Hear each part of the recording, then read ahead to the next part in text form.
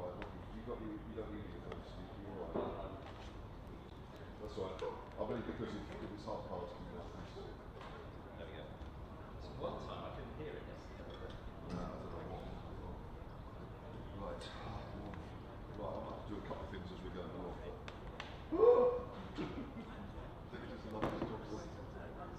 Why it ended up being Edward's. It ended up being Edward on this as well. People just want me to be Edward, and they. I would call you Teddy.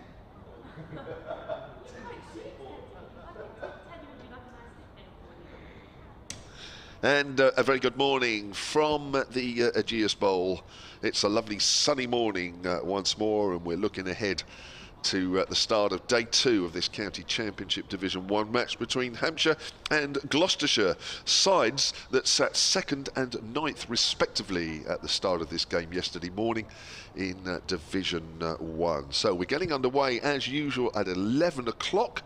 The situation overnight is that Hampshire are 310 for 8 in their first innings. That's off 95.5 overs.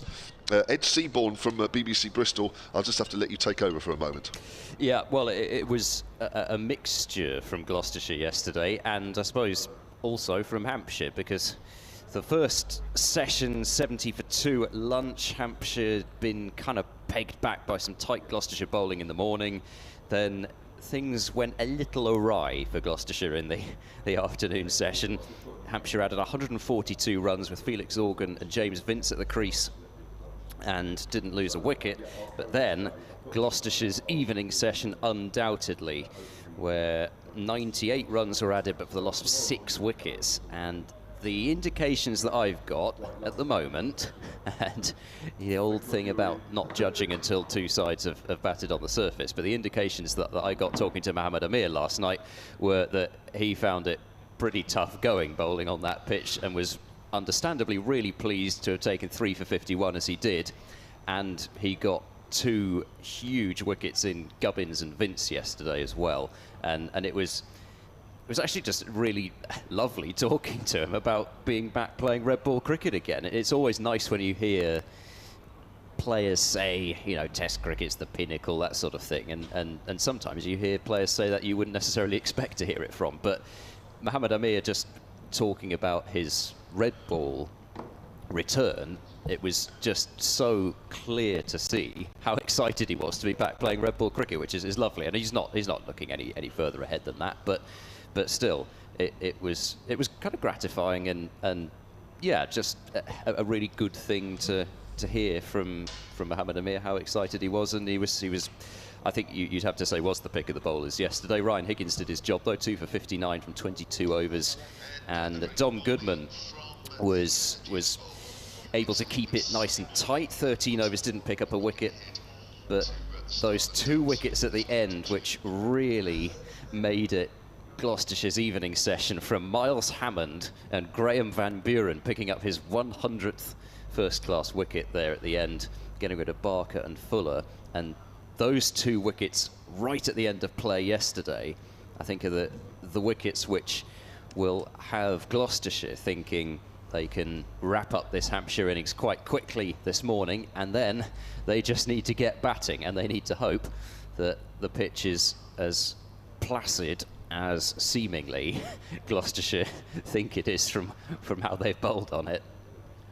That's for sure. Yes, your commentary team, as you just heard, myself, Kevin James, Ed Seaborn. Later on, you'll hear from former Vipers Academy all-rounder and TMS's Melissa Story. And we've got Joe Weatherly, Hampshire's injured opening batter, back with us for another stint. He was great yesterday, just after tea. He's going to be back around the same sort of time this afternoon. So lots to look forward to, as Ed has been describing where we are with the game. I loved watching Amir, actually, and I did speak to 1 or 2 of the guys yesterday at the end of play, and I think we all agreed that Amir just got better and better as the day wore on. And when he's going along nicely, you can see why he's had the international career that he's had. I say that as though it's in the past. As Ed has been explaining, you never know what might happen in the near future, or indeed in the distant future with him. But there was times yesterday that it was great to watch. Yeah, lovely sunny morning. Hampshire will be disappointed that they stand at this situation, 310 for 8, because at one stage yesterday they were 225 for 2, with Vincent Organ going along quite nicely. And Gloucestershire certainly got back into the game, and certainly in that evening session, picking up those wickets. They picked up, what, 6 wickets in the evening session? Yeah. And they've got they faced a situation in the afternoon where they were going to be battered out of the game, but they've now got themselves back in the game, and we'll just have to wait and see what happens over the next 3 days. Yeah, I think that's very fair. I mean, when Vince and Organ were going, you know exactly how James Vince can really take things away from you in quite a short space of time, and it certainly for a while looked as if he was doing that. He made 78.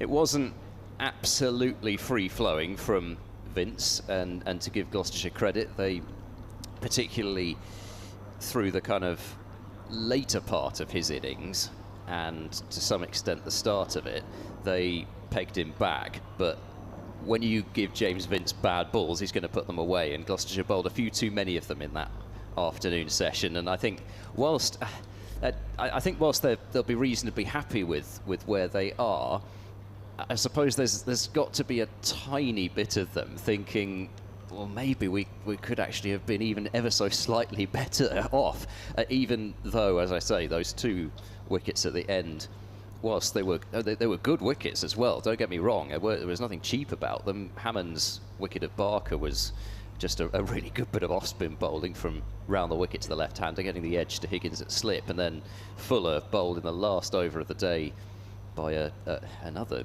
good bit of left-arm spin bowling to the right-hander by Van Buren. But I suppose whilst they'll look at those maybe as bonuses, I still think there'll be a certain amount of examining what went on in that middle session when things just got a little bit loose, and Vincent Organ, not only were they looking well set, they were able to pick off the bad balls that Gloucestershire were bowling.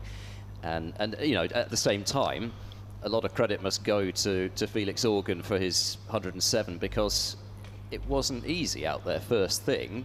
It's never easy out there first thing.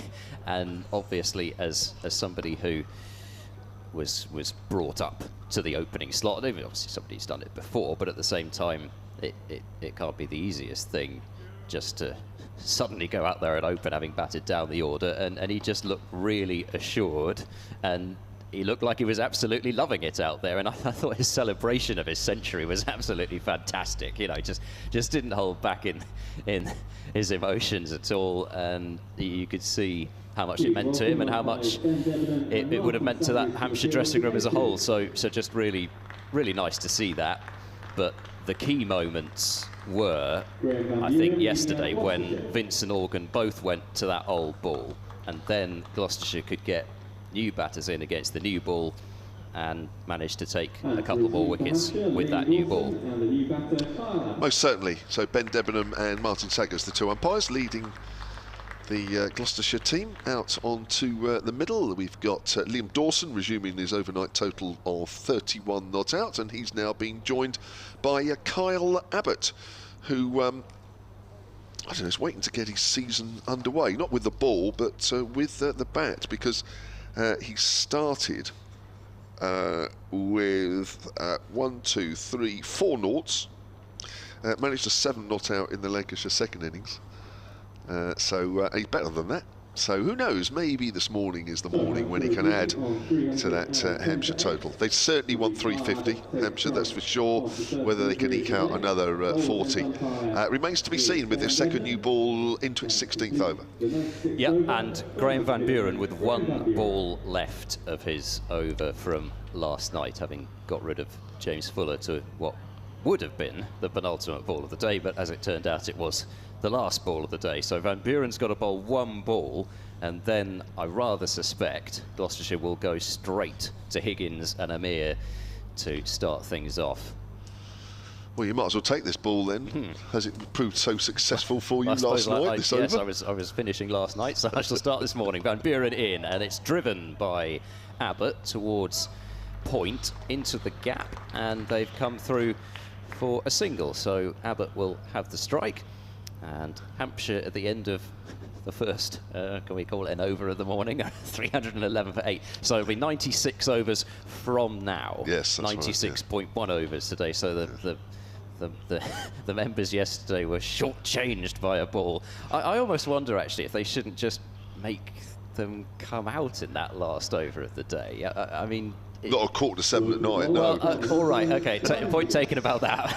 but in all seriousness, I don't know. I'm interested to know what people think about that. It is an odd quirk, isn't it? It seems a bit odd, really. You've just taken a wicket. Surely you should be rewarded by having the deliveries that are due to be bowled at the new batter on that evening. Yep. That's the way I would look at it. And it's a little bit like the way that they've changed the law now about batters crossing. You've taken a wicket, you should be rewarded by getting to bowl at the new bat, and I would see that kind of situation in the last over of the day as similar to that, but maybe people disagree with me. Certainly not, no. I think it's one of those laws, I think, that was brought in so long ago that probably needs looking at. Here's Ryan Higgins then, as he bowls to Abbas, and he's got a run straight away, thick outside edge, which it goes, well, the ball goes harmlessly down towards third man, and Abbas actually he's on to 2, so he got 1 last night, did he? Oh, apologies. No, that was his first ball this morning. So how comes he's got 2? Single first ball, single, of course and a it was, single second ball. Of course it is, yeah. Sorry, now I should 2 concentrate. Just to put everybody into a little bit of into a little secret. If you're watching on the live stream, absolutely no problems. And of course, if you're listening on the BBC Sport website, no problems. But I can't say that wasn't quite the case with the BBC Sport website just before we came on air, as Dawson plays that into the ground. So if I feel, if I sound as though I'm taking a little while getting into the game, yes, it's because we had a few panic moments. It's been a slightly hectic morning for you, and yes, you should be understanding. Yeah, it's just one of those mornings where, technically wise, as I say, as regards to the BBC Sport website, before we came on air for a good 20 minutes, there was a bit of panic as Higgins bowls, as Dawson pushes it on. Of course, as you're listening to this now, you'd think, what panic? It sounds absolutely fine, and that's it, because once you press the button and it's on, then what's ever happened preceding that, nobody cares. But yeah, for me anyway, it was a little bit, a few phone calls. Can you sort this out, please, Mr. Engineer? Do that, and he was great. So we're okay. Talking about technicals, I did miss something yesterday, or to a point. Here comes Higgins again, bowls, and Dawson well forward, almost a couple of paces down the pitch as he plays forward defensive to that one, up to mid-off. The lovely guys of the Hampshire media department said to me last night, said, how did you like that roving camera on the live stream yesterday? I said, yeah, it was lovely. And I must admit, I hadn't really noticed. So if you're watching on the live stream, you will notice from time to time there is a camera that follows the ball on the outfield, which apparently has never happened before here. Always playing a missing outside the off stump. That was quite wide there from Higgins. Dawson went for the drive and missed, and he's still bent down. Can't quite understand how he missed that. So it's a new innovation here at Hampshire, where from time to time you will see the ball go out in the outfield, and it's a brand new camera, brand new facility. And I thought I'd just point that out, as the guys have made an effort to get that as an enhanced coverage. So there you go. Everybody's smiling at me for some reason. I don't know what I've said. Hopefully it's the right thing. There's a drive by Dawson. He's got hold of that one, although it's just a push drive into the offside. Just made sure that he connected with that. 314 for 8 now. And Dawson moves on to 33, if I'm not too far ahead of the scoreboard. Maybe I am. Maybe those runs are already being put on there. They haven't. They have now.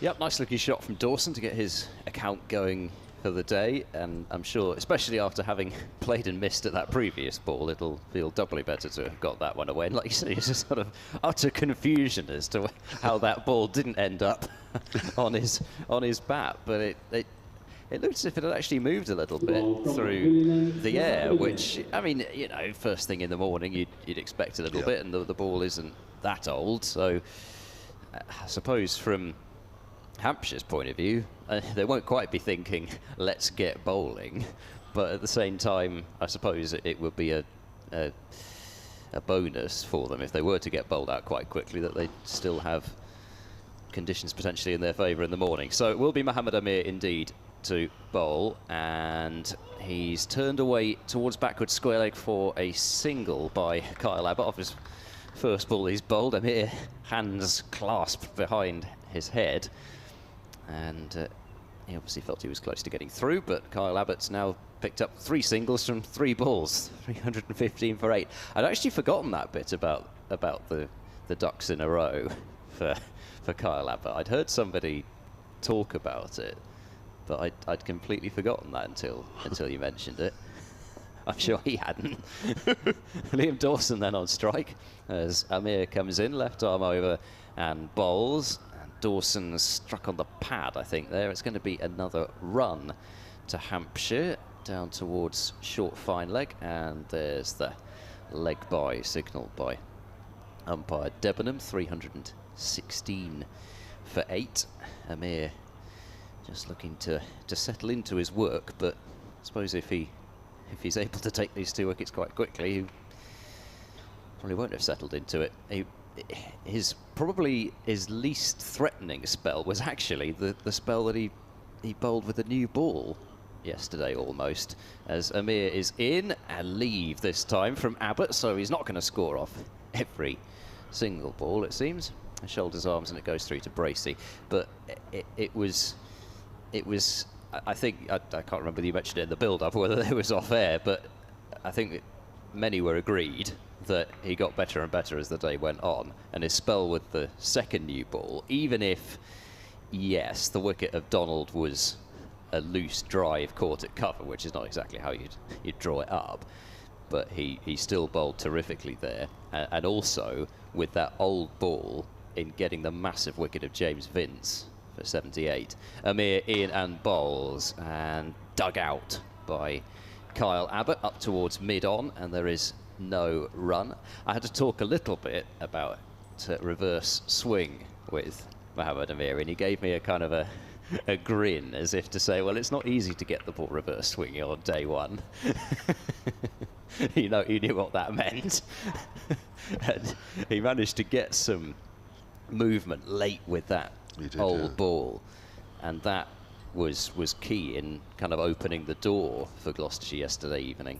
Amir around the wicket, bowls. Abbott drives firmly. Amir into the hop, skip and the jump in his follow through, manages to knock the ball down, and there's no run. So Abbott at the moment looking to be quite positive, as you'd imagine. There's not really too much sense in hanging around massively, just because of the time we are in the game. Now, deep square leg has gone out, so potentially trying to put the thought of the short ball in Kyle Abbott's mind. Last ball of the over. Amir round the wicket and bowls, and as so often happens, it's a full delivery. And Abbott defends it to mid-off for no run. So 2 runs off the over with a leg by, 316 for 8. Tidy start from both bowlers and batters this morning. Yep, 6 runs added in the 8 minutes of play that we've had here. Sunshine out, a few sort of hazy bits of cloud above us, but we're set fair once more. And this is going to be an interesting day today. I'm looking forward to this day today. I'm just wondering, did we detect that maybe a ball turned last night, a fraction? Or were we or was I imagining it? Here's Higgins, always playing a missing outside the off stump. That ball definitely shaped away from Dawson. He has that habit of producing that delivery, does Ryan Higgins. Sometimes he looks innocuous, but every now and then it hits the seam, shapes away, and has the batter just prodding at the ball. Invariably missing at the moment, but great ball that he got Holland out early on in the game yesterday. That was a very similar delivery. Comes in again and bowls. Dawson gets it somewhere near the middle, back to the bowler. Did we detect 1 or 2 balls, or did I detect that, or am I imagining it? No, it didn't, did it? I must say I'm not sure. No, I'd have to go back and look at it again. There may have been. Don't be polite. Just say, Kev, you're talking a load of tosh. I don't know. I say maybe I'm just not remembering. Maybe I was too busy chatting or something at that point. I guess I'm trying to get it in my mind that Hampshire could easily defend 316, I guess.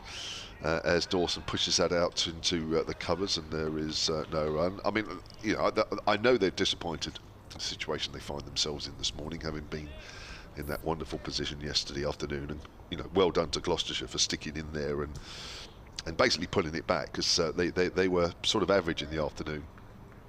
but they were really good in the evening, and they deserve to be in this position now. But as I say, Hampshire will be a little disappointed as Dawson works that to mid-on, but Liam Dawson's out there. We know he can play. Kyle Abbott yet to sort of really get into a game this year with his bat. Maybe this might be the time. So maybe Hampshire will get up to a total that they think is where they should roughly be. But I know they were certainly looking for 400 at one stage. Here's Higgins, 2 slips wait as he comes in and bowls, and Dawson prods forward. Again, it's gone up to mid-on, and there is no run. Yeah, I mean, it's enough runs that they should be able still to control the game. It's just that, like you say, they were in a position where they could have just absolutely bossed this. Yeah. They were looking on for 400, 500 yeah. At least at one point. But this man's done a good job, just containing everything. And Dawson hits through that one. Lovely stop at the covers. That was a lovely drive on the up from Dawson. Timed it sweetly. But a good stop. No runs to end that ball, and that over is another maiden over for Ryan Higgins. 8 maidens in his 24 overs to date, 2 for 62. Just watching a couple of the Hampshire players. I think one of them might be Joe Weatherly doing some sprints. I was going to say, it certainly looks to our right. Rather vigorous for 10 past 11 in the morning, and around the outfield as well. I noticed actually yesterday. And because it's all the way over on the nursery ground, I couldn't see who it was. But somebody was definitely being put through their paces doing laps of the nursery ground on the Gloucestershire side of things. No thanks. Mind you, I had to do my own lap of the ground. Did you? Last night, as Amir is in, left arm over now to Abbott, who works into the leg side, and it's picked up at mid-wicket by Dom Goodman, and there is no run. Yeah, I mean, there's getting around to the far side of the ground as we have to for the interviews, and there are those little steps up and down with each of the stairways of the Colin Ingleby Mackenzie stand. So it's a bit of a workout, really. And not only are you getting your steps in, but you've got a kind of a step up, step down. If it's like a sort of Zumba class or something. As Amir bowls back of a length, and Abbott gets the hands down and underneath that one. And Amir testing Kyle Abbott out with a shorter delivery for the first time this morning. Admittedly not a genuine bouncer, but still back of a length, and hoping to bring that splice of the bat gloves into play. But I thought after a day's commentary, it's probably a good thing. We should all be doing such things after a day of standing around doing nothing. Amir in and bowls to Abbott forward this time, and defending out to cover, and there is no run. So Amir settling into his rhythm here, and Kyle Abbott, having scored 3 off his first 3, it's now 7 dot balls he's played out in a row, and the plan of attack, or well, the angle of attack and the plan of attack potentially will change here, because Amir's moving back round the wicket, deep square leg out, and they're going to put a short mid-wicket in place, and they will leave cover open. So surely this is not going to be the bluff this time. Amir in bowls to Abbott, and it is the bluff, and he's driven, and that's a good stop by Van Buren at mid-off. And he had a fair amount of ground to cover there. Van Buren away to his right, in quite close, trying to float, as it were, between mid-off and an extra cover.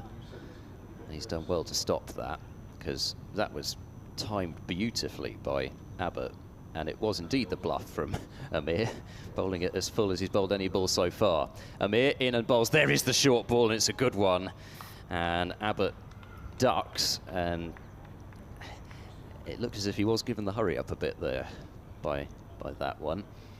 And yeah, I mean, that's a really well directed short delivery, and in some ways Kyle Abbott's not going to be disappointed to see that, because there was just enough pace there seemingly in the surface that he could give him the hurry up there with that shorter delivery. Yeah. I love watching this guy bowl, you know. Oh, yeah. I do enjoy It's it. fantastic. Left arm, well, round now. Here he comes and bowls to Abbas, who's pushing slightly nervously, but manages to get bat on ball and send it up to, well, not even up towards mid-on, in the direction of mid-on, but stopped by Mohammad Amir. So a maiden over there, 316 for 8 the score remains. I saw Mohammad Amir for Essex in a match at Scarborough. I just went up to do Scarborough one year, which is a fantastic time of it. And Amir, I think he took something like 7 for it in the first innings. Okay. It was just, I mean, you know, Scarborough is lively. The ball's going to do plenty at Scarborough. There's going to be plenty of pace in the pitch. You always know that there.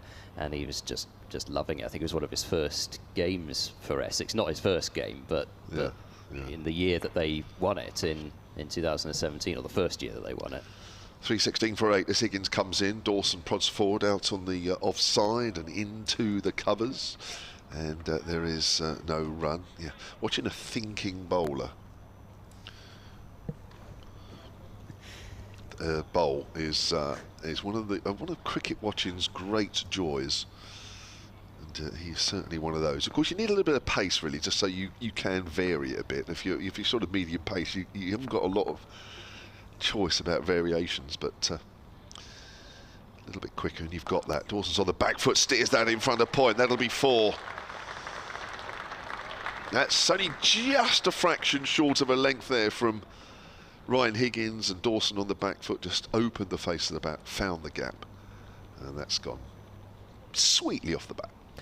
Yeah, really nice controlled shot from Dawson, and showing, you know, whilst the pitch doesn't seem to have a massive amount of pace in it, at the same time there was certainly plenty of pace off the bat on that one, and they've sent out a deep point by the looks of things straight away. Here's Higgins again then, still got the 2 slips in as Dawson goes forward, gets an inside edge onto that as he goes out behind square on the leg side. He runs the first one quickly, but no chance of coming back for a second, and Hampshire move on to 321 for 8. Worth pointing out, if you may have done already, Ed, and apologies, but we are only in the 101st over here, so we are still well within bonus points territory. No, I had not. No? Not pointed that out. No, that's fine. Well, usually I forget, so I'm surprised that I've even looked and remembered that. But, of course, 110 overs is bonus point territory. Gloucestershire can pick up another one if they pick up 9 Hampshire wickets within that time. They have 2, Hampshire have 3. Of course, Hampshire would look to get to 350 if they can. As Abbas plays forward, there's a half shout, not convincing for the court behind. Nobody looks particularly disappointed when the umpire is unmoved. Yay! Not very convincing, really, is it? No. I'm not even sure looking at it again. It's hard to see that it even came off pad or anything like that. I think they just fancied a shout. Yeah, we'll just give ourselves a little bit of a vocal sort of practice here. Just loosen the Adam's apple. Well, with your cold, I'm not sure it would be a good idea. No. That's driven out by Abbas out into the covers, and there is no run. Our first tweet of the morning is from Tony Bennett at Solent Sport. You can also tweet Ed at EdCricket6. That's right. So, and also on the emails which we're using for this game is solentcricket@gmail.com. Tony Bennett says, and the media guys will love you for this, Tony. The new camera is a fantastic addition to the stream. There you go. There's a little bit more. I'll come to that as Higgins bowls. And Abbas leaves alone outside of the off stump. End of the over. Hampshire are 321 for 8. He says, Tony, great work from the camera operator. Steady, Tony. We don't want too many plaudits. Great work from the camera operator, having to stand on the roof terrace all day. I'll be sure to thank them when I'm up there later this afternoon. That's a really hard job, standing on that terrace all day. Really hard. I'd like us standing in the camera gantry all day and talking all day. But anyway, I know what you mean, Tony, and you're right, it is a fantastic addition. And it just shows you that all the counties, you know, slowly but surely are all moving in the right direction with the live picture stream. But of course, don't forget that you can also listen to the commentary via the BBC Sport website. Just go to the cricket pages and you can pick up all the games from around the country. Mohammad Amir to continue the attack, and Dawson on strike, leaving first ball of this new over. And it was hard work for Liam Dawson last night. I think it's fair to say he got Gloucestershire's bowling at its best and managed to get through it without too many alarms, to be honest. In fact, the only real semblances of chances for Gloucestershire yesterday, firstly that one that Vince offered up on 25 that somehow managed to get between first and second slip, and there didn't seem to be much of a gap there, but it did manage to get through as Amir over the wicket bowls. Dawson forward defending watchfully out towards cover, and there is no run. And the only other time that I could really think that a Hampshire batter looked like getting out, apart from the times that they did, was Organ on 92 to Van Buren, who chipped one just wide of Harris at mid-off, and it really looked as if Organ was just itching to get to that 100 before the tea break, and he just couldn't quite get there. In the end, got there easily after it, but he looked as if he just wanted to get it done and out of the way. Amir round the wicket now to Dawson, who's forward and pushing this one out to Warner at cover, no run. It's funny you should say that, actually, because I did speak to him last night. You can see that interview in full, actually, on the Hampshire Cricket website and the Cricket app. There's also part of that on the at Solent Sport Twitter feed. But I did ask him about that, actually. I said, that over before tea, it looked like you wanted to get to 100. And he said, yeah. He said, I did try. He said, I didn't really want to, you know, go into tea thinking about it too much. And you could see it, couldn't you? I mean, right. It's just last ball of the session as well. He went after it in a way that he hadn't been throughout the rest of his innings. Amir is in. Dawson is defending. A little bit of hurry up there from Mohammed Amir, showing that if you do bend your back, there's still something to be had in this pitch. And Dawson's going down to poke at the point where the ball landed, but he just, I'm not sure if it was just a case of, not sure whether to defend it offside or leg side, but he was jumping a little bit at that one. And again, signs of encouragement for Mohammed Amir, as if he needs them. If he can get the 2 remaining wickets, of course he'll get his 5 foot. Now we've got a short straight mid-on in position here as Amir bowls outside the off stump, and Dawson in exaggerated fashion leaves the ball alone to go through to Bracey. He's somebody who is usually rather demonstrative out there when he's bowling, I've noticed, Liam Dawson. He does tend to like to put those hands up behind his head in frustration to a forward defensive. Goodness knows he had enough cause to do that last year in this fixture. As Amir bowls around the wicket, forward goes Dawson, looking for a single, which is certainly not there because he's nudged it straight to Warner at cover again. So there's no run, and that's another maiden over from Amir. So back-to-back maidens for him. 24 overs, 9 maidens, 3 for 52. But that short straight mid-on position, it was almost as if Dawson, having seen that in place and then had the ball bowled outside the off stump, it was almost as if he was leaving it, as if to say, I can see what you're trying there, see exactly what you're doing, it's not going to work. Melissa's just ordering our lunch. Yes, it's quite fun, this, actually, isn't it? Yes. Ordering lunch whilst we're on commentary. It is, yes.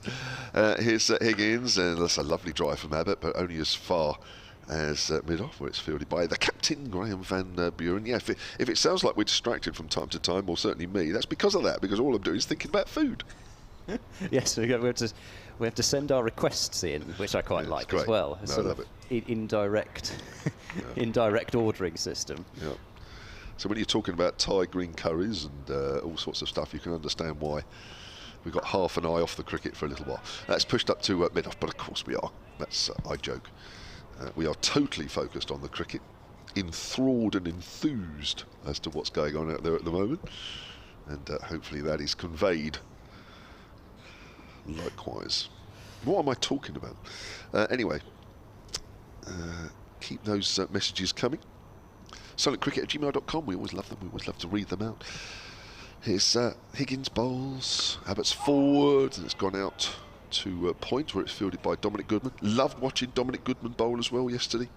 I think he's the couple of times I've seen him bowl, I think he looks a real prospect. And I know he's hardly played much first-class cricket at all, but I He's think been he's going to be a studying. regular at some point, isn't he? Yeah, you'd think so. I mean, he's got really all the tools at his disposal, and you just think, you know, it's exciting to see where his career could go. Agreed. Height, which makes a difference. That's driven firmly to extra cover, but can't find the gap there at Kyle Abbott. Yeah, he's got height and hits the deck, decent pace, and gets the ball to wobble around, sort of shapes the ball away from the bat. That's the key. Is you need to be able to. I think that's the difference between him and Warner. What I saw yesterday.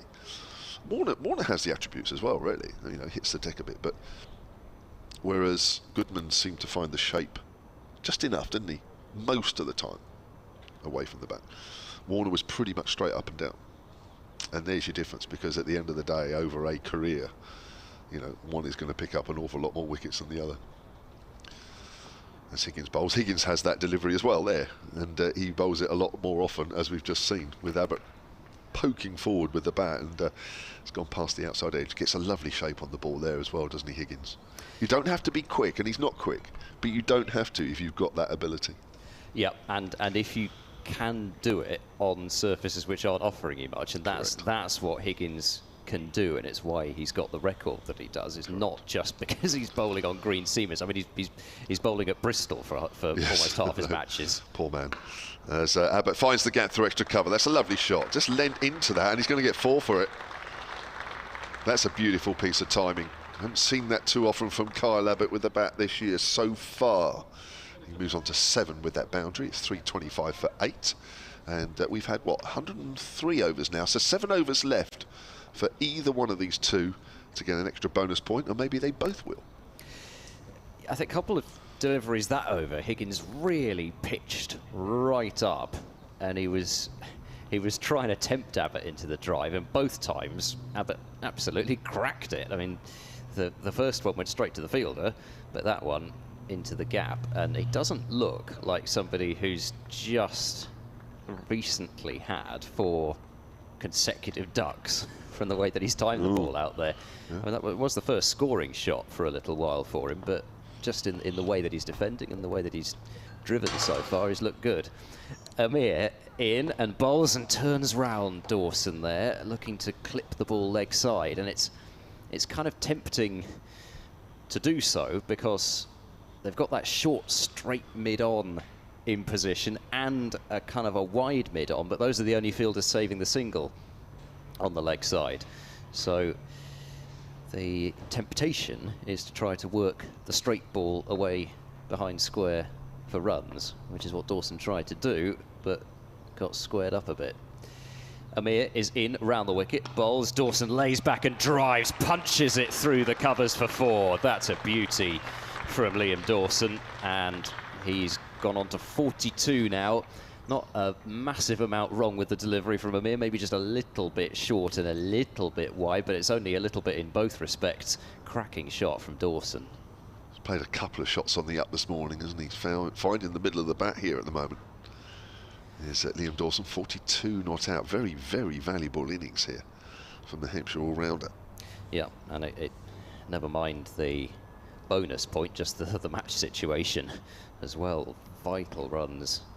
Anything that Hampshire can get this morning to send them up towards 350, and then who knows, even beyond that.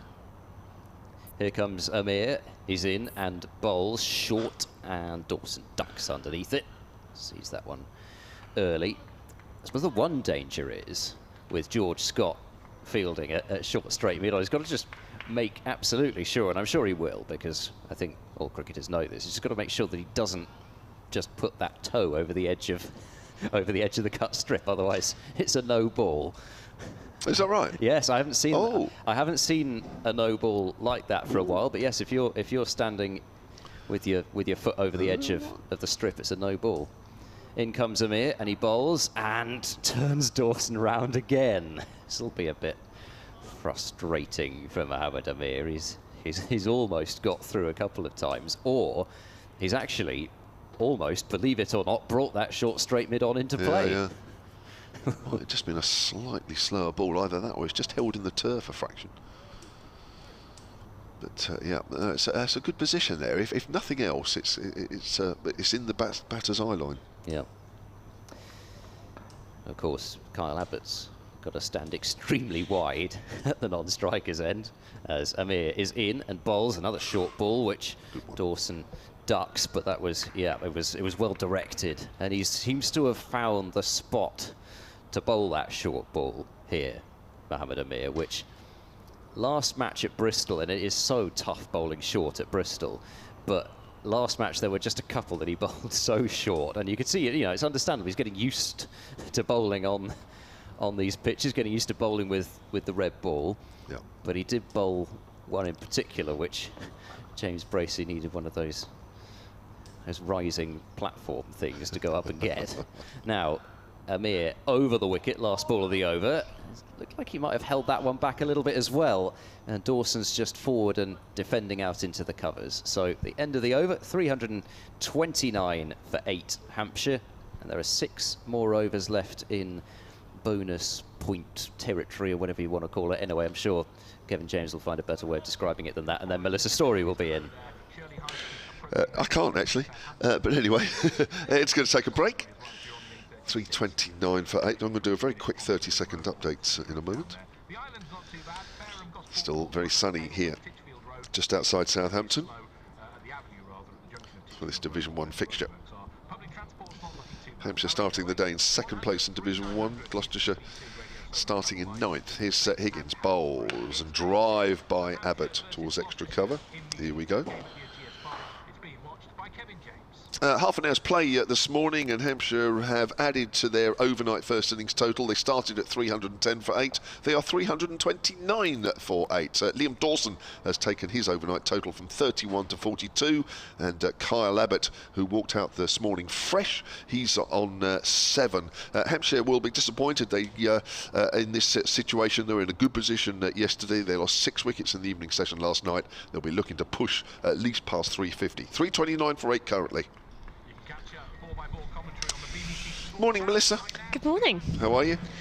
I'm good. I'm excited for this day. I feel like it's going to be, I mean, it's beautiful weather, first of all, but you just feel as if this morning could be a bit of a make or break for both teams going forward in this game. Whether Gloucestershire can pick up these final 2 wickets quickly, or whether Hampshire can just push on and start to frustrate Gloucestershire's bowlers.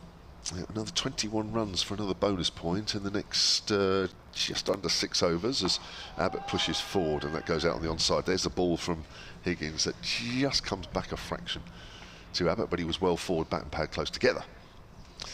So yes, it is an intriguing day, and I think because of what sort of happened yesterday with the afternoon session well and truly won by Hampshire, and the evening session well and truly won by Gloucestershire, I think has made for an intriguing second day. Here's Higgins again then, bowls, and Abbott pushes forward, and there's no run. Yeah, I must say I was quite alarmed, because between the half an hour of me leaving and arriving at my training in the evening, those 2 quick wickets for Hampshire did fall. And I mean, looking at how you're saying Hampshire looking to push on to 350, just Barker and Fuller would have been so handy for Liam Dawson, who's at the crease, if they could just have held on until today. But obviously Abbott and Abbas perhaps less confident. Abbott pushes forward, that's gone out square on the leg side again. The ball's just come back a fraction at him. In the batting department, because Kyle Abbott, since 2019, he's only got 7 scores over 20. So, you know, he definitely has it in him. He's got 2 scores, well, 2 half centuries since 2019. So he has the ability to push on to those higher scores. It just hasn't quite been going his way recently. And I mean, Mohamed Abbas, he's only reached double figures 4 times since 2019. So let's hope in that regard. But leaves that one alone, a little bit wide of off stump. That one trying to tempt him was Ryan Higgins, well outside off stump. End of the over as it goes through to Bracey. 329 for 8. That was a maiden. 27 overs, 9 maidens, 2 for 71. Well, that's interesting, McCullough. I mean, he obviously wasn't over here in 2020.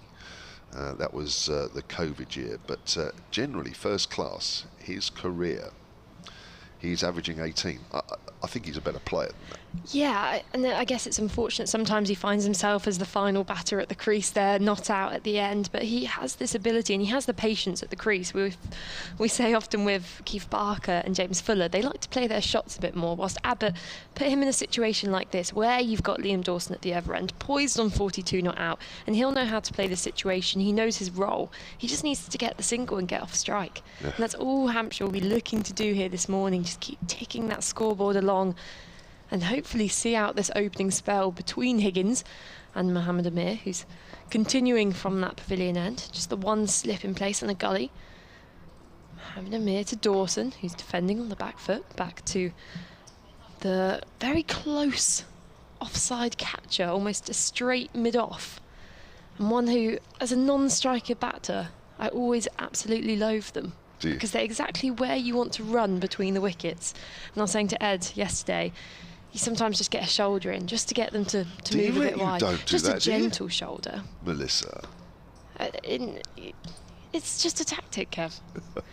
As Mohammed Amir bowls and again a good length delivery pushed back to the bowler.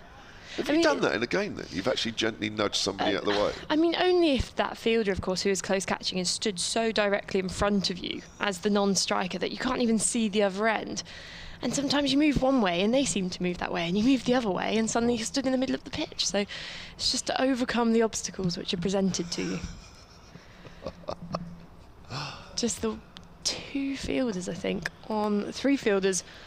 on the boundary. Mohammed Amir has a deep point, almost deep square leg, fine leg as he's in, and this is miscued by Dawson. He was looking again to get onto that not quite front foot. It's almost he has his knees partially bent and looks to just punch it without actually with minimal foot movement, and it often works out for him. It has this morning on a couple of occasions. I mean, there he just opened the face of the bat a little bit too much, didn't he? Because there is that gap sort of just in front of square where there is a fielder deep, so there is that gap. He was aiming for that, wasn't it? But the ball was coming in a little bit too much. Well, he's got the two options. He can either just take that single, as you say, and open up the bat a bit more, but actually if he makes a good enough contact, he can get it past those two fielders in front of square, as left alone by Dawson through to James Bracey behind the stumps. Miles Hammond, the other slip fielder, I think, and he's been there most of this match so far. Yep. And picked up a wicket, of course, last night. Keith Barker. Yes, that was a bit of a blow, those two. Well, the evening session was a blow for Hampshire anyway, but those two wickets right at the end, just sort of, that was after you'd gone. So how was practice last night? Pretty good, yeah. I missed out on the fielding, which was not good because I desperately need to practice my fielding, as Mohammed Amir bowls, and this is shorter, pushed off the back foot by Dawson to that sweeper on the offside, and they get through for a gentle single. One ball remaining in this over.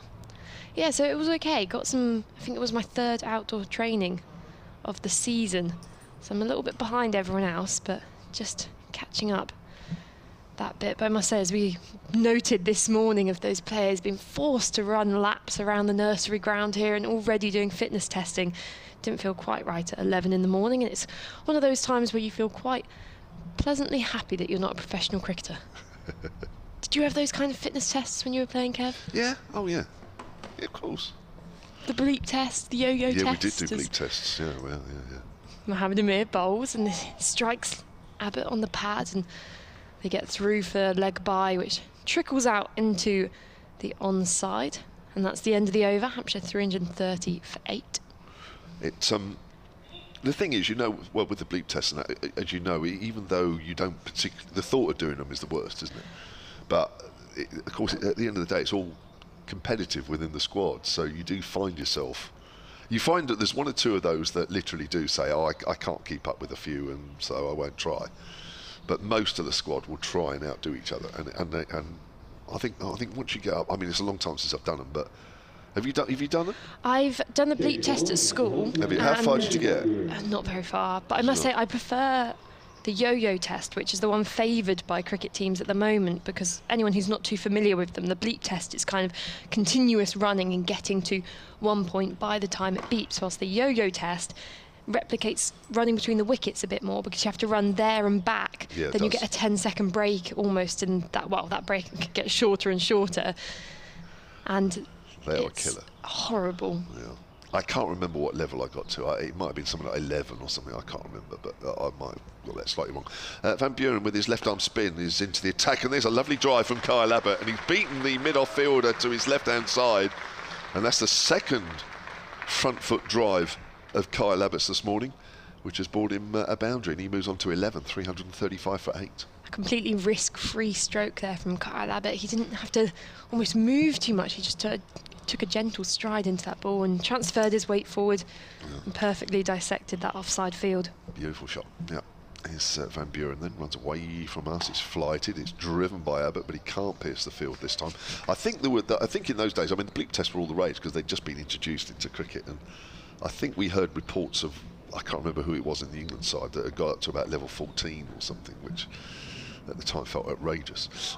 There's a little tickle past first slip. He pushed forward. I think the ball might just have straightened a fraction on Abbott, but it was all along the ground. Hasn't made it all the way to the third man boundary, but Abbott picks up 2 more. A little bit of an injection of runs here in this Van Buren first over of his this morning. 337 for 8. And Abbott just inching towards his average, as we mentioned. Was it 19? Was it 17? I think it was. Just let me check. I'll double check in a moment. Outside the off stump, and that is left alone. He averages 18. Yeah. Which, as I say, he is a better player than that. And very easy to spot at the crease because of those neon orange gloves. They do stand out, don't they? Even on a bright day like this, as Abbott punches that up off the front foot to mid-off. And there is no run. So, you didn't do any catching practice yesterday, which I know you said that you probably should have had some. It was a glorious evening to practice. I'm sure there was quite a few clubs up and down the country that had to practice. Oh, no, he's come forward, he's wrapped on the pad, he's gone. Well, I think Van Buren was convinced that the minute it hit Abbott's front pad, that he was a goner, and the umpire agrees. And pretty much off stump, isn't it? Ed's saying maybe hit outside. You think it's outside the line? Ed's looking. This is different. You've got the 2 Hampshire commentators going probably out, and the Gloucestershire commentator going maybe not out. Yeah. No, you've said it now. You can't take it back. For me, I think that probably was one of the more convincing dismissals of this innings so far. Kyle Abbott just took a large stride towards the ball there, and as you say, just that little bit of movement from Van Buren, it just straightened. And Abbott dismissed for 13. That'll bring Mohammed Abbas, Hampshire's number 11, to the crease. And it's a shame we've spoken that Barker and Fuller couldn't stay to the crease because since 2019, I've chosen 2019 as my base year today. Yeah. Dawson's passed 30 runs 15 times in first-class cricket. And 10 of the 15 of those occasions, he'd gone on to score at least a half-century. But on 3 of those 10 occasions, went on to score 100. So actually, once Liam Dawson passes that 30 mark, which of course he had at the start of the session, he usually goes on to make those bigger scores. And a lot of the time is left stranded at the crease when all the batters around him crumble. I know it's the role he plays for Hampshire. He's really good at supporting these tail batters, but you can't help just wish that Fuller and Barker had just hung about a bit longer. Dawson has that potential to really transfer those 30s into the larger scores, but it would have propelled Hampshire a bit more comfortably towards that 350 mark, whilst now with just the 1 wicket left in hand and Mohammed Abbas's slightly depleted batting abilities, you'd say that Dawson probably is going to start now turning down singles, making sure that he's facing 5 balls of every over and Abbas just the 1, just to see how long they can almost sustain this innings here, just stay out in the middle until they can get to that 350 mark, runs on the board. Yeah, no, you're right, and Dawson coming in at number 5, that's interesting stats you mentioned there, because at number 5 you normally would feel pretty safe that if you got in, then you've got a good chance of going on to a big score. But I mean, here unfortunately the batters below him have kind of perished and fallen away quite quickly, haven't they? But he's still there, still able to influence this innings to a degree, and how much he can influence this innings will very much depend on Mohammed Abbas, who, a bit like Kyle Abbott really this season, has not troubled the scorers too much. 3 ducks, including a not including a not out, so that's in addition. Top scorer 4 not out this year. Dom Goodman bowling, and that's outside the off stump and slashed at by Dawson. Quite a quick bowling change into this morning session, but potentially Mohammed Amir there just beginning to tire a bit. He bowled quite a few overs yesterday, and Dom Goodman, we saw he was able to generate that sideways movement from the ball. Maybe just what Gloucestershire are looking for here, just to catch the edge through to Miles Hammond in slip, or James Bracey behind the stumps as Goodman in, and this is flicked off the hip by Dawson, who turns down the single. There's that fielder on the fine leg boundary.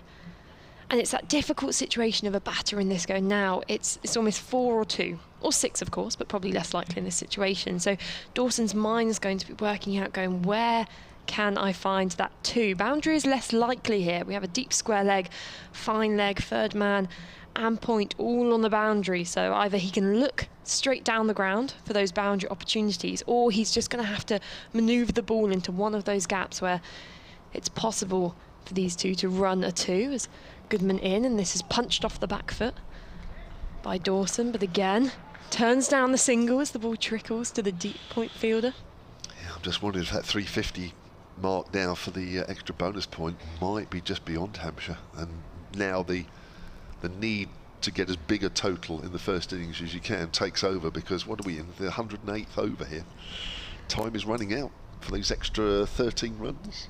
They almost feel as if there's a countdown in the Hampshire changing room, just crossing off each run as they edge towards that batting point. As Dom Goodman in, driven through the gap. This was racing away towards the boundary and doesn't show any signs of slowing down. 4 runs to Liam Dawson. He moves on to 47 now. 4 runs ticked off that 13, 9 runs until that batting point. Well, they brought the field in, so there are gaps now if you can get the ball through the infield. And the way Liam Dawson's timed 1 or 2, I mean, that's about 3 off the top of my head I can think of, where he's timed it beautifully on the up. The only problem with that is, of course, all credit to Liam Dawson's form. He's timing the ball beautifully, but we've noted this as a good batting pitch, and these are great batting conditions. So Gloucestershire's opening batters are going to be looking at this and look very excited as that's pushed into the offside. No, I agree. No run. It does. When you see shots on the up like that, you think, yeah, okay, could be a good day for batting. The 2 opening spells today: Amir, 5 overs, 2 maidens, none for 6. Ryan Higgins this morning, 5 overs, 2 maidens, none for 12. 2 economical spells. I guess that's what almost forced that wicket of Abbas. They felt the need, they had to maybe do something, as you say, get the game moving. Probably a few of the Hampshire bowlers are quite keen to get the ball in hand. They've gone, we've got runs on the board now. Time to push on and see if we can make anything happen with this pitch. As Goodman on strike, and this is chipped in the air and just over the outstretched right hand of the gully fielder. That ball just got a bit high on Liam Dawson. Dom Goodman's a tall bowler. It was back of a length, popped up off the surface, and Liam Dawson, who was probably looking to control that shot a bit more, just actually the ball caught the top edge of the bat and was almost a wicket for Dom Goodman. He's wicketless at the moment, but you feel deserves a wicket the way he's bowled so far in this first innings. Yeah, I totally agree with you there, Melissa. So a little bit of a heart-stopping moment, but Hampshire inching towards that 350 total. Gloucestershire have already picked up their extra bonus point this morning. They have 3. Hampshire 8 runs away from 350, and there are 12 balls in which to score those 8 runs and keep that last wicket intact if they can. You've said Glamorgan a couple times now. Are you jealous? Do you want to be playing Glamorgan right now? I'm not looking forward to it especially. Any more than any other team, I suppose. Love Cardiff. Yeah, it'll be in the white ball stuff, won't it? Because of course they're in Div 2. Yes, they are, yes. Red ball. Down there for the T20s as Van Buren bowls. Oh, it's turned. Oh, they're asking for the stumping. My word, Bracey was quick there. Dawson got a big stride in there and almost overbalanced. As that ball would have turned away from the outside edge, just looking at that. Oh, that has turned. Oh, I like the look of that, Melissa. I'm sure Felix Organ and Liam Dawson like the look of that as well, with Hampshire's many bowling options. Ooh. We may see the introduction of spin quite early on. Yes. Now, Van Buren, I mean, Van Buren's bowled very accurately, but let's be honest, yesterday there wasn't really anything there for him, and yet that has turned from fairly straight, just outside the off stump. Dawson goes aerial, wide of mid-off, or has he? No, he's caught a mid-off. Oh, that is a really good catch, and Dawson's just replaying that shot. He was just trying to hit that wide of the deep mid-off fielder, but that has been taken by Marcus Harris, just to our left, and that ends the Hampshire innings. And Dawson goes for 48, and Hampshire's first innings closes on 342, and Van Buren takes both wickets this morning. Disappointing for Hampshire potentially that they just couldn't push on to that 350 mark we've spoken about, but Liam Dawson, he didn't have too many options once Mohamed Abbas joined him at the crease. He was dismissed, Kevin said, for 48. Bowled Van Buren and caught by Harris on that long off boundary. But a pretty momentous effort, you would say, from Hampshire. I mean, on the start of day one, we wouldn't be complaining about 342 on the board. No, I totally agree. Hampshire have added 32 runs for those last 2 wickets this morning, but if you factor in those 2 quick wickets last night, then we are looking at, what, 33 runs for their last 4 wickets. So that's a little bit disappointing, especially when you've got Liam Dawson in marshalling the tail end as well. So 342 all out. Van Buren finishes with 3 for 53 from 14.2 overs. He picked up the 2 wickets this morning, and the other wickets for Gloucestershire. Amir finishes with 3 for 57. 2 for 71 from 27 from Ryan Higgins. These, of course, all wicket takers yesterday. 1 for Ajit Dale. 1 for Miles Hammond as well. And top scorer in the Hampshire innings, Felix Organ with his 107. 78 for James Vince, and that 48 to end Hampshire's first innings from Liam Dawson. I think we'll take a quick break, and we will be back with you in just under 10 minutes' time.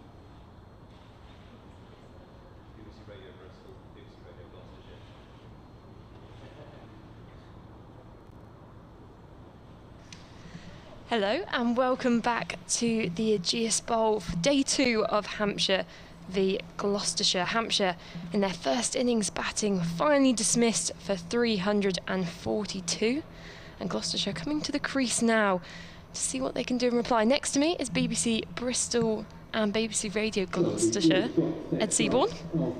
Hi Melissa, yeah, it's a good afternoon this for batting, you'd think. We'll see, but the weather's certainly nice. Whether the likes of Keith Barker, Kyle Abbas and Abbas will make it a good afternoon for batting, we'll see.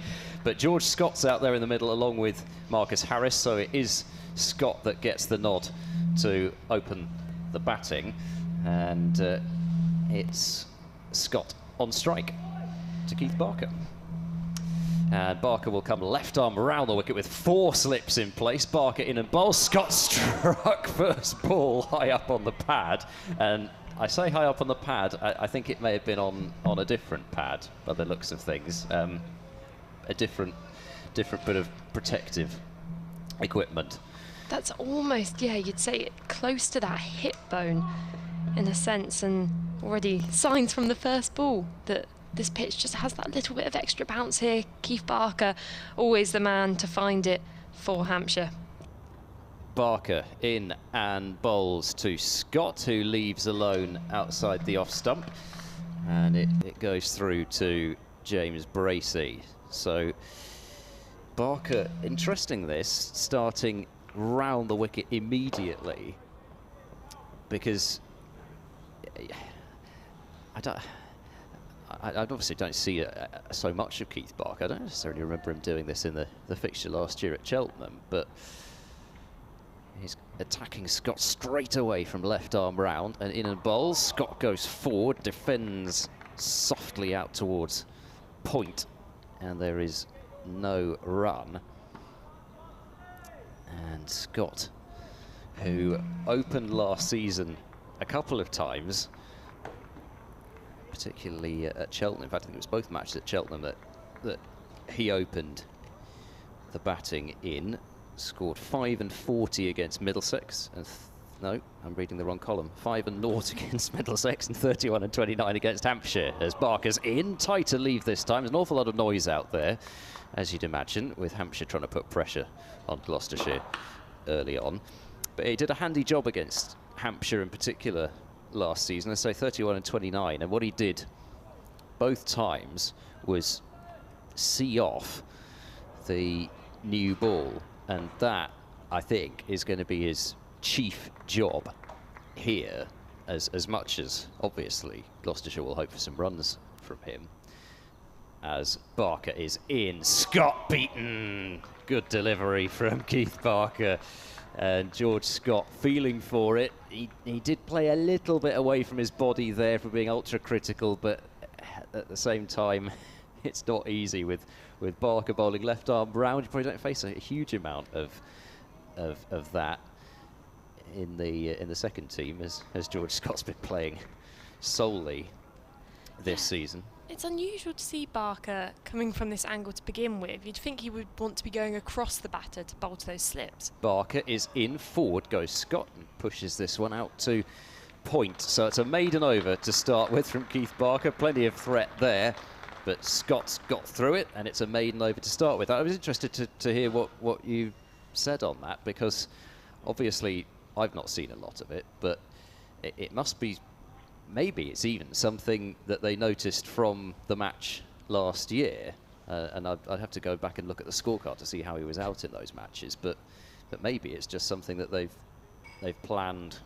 if not from that match, just in general, to attack the stumps from round the wicket of George Scott. Potentially. I think it may be something to do with this wicket. Of course, Hampshire having already batted on it, they know how it's playing, and there's not been too many kind of dismissals going towards that slip cordon. So perhaps this angle Barker is pursuing is just Hampshire's way of saying, look, we're attacking the stumps, we're looking for those LBWs, but also in the sense that we're going to try and lure you into playing off your legs, and we're going to catch that outside edge, almost that thick leading edge to the slip cordon. So interesting tactics, but yeah, I feel like I would have maybe begun just pushing that ball across George Scott, especially as, you know, he's recently promoted to the top of the order for this game. He'll probably have a few nerves.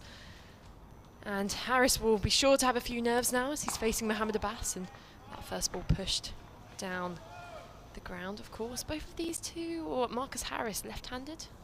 Yep, so Harris, the Australian Test opener, of course, he's already scored 2 centuries for Gloucestershire. Missed the first match of the season against Northamptonshire because he unfortunately contracted COVID back in Australia. He was scheduled to play in the Sheffield Shield final, but couldn't because of COVID, and then arrived for the second match of the season and scored 136 in his Gloucestershire debut.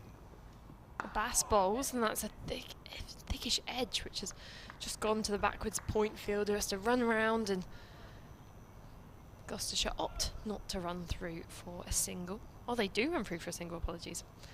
And then we see this massive, almost immigration of the slip cordon onto the other side for the right-handed Scott.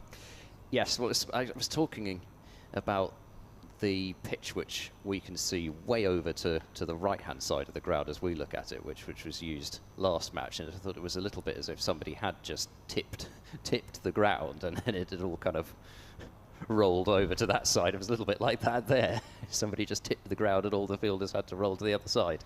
Abbas bowls, and this is full and over-pitched on the legs of Scott, who's clipped that away to a deep mid-wicket. The ball begins to slow, and it might just be pulled in, but no.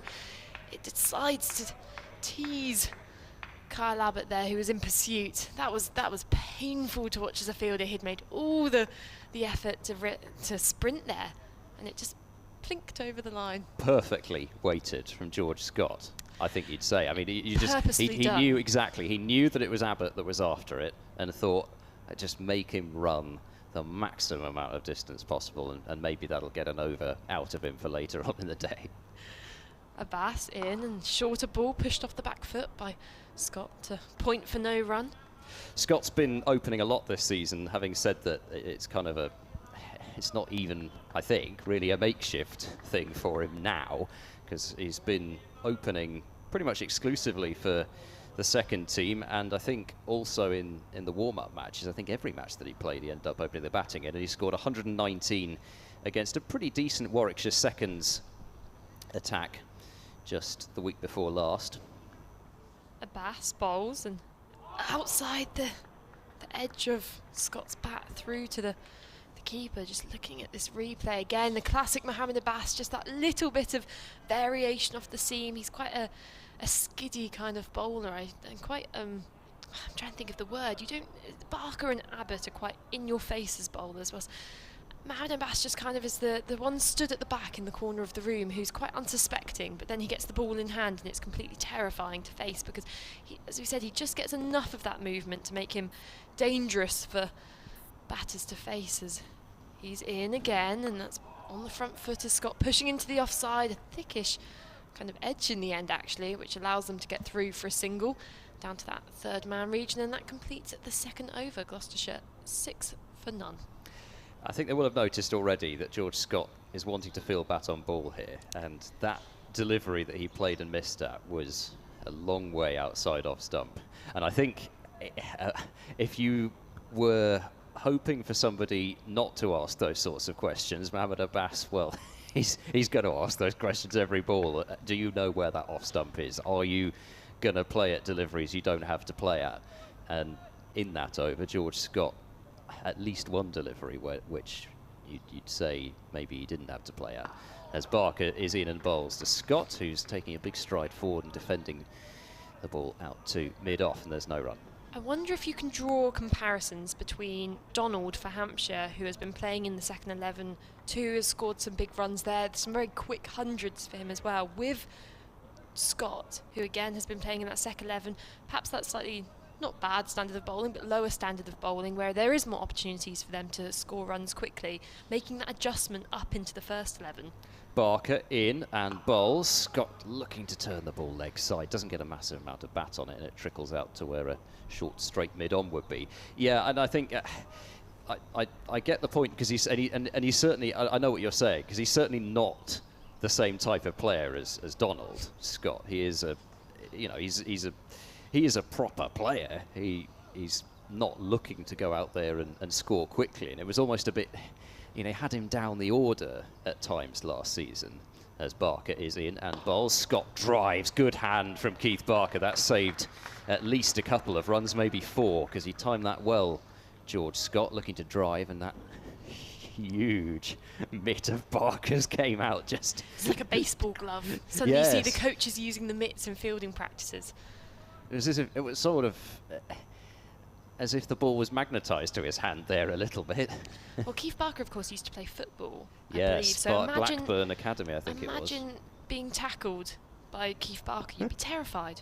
In comes Barker and bowls. Scott leaves on length. Ball coming back into him, but that time I think you'd far rather see that than him playing at those deliveries outside the off stump.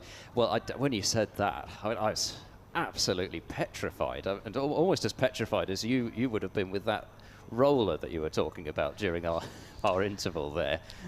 See, I knew as soon as I told you this story, there's something flashed in your eyes as if there's a hint of evil to say, I'm going to bring this up on air. All your irrational fears in life, I will expose them. Everything's always on the record. Barker is in, Scott's forward, and opening the face of the bat a little this time to send it out to backward point, and there's no run.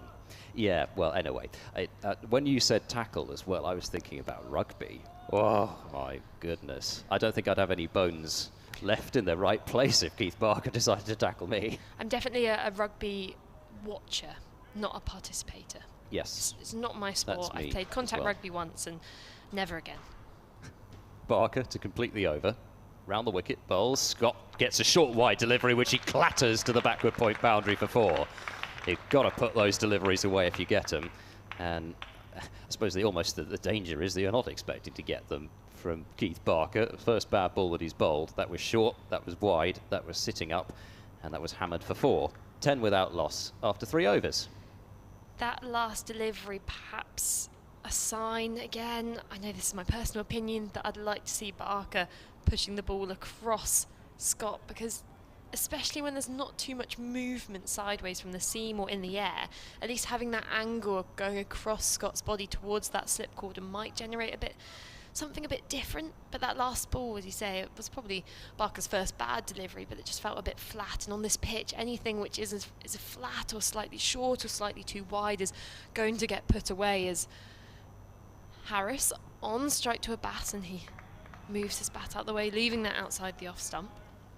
Yeah, just going back to George Scott, you look at the century that he made against Warwickshire, and he made 119 of 144 balls, 15 fours and 2 sixes. And I think that's illustrating your point.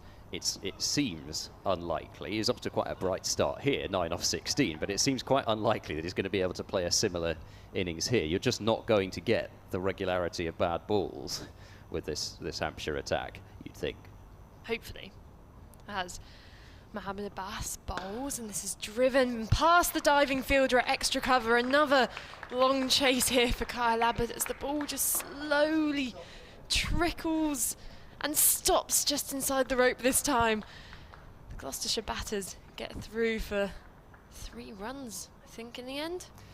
Yeah, this is obviously not the place to hit it down here. I don't know what's happened. Has somebody been putting some glue on the outfield or something in that area? It seemed as if everything was flying away to the boundary yesterday. I don't know if it's a little bit of early moisture or something, but it's actually tradition here at the Ageas Bowl that just as the opposition team go into bat, we do just spread glue, honey, golden syrup all over the outfield. A bit of wet cement as well. Home advantage. It's technically not cheating. As Abbas into Scott, and that's past the outside edges. It's carried. That's a wicket. The first wicket for Hampshire of the day. George Scott there again, just prodding outside the off stump.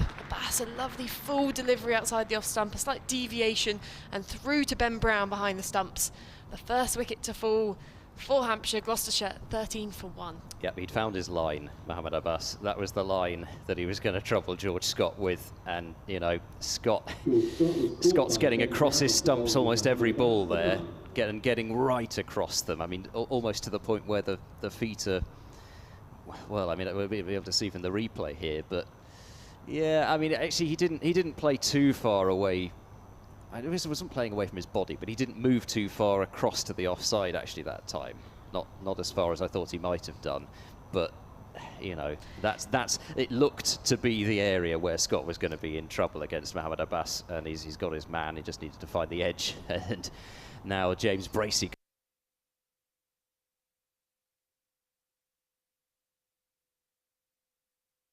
I think that wicket was a perfect balance almost of good bowling, but also perhaps not quite the right shot. There's no one wholly to blame for the dismissal, both sides contributing to him going. But I mean, a great man to be coming to the crease with James Bracey. Of course, that unfortunate duck in that game between Gloucestershire and Surrey, whilst everyone around him was piling up the runs. He clearly was just enjoying his time in the changing room so much he wanted to get back there. But well, I think that it was described, and I forget who it was, might have been the Surrey scorer, described it as getting first-degree pad rash in the dressing room.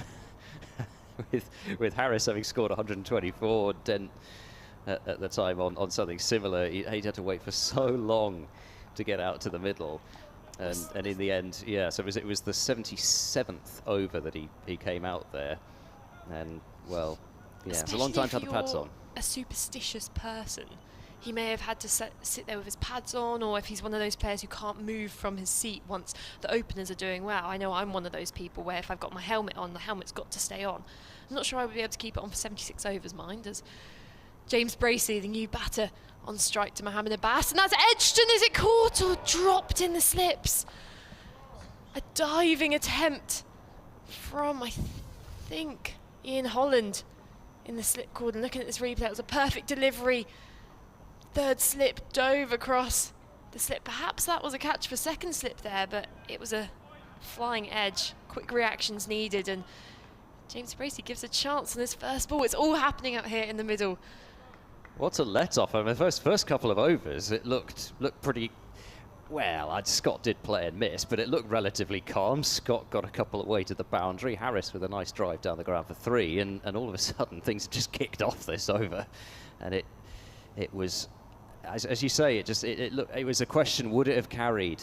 Would it have carried had it been left? But Holland went for it, which I guess you've got to say, if you think you can take the catch, you've got to go for it, but he didn't take it.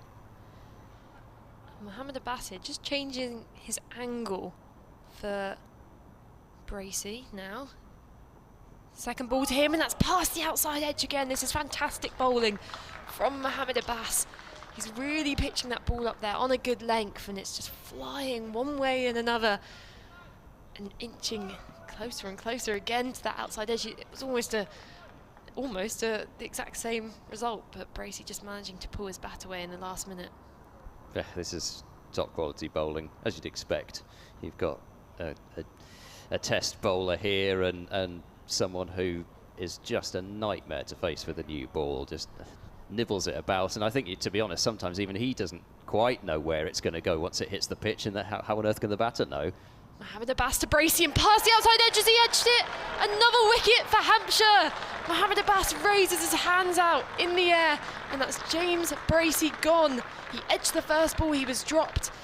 The second ball went past the outside edge, and that third ball there caught the edge again, straight through to Ben Brown behind the stumps, and Hampshire are on a roll here. Gloucestershire 13 for 2. Well, what an over from Mohamed Abbas, and there's not a huge amount that Bracey could do about that one. I think he's you know, it's so easy to say, well, it was going maybe just a little too wide of off stump, but he's got to feel he's got to play at that. It's his first over, first couple of balls faced, and what a 3 deliveries to get from Mohamed Abbas. First 3 balls, edge dropped in the slips, past the outside edge, and then taking the outside edge, and this time a comfortable catch behind. And that's, well, this has turned from a pretty good start after the first couple of overs to a nightmare start for Gloucestershire, with Bracey back in the pavilion. A lot of pressure on Marcus Harris now to be the man that anchors the innings for Gloucestershire. And, well, they're going to have to hope that, I suspect it's Miles Hammond coming out. Yep, it is. So Miles Hammond, they're going to have to hope his form continues. Back-to-back half-centuries for him in the last 2 innings. Made a really battling 50 against Lancashire to try to save the match for Gloucestershire in that one. It was a really impressive vigil from him. 154 balls against a really tough attack. He's going to have to do something similar here. And then, of course, the 75 not out against Surrey in rather different circumstances, it has to be said. But he's coming into a bit of form, but he's going to be tested severely here. I agree with your comment about that shot by Bracey. Of course, I think the angle coming across him perhaps just convinced him a bit more of that need to play, as it often does. And I don't think any other batter in that situation would have done anything different to that. It was a much better delivery than that first one to Bracey, where you'd say it was definitely more of the batter's fault that he edged it, but a perfect ball from Abbas, a Flintoff-esque kind of spell. Barker continuing, and Harris with a flick of the wrist leaves the ball to go through to Ben Brown behind the stumps. So 2 left-handers for Hampshire to bowl at now. None of this switching about. I suppose it was the case with Bracey as well, but he was at the crease for such a short amount of time. We didn't really have much time to talk about it. But yeah, for Bracey, you know, it happens. It does happen. At the same time, I'm sure he'll be furious, especially having not come up with scores in his last 3 innings before this one as well. As Barker's in, but further back of the leg this time. Harris leaves alone, but you know, you can't score runs every time, and it was one of those spells, I think, where he just had to try to get through it, and he just couldn't even quite get to the end of the over. It almost felt if he could get to the end of that over, who knows, he might have been safe for a bit. Mohammed Abbas was definitely on a roll, but Bracey, of course, has that added pressure of, as the England's first test less than a month away now, and his name's been thrown around a lot by people, and that does add a lot of pressure onto your innings every time you go out there. Barker bowls, struck on the pad. There's a strangled shout for leg before. I wonder if they were also thinking about whether there might have been a bit of bat involved or glove, because the ball did loop out towards 4th slip and was taken. I think they were up for LBW rather than the catch. I think they were looking for both in the end, but actually it struck Harris there on the 5 pad, the front 5 pad, then jumped up off to the 4th slip. So I think both shouts weren't out. Yes, I think you could tell that there was not a great deal of convincing nature about the appeal. As forward goes Harris and defends to point, and there's no run. Great deal of convincing nature. I'm not sure that's a sentence, but whatever it was. I said it.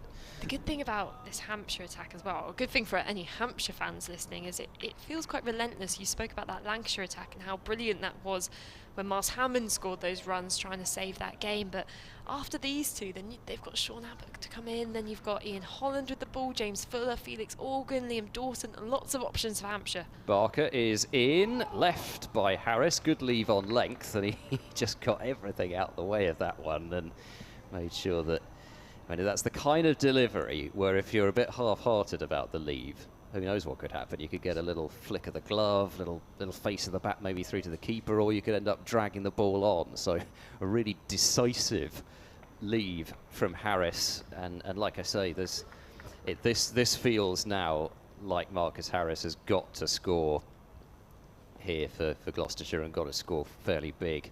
Barker is in, Harris is forward and defending firmly to mid-off, and that ends the over. 13 for 2, maiden over from Keith Barker. And the other thing about this Hampshire attack is it feels as if they can just keep going and going. You know, it'll feel as if they're never getting respite.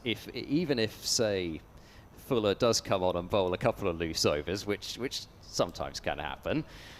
Even if that does happen, they don't have to bowl him. They could just put Dawson on, who'll be putting 6 balls on the spot, and even if it's not turning, it'll still be restricting Gloucestershire. So this is what you're up against here if you're Gloucestershire. Having lost those 2 early wickets, it's not going to get any easier. Liam Dawson, that point you made is so accurate, because it feels as if when you see bowlers doing bowling drills aiming at that cone for that spot they want to hit, and they'll hit it 3 times out of the 6 maybe, but Liam Dawson can land that ball there 6 out of 6 times. As Abbas to Hammond and left outside the off stump.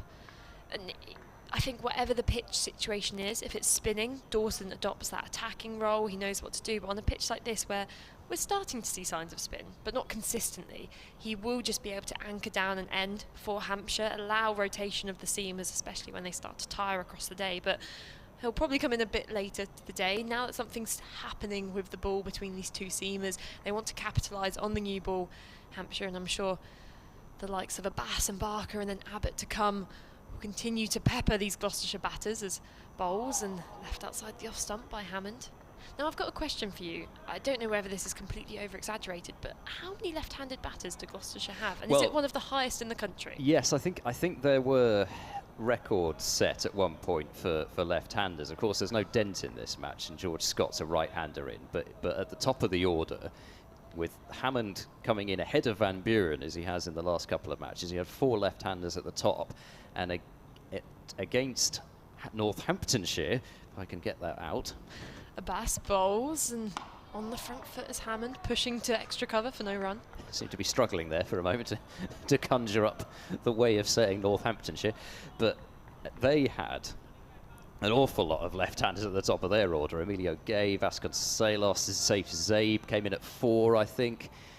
I'm sure there was another one as well. It's just escaped my memory, but thankfully I've got my actual brain in front of me here, so I can have a look. Ben Curran, of course. Ben Curran at 3, so he had 4 left-handers at the top of their order. Abbas to Hammond, and that goes past the outside edge, and all the Hampshire slip fielders, their hands on their heads, they're in disbelief as that just edged past, actually, in the end, not the outside edge. Hammond left that delivery, and they went past the edge of the off stump. So close there to that being an absolutely disastrous leave from Miles Hammond. But I think that was very similar to the ball that got Bracey out, actually. Very similar, really tight to off stump. It wasn't hitting the stumps, and I don't think Bracey's was, but equally, if you leave it, you know exactly what's going to happen. There's going to be the histrionics from behind the stumps. Abbas bowls, and on the front foot defending Hammond for no run. Speaking of left-handers then, and with your cricket knowledge brain, aka your laptop in front of you, would it be possible to create an entire Gloucestershire 11 made out of only left-handers? So you can draw on some players from the second 11, obviously if they've represented before, but do you think it's plausible? And this goes open to any Gloucestershire fans listening as well. Of course, you can get in contact with @SolentSport on Twitter or solentcricket@gmail.com if you can create your left-handed Gloucestershire 11, if possible, as Mohammed Abbas in, and again, just nudging, that's not a word, nudging? Well, I think nudging summed up perfectly. Nudging away on that off stump line. He's great at nudging away, is Mohammed Abbas. And another fantastic over from him, Gloucestershire 13 for 2. Well, seeing as you've teed it up for people to get in touch, I'm not sure that I can offer anything. I mean, I suppose all I can say is that I think it would be perfectly possible if you're counting players for the second 11 as well. But just on that match against Northamptonshire, of course, Marcus Harris was not playing in that match, but Ben Charlesworth was. However, the only thing that stopped it being 4 left-handers at the top of both orders was the fact that, as I said earlier, Van Buren was coming in ahead of Hammond at that stage. Barker to continue, left arm over, bowls down the leg side. Is there something on that? Hampshire think there is, and Marcus Harris walks away, and I think he's now looking around and saying, what are you appealing for? But in true Aussie fashion. Maybe it just clipped the thigh pad or something. I would have worked quite close to that. It would be the second time already this season that Marcus Harris has been out to a strangle down the leg side. So I'm not saying it's something that you ever bowl for, but at the same time, second strangle down the leg side in, what is it now? 1, 2, 3, 4, 5, 6 innings. Is it right? Yeah. No, my first thought was it clipped the pad or something. That was my first thought looking at that. But certainly looking at it again, it looked quite close to the pad. In comes Barker, bowls. Harris leaves alone. It goes through to Ben Brown behind the stumps.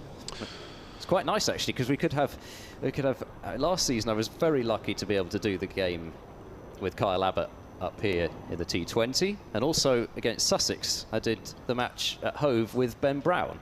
Both absolutely fantastic value, so I'm quite looking forward to when Abbott comes into the attack, and I can say Abbott bowling and it goes through to Ben Brown, because as I say, just had a really lovely time with both of them last season. Very good. In comes Barker, and he bowls On the front foot goes Harris and nudges the ball up to mid-on, and there is no run.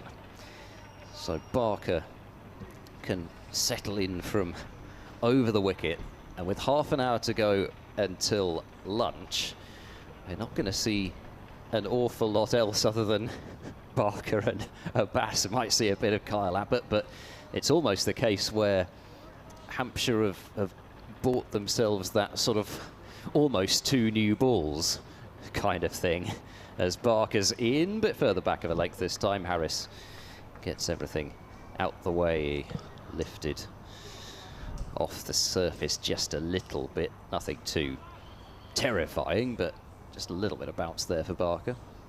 Well, it's been a testing little session here, isn't it, for the Gloucestershire top order. This is going to test the mettle of Marcus Harris as well, isn't it? I mean, he's well, he had a great season with Leicestershire last year, didn't he? So he knows county cricket.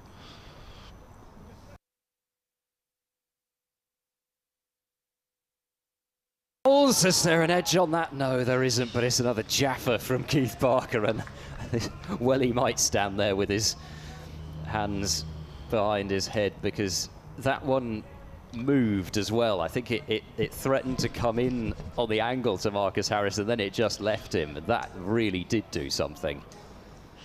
I'm not sure how much he faced to this when he was playing for Leicestershire last year. 655 runs, averaging 54. Not sure how much he was tested like this though in Division 2. In comes Barker to the crease and bowls, and this time again a little bit further back of a length, and Harris is just content to leave that alone. Not too much that you could do about it really, even if you wanted to play at it. Barker's bowled 4 overs, 3 maidens, now 0 for 4. Just that one ball which was short and wide at the end of his second over to George Scott that got hit to the boundary. Other than that, it's been 23 dots. Wow. So 329 run deficit between these two. Earlier, Hampshire bowled out for 342 in their first innings, having started the day 310 for 8. Liam Dawson, last man out for 48. And Abbas once more among the wickets for Hampshire. 2 for 9 from 3. I'll do a very quick 30-second update in a moment, as Abbas begins his run-up from our commentary at the hotel end here and bowls, and it's outside the off stump. Hammond leaves that one alone. Some good leaving from Miles Hammond already early on in his innings, and I think that is going to need to be pretty much a theme here, as you quite rightly pointed out earlier, with James Bracey tested just outside off stump, and Miles Hammond equally so, as is Marcus Harris, to be fair. This is a good Hampshire bowling attack, and they will test your technique to the full. Yep, I think the first 3 balls that were bowled to James Bracey would be the absolute ideal deliveries. Even a bowling machine couldn't have sent it down too much better. Abbas bowls. He's playing a missing outside the off stump. Batting quite tricky out there at the moment. It is a good pitch. It's just the new ball. They're hitting the seam, and there's a little bit of movement there. Yeah, definitely. And that ball hasn't done a massive amount there. It's just a great line. Yeah, that's for sure. Sunshine's still out, which is a lovely day. Well, the game moving forward this morning, because Gloucestershire are now batting in their first innings, and already they've lost a couple of wickets. They are 13 for 2, and the Pakistani pace bowler Mo Abbas has picked up both. He had George Scott caught behind for 9, and then James Bracey. Remember him a couple of years ago, played a test for England. He's already got a couple of hundreds this season. Well, he lasted 3 balls before he was caught behind for no score, and he was actually dropped in the slips on his first ball as well. So Gloucestershire 13 for 2. They trail Hampshire by 329 because Hampshire this morning bowled out for 342. Liam Dawson last man out for 48. Kevin, the team have got full commentary right now on the BBC Sport app. It's free to download and BBC. I think it was 1 test, wasn't it? I think I just suddenly said that. It was 2. Oh, was it 2? Oh dear. Well, what's 1 test between mates? Do you know, as soon as I said it, I thought, don't go down that route, Kev. But I'd already committed. And then I thought, was it 1 or 2? But never mind. Nobody will remember it. Well, I've already forgotten. But anyway, here comes Abbas. He's round the wicket, which I think is a sensible move here. Hammond drives, lovely. He's got the bat on that one. And that is going for 4 through extra cover. I thought Abbas might switch to round the wicket sooner or later, because Hammond, I think, has left quite well outside the off stump. I say it is a little bit tricky. Batters are going to play and miss at the moment. Well, this new ball is quite hard. And with Abbas coming round the wicket, it's going to make Hammond play at more deliveries. But of course, if you slightly over pitch, it doesn't matter who's at the other end. You would expect that to be put away. Yeah, and he's a beautiful driver of the ball, is Miles Hammond. When he selects the right ball to drive, and that's the key thing, you just got to make sure that you wait for that half volley. It may not come, but it did there. Yeah, it's just bounced a bit, plays that well into the ground just to backward a point. His 41st game here, Miles Hammond, averages 27 with the bat in his career. Yeah, he's done quite a bit of kind of flip-flopping around the order. I think he batted in quite a few positions last year. He opened, I think he came in at 3 against Surrey from memory, and maybe even against Leicestershire as well. And I think he even batted at 6 against Somerset in the first match that he played, and he ended up not out off 0 balls, because that was right at that point after he'd got to the middle that the umpires went off for rain. 4 slips weight, they're all close together as well. Tightly packed there as it's outside the off stump, and Hammond's leaving that one alone. He's on 4. Marcus Harris, the Australian, is on 4, and Gloucestershire 17 for 2, replying to that Hampshire all-out total of 342. But I think it's fair to say that Miles Hammond would have been one of the few people that would have really wanted to get out there on that final day against Surrey, finishing 75 not out. And he had the opportunity to score his first 100 since 2018. He scored a couple of centuries in that season, and I think people were... I mean, that was, I think, the first time he'd really got an extended run at the side. He made his first-class debut way back in 2013. Very young when he made his debut, still a teenager, but a couple of centuries in his first real run at the side, as Barker is in now, bowling to Harris. Bit too much on the pads, but Harris can't work it away through the leg side for runs, and it's picked up at mid-wicket. But after those couple of centuries in that innings, made one at Cheltenham against Sussex and an unbeaten century against Middlesex. It was a fairly lean time of it in 2019. 2020 he kind of lost his place, played in the first match of the season, but then Ben Charlesworth got the nod for the second match. He's injured, isn't he, Charlesworth? Charlesworth, yes, he is. Yeah, he's poor chap. He's wearing a kind of a ski boot at the moment, as Barker's in and bowls to Harris, and Harris gets a good length ball, which he leaves alone on length. But Hammond recovered his spot in the side around about halfway through last season, and really impressed on turning surfaces. I mean, those pitches at the Oval and at Grace Road were really ragging, and Hammond was probably the pick of the Gloucestershire batters, and then had kept his spot, made a terrific 94 against Northamptonshire to lead Gloucestershire to victory in that final innings there. As forward goes Harris to a full delivery this time from Barker, and pushes this one up towards mid-off, and there's no run. But with Charlesworth starting the season and then Marcus Harris signing, Hammond's kind of, well, I don't know, because I haven't asked him. I suspect, knowing Miles Hammond, I suspect he probably doesn't care where he bats. But he's ended up in the middle order this season. Was a slightly lean start, but as I say, back-to-back half centuries in his last 2 matches now. As Barker's in and bowls, and Harris defends back to the bowler. And of course, one of those was the 75 not out against Surrey, and I'm sure you would have, on that surface, you'd have rather fancied Hammond's odds of going out there and making that a century. So I suspect, yeah, him, and I know Tom Lace in particular, as Tom Lace said so on the third evening, I think again on that 4th morning, he certainly was looking forward to getting out there and having a go on that, but as it was, the rain won. Barker bowls very wide, Harris drives. I think the reason he's not got much timing on that is because it's getting on for not quite being able to reach it. It's kind of toe-ended it out into the covers, and it's just a single, 18 for 2, but it does mean that the strike will be rotated, and I think that's an important thing to do. Even if it is 2 left-handers, I think it's important not just to let the bowler bowl at the same batter all the time. Yeah. And 1 ball left in this 5th over of Barker's, so it'll be Hammond to face. 4 slips about to go down as Barker's in past the umpire and bowls. Hammond is defending out towards point, and there's no run. So 9 gone, Gloucestershire 18 for 2, and it was such a bright start when George Scott hit those 2 boundaries, and that one tremendous over from Mohammad Abbas has just changed the feel of the early part of this Gloucestershire innings, and they're in real need of a partnership here. Yes, theoretically things might get a bit easier against the older ball, but there's still a way to go until that's the case, and Kyle Abbott hasn't even bowled yet. That's true. I suppose when you look at it that way, yeah, it does seem a bit of a long haul. 324 runs still separate these 2 sides, and Mohammad Abbas has his tail up with 2 for 13 from 4. We have 20 minutes to go until lunch. The 4 slips are still in for Marcus Harris as he faces Abbas, who runs away from us and bowls. That's quite wide. That's an easy leave there for Marcus Harris. Got an email here, Colin Price, who emailed a little earlier.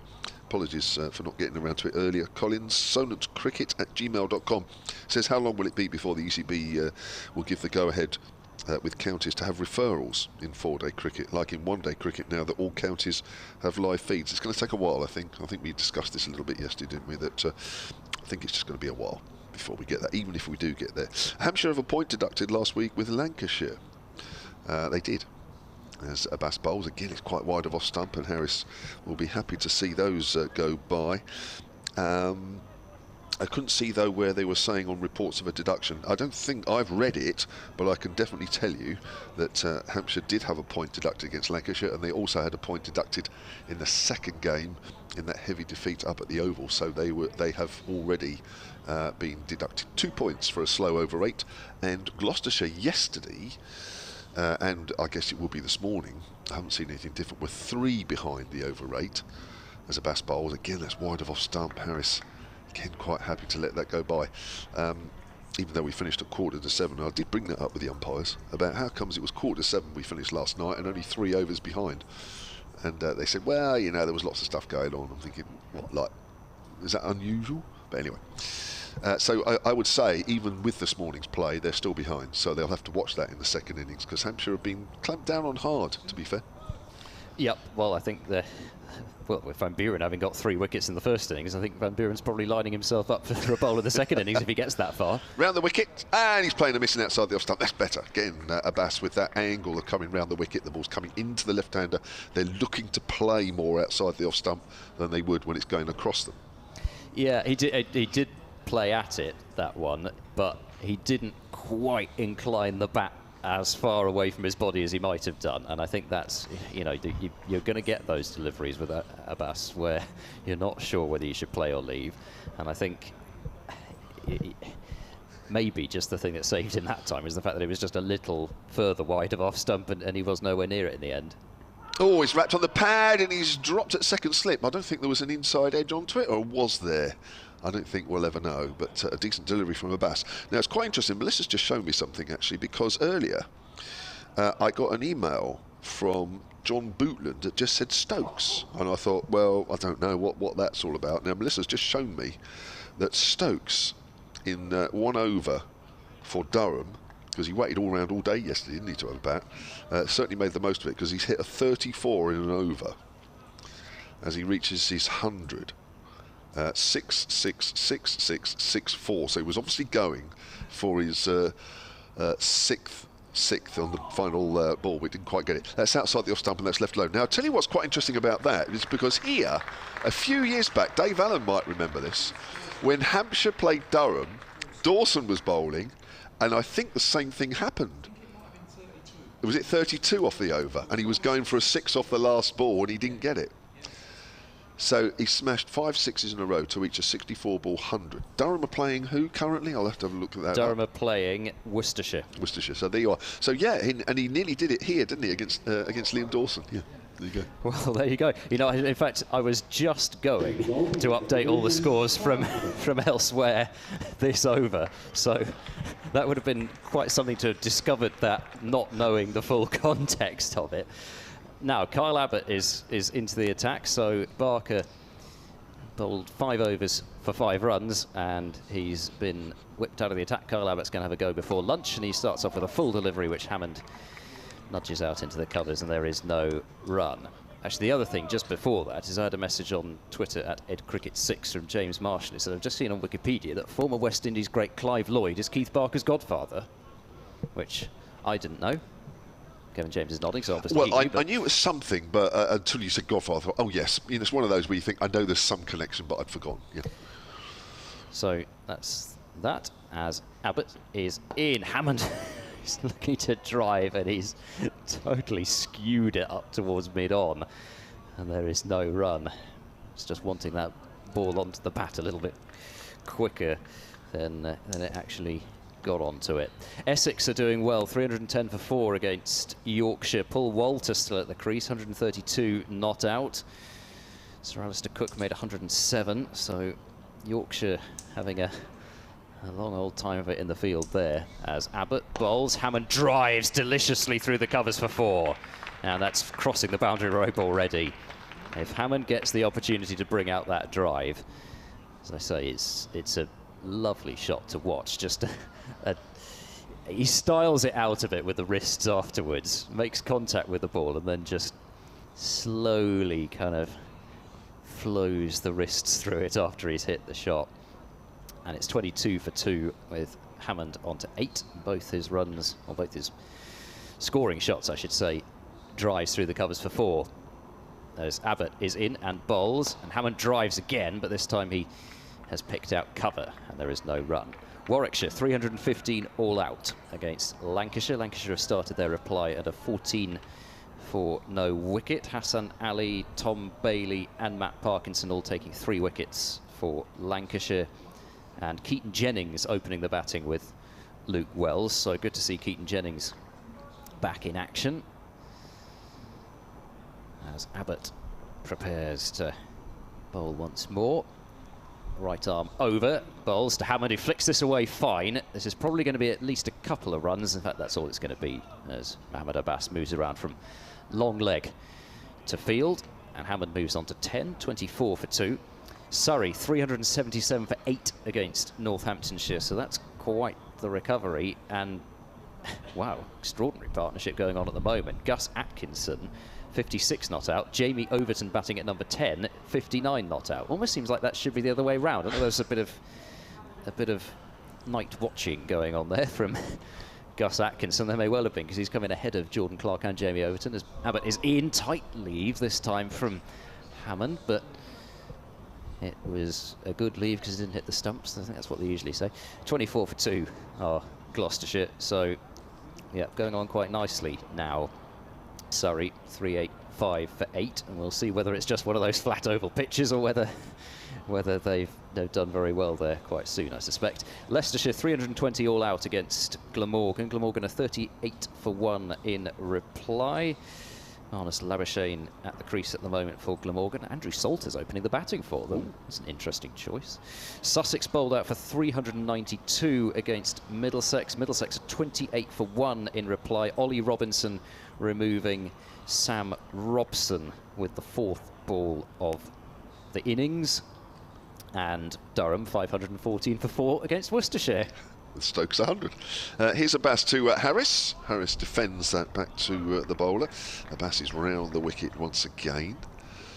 24 for 2 here. Gloucestershire seem to have just weathered that early storm. We haven't had a wicket now for nearly half an hour after Bracey fell caught behind for no score. Well, again, we talked a little bit about it yesterday. There's actually some quite decent cricket played in the in the second division, believe it or not. Ollie Robinson bowling to Sam Robson and Mark Stoneman. It's not bad. Here comes Abbas again, and Harris drives pleasantly through extra cover. There's a gap there. James Fuller's running after it from his position at mid-off. Harris will pick up 2, may look for 3. They're coming back for the 3rd. Harris moves on to 8. And it is 27 for 2, Gloucestershire. It's kind of a signature shot, that, for Marcus Harris as well. He's a very confident driver of the ball through the offside, and certainly having seen plenty of that in the 2 centuries that he scored in his 3 matches already for Gloucestershire. Scored a 67 against Lancashire in the first innings as well. So 67's been, so far, his lowest score in the first innings for Gloucestershire. But it's his front foot play that strikes you when you look at Marcus Harris. You've done well to pick him up, haven't you, really? As, he's played a missing, or has he? They all think it's caught behind, and this time it's Miles Hammond who's edged through to Ben Brown. Ben Brown's 3rd catch of the innings already. Gloucestershire 27 for 3, Hammond goes for 10. Just poked a little bit away from himself there, Miles Hammond, would be furious about having done so. So close to the interval, and Mohamed Abbas, what a spell. All 3 caught behind, and caught Brown, bowled Abbas for the first 3 dismissals, and it was just a little away from his body there from Hammond, just looking at it again, certainly, and just a little feather, I think, nothing more than that. But Hammond goes, and Gloucestershire continue to search for a partnership, but now, you know, this is the thing. Hampshire will be disappointed, I'm sure, at not having got more runs, but it's still 342 runs on the board, and that's not nothing. No. And it's now already looking like a tall order for Gloucestershire, and they'll need some captain's runs, I think, here with Graham Van Buren. He's not exactly hurrying out to the middle. He's only just starting to come down the steps now. So, well, this is not going to help Hampshire's over rate. No, well, the umpire said to me, this is another interesting thing. See, the umpire said to me yesterday, well, if only the Hampshire batters had got closer to being on the field of play at the change of wicket. And now we've got a situation here where is the new batter? He's just crossing the rope now to come out. So this is something as I said, I brought up the umpires last night about the over rate, and they said, well, you know, the batters could be ready to go when there's a wicket. Well, there you are. Now, for me, this is the most extreme end of the change of batters. This has been a long, long time. I'd time him out. I'd get him off. Timed out. That smacks a little of needless desperation, I've got to say, when Gloucestershire are 27 for 3 at the moment. You're right. If they were 400 for naught. Yes, you might consider it then. Yes, anything.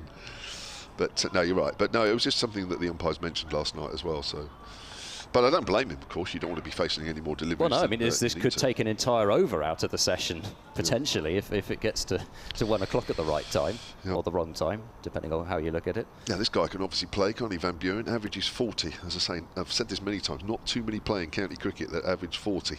Here's Abbas. He's forward. Oh, that's a good length ball, which Van Buren plays quite late on in the end and pushes that out towards mid-wicket. Always, if you got an average of 40 plus, you can play.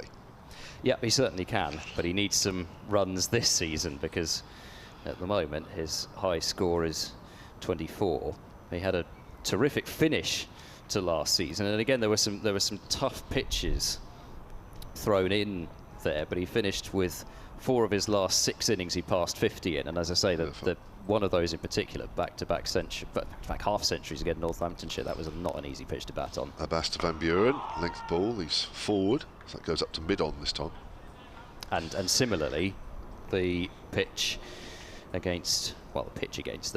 the match against Durham at Bristol, which they'd spiced up a bit for Zafar Gohar in particular, and it paid off because Gloucestershire went on to win that match. But Van Buren made 62 in that one, and that 62 was worth a good deal more than that when you looked at the other scores in that match. So a terrific finish to last season. Of course, he started the season off with that 110 not out to beat Surrey. Abbas in again to Van Buren, who pushes that again up towards Abbas at mid-on. That's the end of the over. Abbas even. Fabulous figures once more. 3 for 16 from 6, and he gets a good round of applause from this crowd. Did you just coin something there?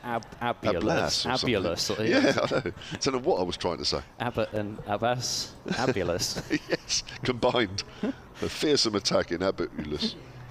Anyway, Van Buren does need some runs, and he's been in his own way, as he does, just making the odd kind of little quip here and there about it when we've had our interviews. But you know, you can tell deep down that obviously he wants to get some runs, and this will be a great time for him to do it.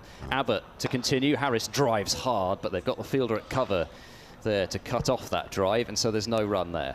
I've just seen a tweet from our esteemed colleague, Martin Emerson at Durham, who of course does the Durham commentaries like we do for our respective counties, and he's just tweeted to say that Durham have put on 100 runs in less than 10 overs against Worcestershire. I'm thinking, what do you mean? He's managed to get the whole of Durham team in that. It's just Stokes. Just put Ben Stokes has done that. It's not Durham or the batting lineup, it's Stokes.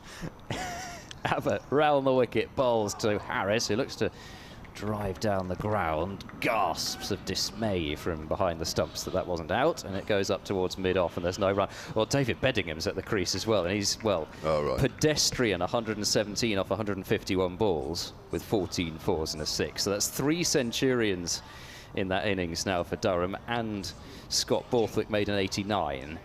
So I think it's fair to say they've been enjoying themselves there at Durham. Intriguing to see what happens in Worcestershire's innings. Abbas bowls, Harris drives, loose shot there and misses it. He's got away with that one as Marcus Harris. That was nowhere near a half volley and quite a way away from his body to be playing that particular shot. It's nipped away a bit as well, isn't it? He's lucky that hasn't caught the outside edge. Yeah, definitely. That's a rare mistake, really, actually, because, I mean, you know, Harris has quite a tight technique, and I think for him that was a rare luxury.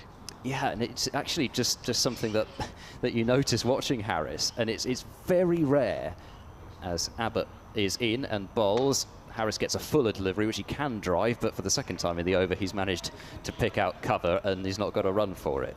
But it is something that I've noticed with him, just occasionally, and seemingly for no reason at all, because he looks in relatively little trouble around it. But just occasionally, he will bring out a shot like that. And you just think, hang on.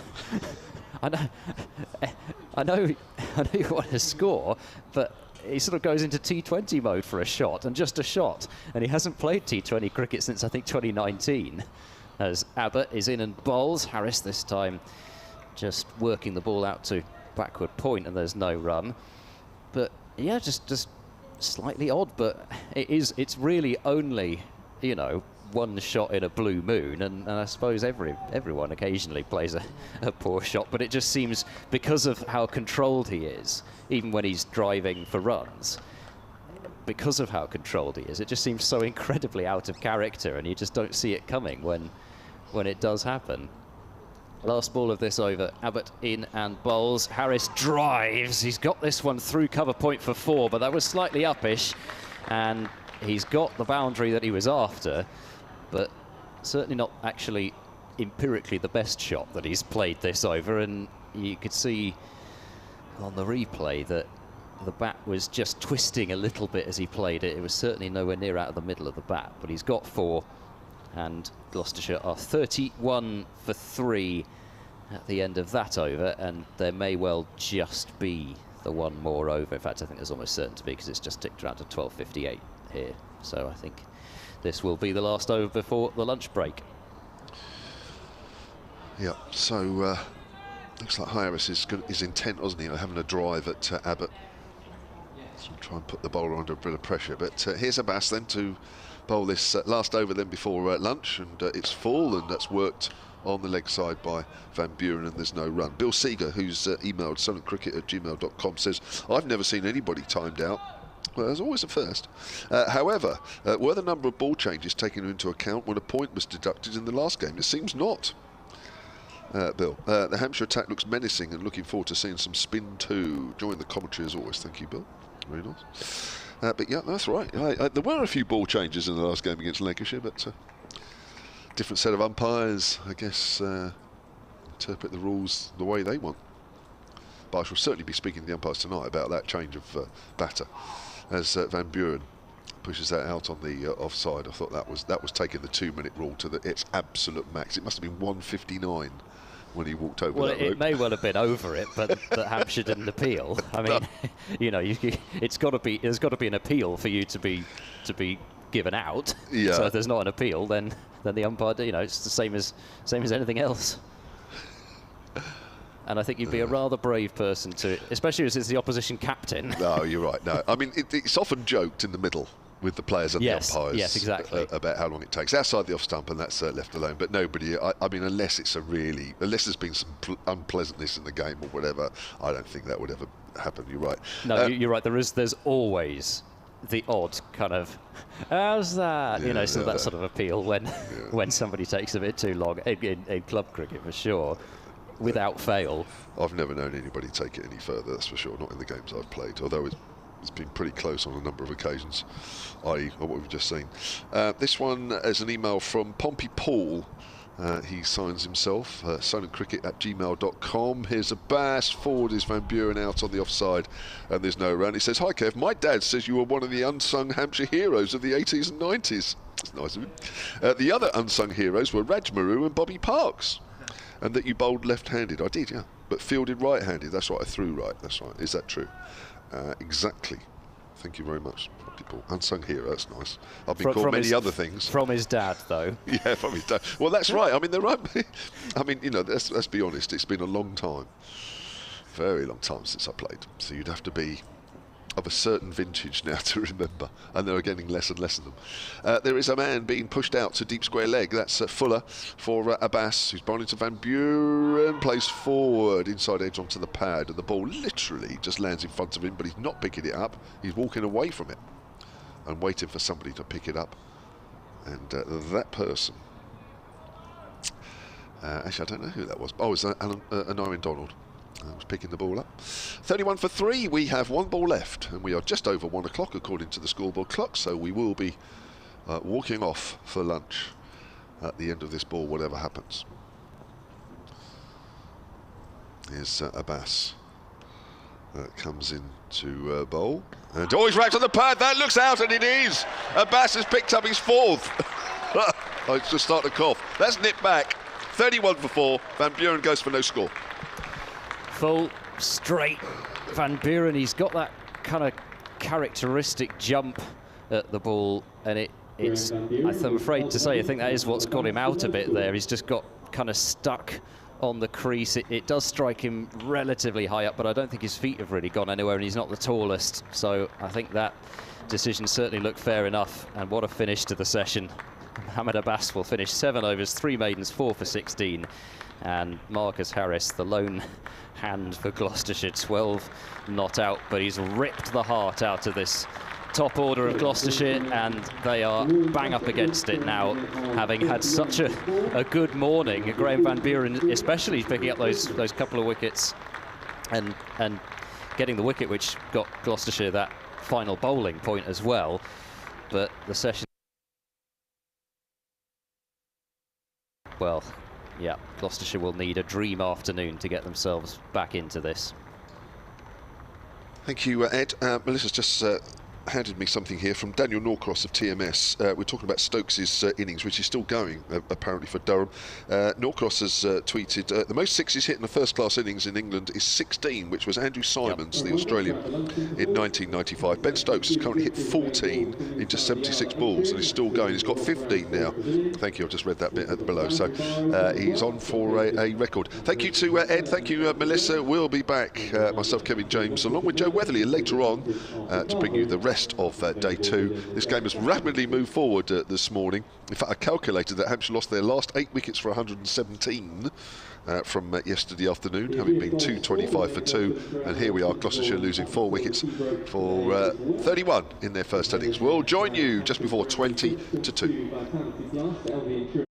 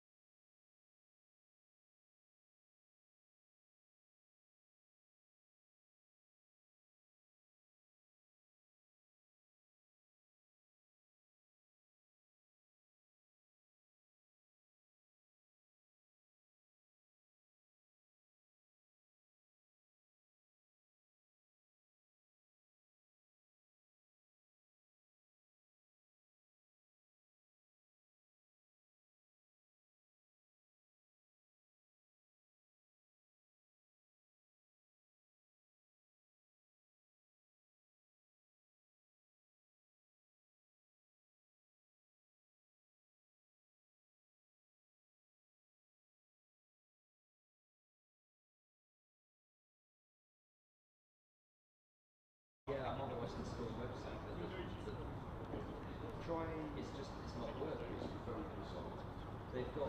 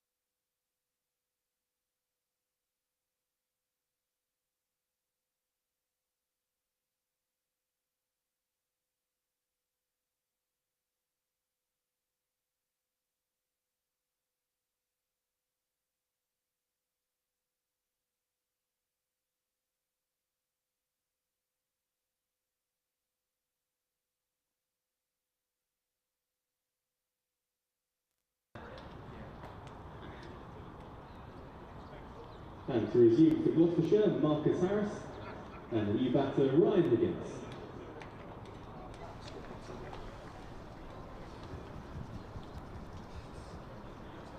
Welcome back to the Ageas Bowl, a very sunny Ageas Bowl today, and it's set fair for the rest of today, and certainly for the next day or two, I think.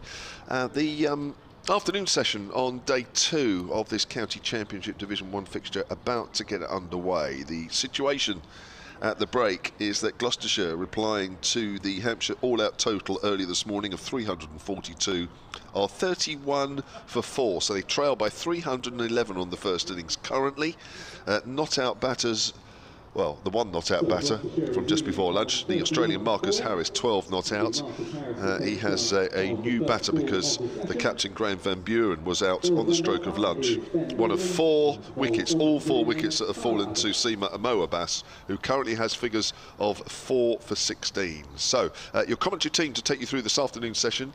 A little later you'll hear from Melissa Story, the former Vipers Academy all-rounder and TMS commentator, who's just texted me to say that I think Ben Stokes has broken the 6 record. He's hit first ball, she says, after tea. It must be after lunch. Here's Kyle Abbott round the wicket to Harris, who drives to extra cover and there's no run. I'm Kevin James, and Melissa a little later. Joe Weatherly, the Hampshire's injured opening batter, is going to join us early on in this afternoon session. But to take you through this next period of play, alongside me, from BBC Gloucestershire and BBC Radio Bristol, Ed Seaborn. Thank you. Well, what a disastrous start for Gloucestershire, as it turned out in the end in that first session, losing Scott, Bracey, Hammond, and the final coup de grace being delivered with Van Buren out for a duck. Abbott bowls and Harris pushes forward out into the covers. Ryan Higgins is his new batting partner at the far end. But yeah, I think obviously tough against that new ball. I think it'll be intriguing to see how much it continues to do as the ball gets older. Have we potentially, misread the pitch? I'm not totally sure. I mean, it seems a bit unlikely given, you know, Mohammed Amir's bowled on an awful lot of pitches, and if he says that it's not the easiest pitch to bowl, then I would have tended to agree with him. That's pushed into the gap through extra cover for a single. Harris moves on to 13, 32 for 4. And I think it's just a case of quality bowling is doing the job on this pitch, and Gloucestershire a couple of slightly nervy starts, and perhaps if they just managed to get through with only losing a couple of wickets, then things could have got easier this afternoon. But well, they've still got batting left. There's no doubt about that. Higgins facing his first ball now. Tom Lace be due in next, but it feels as if it does have to be those three. Abbott over the wicket to Higgins, who drives through the covers. That's through extra cover, past a diving, I think Nick Gubbins that was there. And he won't quite go all the way to the rope. And that is picked up, and Higgins off the mark straight away. With 3 runs, it's 35 for 4.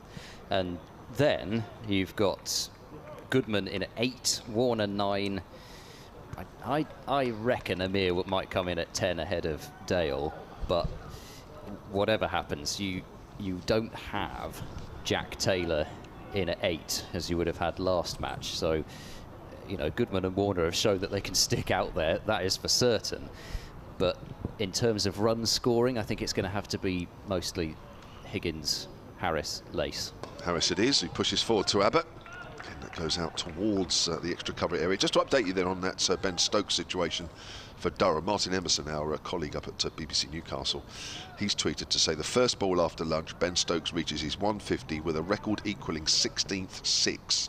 If he makes it to 17, it will be a record in first-class cricket in England.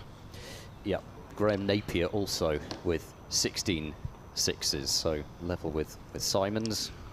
That innings that we were talking about before lunch. Yeah, back in the 90s, wasn't it? I think it was. Harris gets a straight delivery, which he pushes up to mid-on. First over after lunch completed. Gloucestershire 35 for 4, trail Hampshire on the first innings by 3:07. To be honest, if you're Worcestershire, tired attack 556 for 4. I'm not exactly sure that there's going to be too much stopping Ben Stokes at New Road as well. So it's probably not going to be the longest boundaries that Ben Stokes has ever cleared in his career. So yeah, I think you'd have to say odds are fairly high on Stokes not just going past the 60, but potentially setting or continuing to set a record even further. Mohammad Abbas is going to bowl from the hotel end to start off the afternoon session. So Abbas, who bowled 7 overs unchanged, is going to continue unchanged after lunch, and Gloucestershire are going to have to try to find a way to combat him.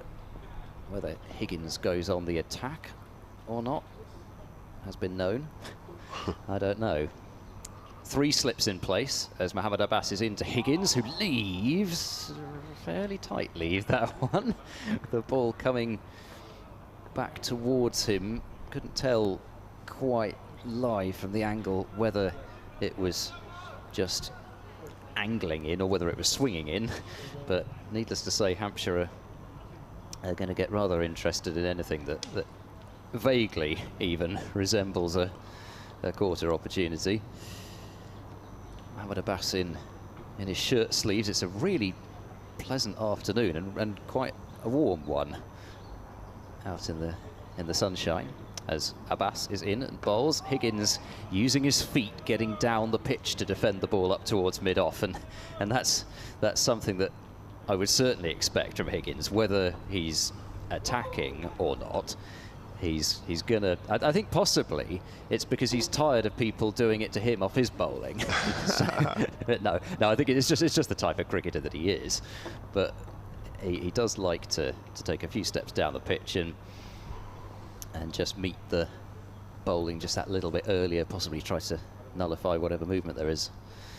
As Abbas is in and bowls short and wide, Higgins flays that one away back with a point for 4.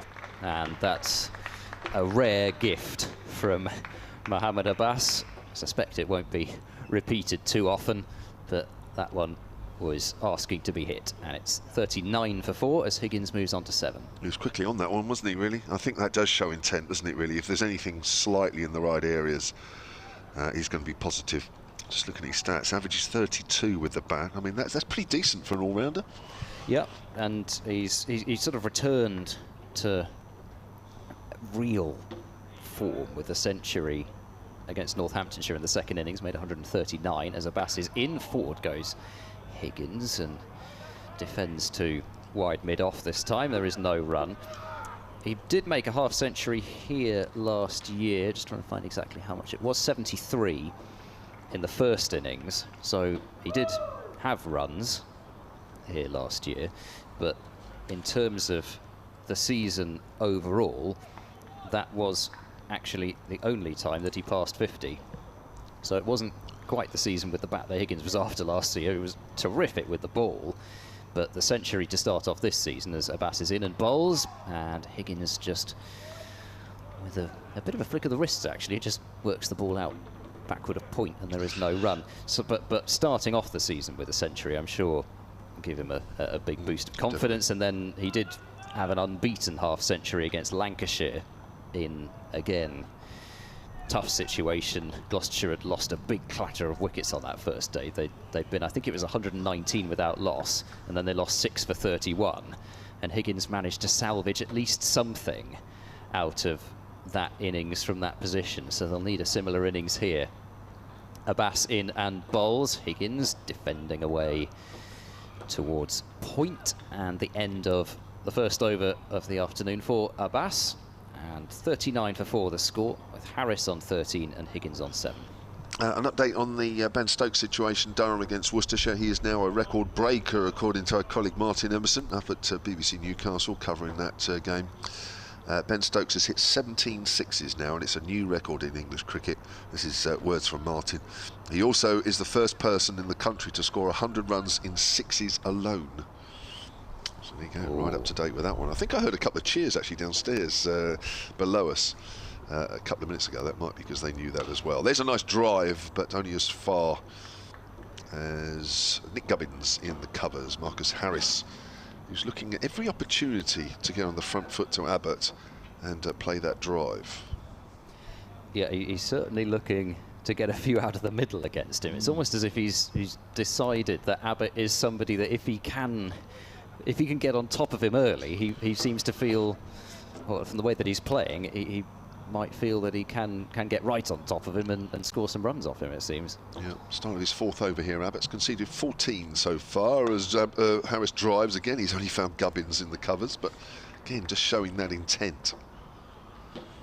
And Abbott, for his part, seems absolutely fine with pitching the ball right up and getting Harris driving, and then potentially setting him up for that one that's just a bit further back, and he's had one quite loose flash away outside the off stump in his innings so far as Marcus Harris, but if he bowls it full, he's going to get on the drive.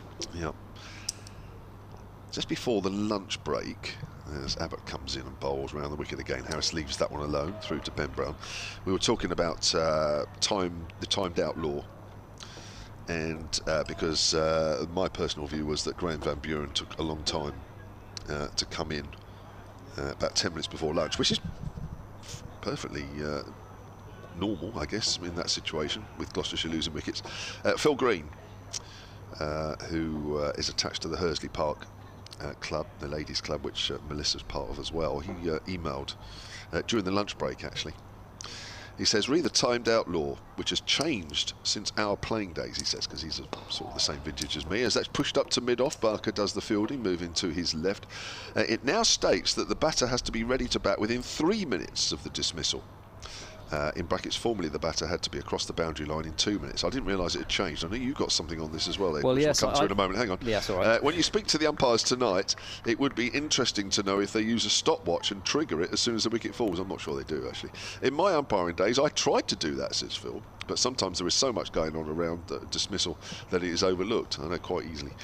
I know. As Harris pushes forward to Abbott, that goes up towards Barker once more. Incidentally, a batter was given out on appeal in a Southern Premier League match at Bournemouth a few years ago when the batting side were attempting to hold out for a draw, says Phil. Thank you very much. Ed?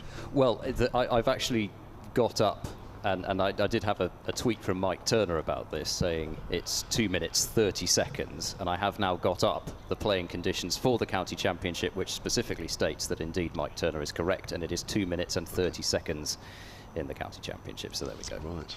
So that changed without me realising. Here comes Abbott, which is not unusual, as Harris quietly pushes that out into the covers. End of the over. 39 for 4, Gloucestershire. And that's a maiden over from Abbott. 4 overs, 1 maiden, none for 14. And like I say, that's county championship. They've amended Law 40, as it is, as we all know, of course. Amended Law 40 to be 2 minutes and 30 seconds. So that is definitively, because I've got it right in front of me, that is definitively the length of time. So indeed, Mike Turner, thank you for sending that in, and we've been able to confirm that as if it were needed. So it is Abbas to continue then into his 9th over, and either side of lunch it's 9 on the bounce, and it's Higgins on strike as Mohammad Abbas is in and bowls, and that looked to be quite a tight leave as well. It's always a little bit deceptive from the angle that we're watching from. It's going to look from our angle a bit tighter sometimes than perhaps it was, but either way, Higgins is possibly, maybe not affected at all by what happened to Bracey, but maybe, possibly, has been, in terms of just trying to leave absolutely everything that he can. Abbas is in, and he can leave that one as well, a bit further back of a length that time. And, you know, there was some carry there as well, which we certainly didn't see the previous ball, because Ben Brown was taking that around about ankle height, but that delivery did just seem to lift, and it wasn't that tennis ball type lift that we saw a few times in Gloucestershire's innings as well. And I'm not suggesting it's anything to do with the pitch changing. I think it's, you know, you've got a bowler who's taken 4 for 20. Of course he's going to be bending his back and getting something out of the pitch. Abbas is in and bowls, and Higgins leaving once more. Ben Brown still holding the ball there, as if he's hoping Higgins is just going to turn around and notice that Ben Brown is right level with the stumps. But another decent leave. Yeah, definitely. I think it also, maybe the pitch is a little too paced, just a fraction. Ben Stokes is out. Oh. He's been dismissed by Brett D'Oliveira for 161 of 88 balls, 8 fours and 17 sixes. So he's beaten the record by 1, and that's all. Perhaps he got bored. Yeah. Here comes Abbas, and he bowls to Higgins, who's forward and pushing this one out into the covers for no run. Why expend any more energy? You've got the record. Exactly. I mean, you know, D'Oliveira, that was only his 5th over as well, so it's not as if he's been carting the spinners about. It's been seemingly almost entirely off the seamers that he's been hitting the sixes, which for me is even more impressive. Leach, Gibbon, Barnard and Finch, the 4-pronged seam attack. Actually, I'm talking rubbish because you've got Josh Baker in there, as in comes Mohammad Abbas, and that's defended back to the bowler, and Abbas, slightly cross fashion, just tosses the ball through to Ben Brown behind the stumps. Furious that he hasn't managed to extract a play and miss out of Ryan Higgins yet this over. But yes, of course, I was missing that, so I suspect poor young Josh Baker, who in my opinion is quite an impressive prospect, slow left armour. I thought he bowled really well when I saw him last season, but I think he's got a bit of treatment, put it that way. Here comes Abbas, and he bowls, and Higgins up onto his toes to defend out to backward point, and surprise, surprise, a maiden over. He's bowled 4 now in his 9 overs, Mohammad Abbas, and the score remains 39 for 4. So Hampshire trying to put the squeeze here on Gloucestershire. Marcus Harris still out there, very dangerous player, of course, the Australian Test player. I noticed actually Marcus Harris had a reasonable Ashes series, not massive, and he got a high score of 76 in Melbourne. Yes, he got dropped right after his highest score, actually, well, I think, in that Melbourne Test. It was a spare opening batter for the tour to Pakistan. I mean, it's a bit bizarre, isn't it?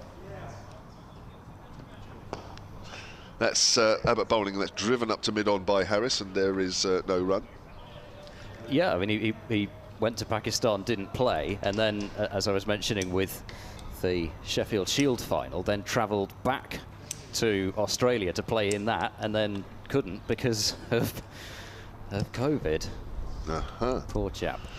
But anyway, any time that he's played, he's scored runs. He doesn't seem to have affected him too much, and of course he went out and scored 136 in his first innings for Gloucestershire. Abbott round the wicket again, and Harris drives back down the pitch, and it's stopped only by hitting the stumps at the bowler's end. Otherwise, there would have been runs, maybe 4, but we'll never know. It's crashed into the stumps at Abbott's end. Absolutely infuriating it must be when that happens. I wouldn't know, but... have you never hit one hard enough? No, exactly. Back to hit the stumps, if I hit it down the ground and it went onto the stumps, I don't think the bails would come off. What's the most number of 6s you've hit in an innings? Not many, I don't think. Oh, it depends on what level you're talking about, I suppose. Okay. At this level, not many. Harris pushes forward, goes out to Barker again at wideish mid-off. So what do you reckon, 4, 5 maybe? Yeah, maybe, yeah. I mean, that's all right. Somewhere around there, yeah. Quite a lot of 6s. I always thought that it was easy enough to get out without actually hitting the ball in the air and giving the fielders even more encouragement.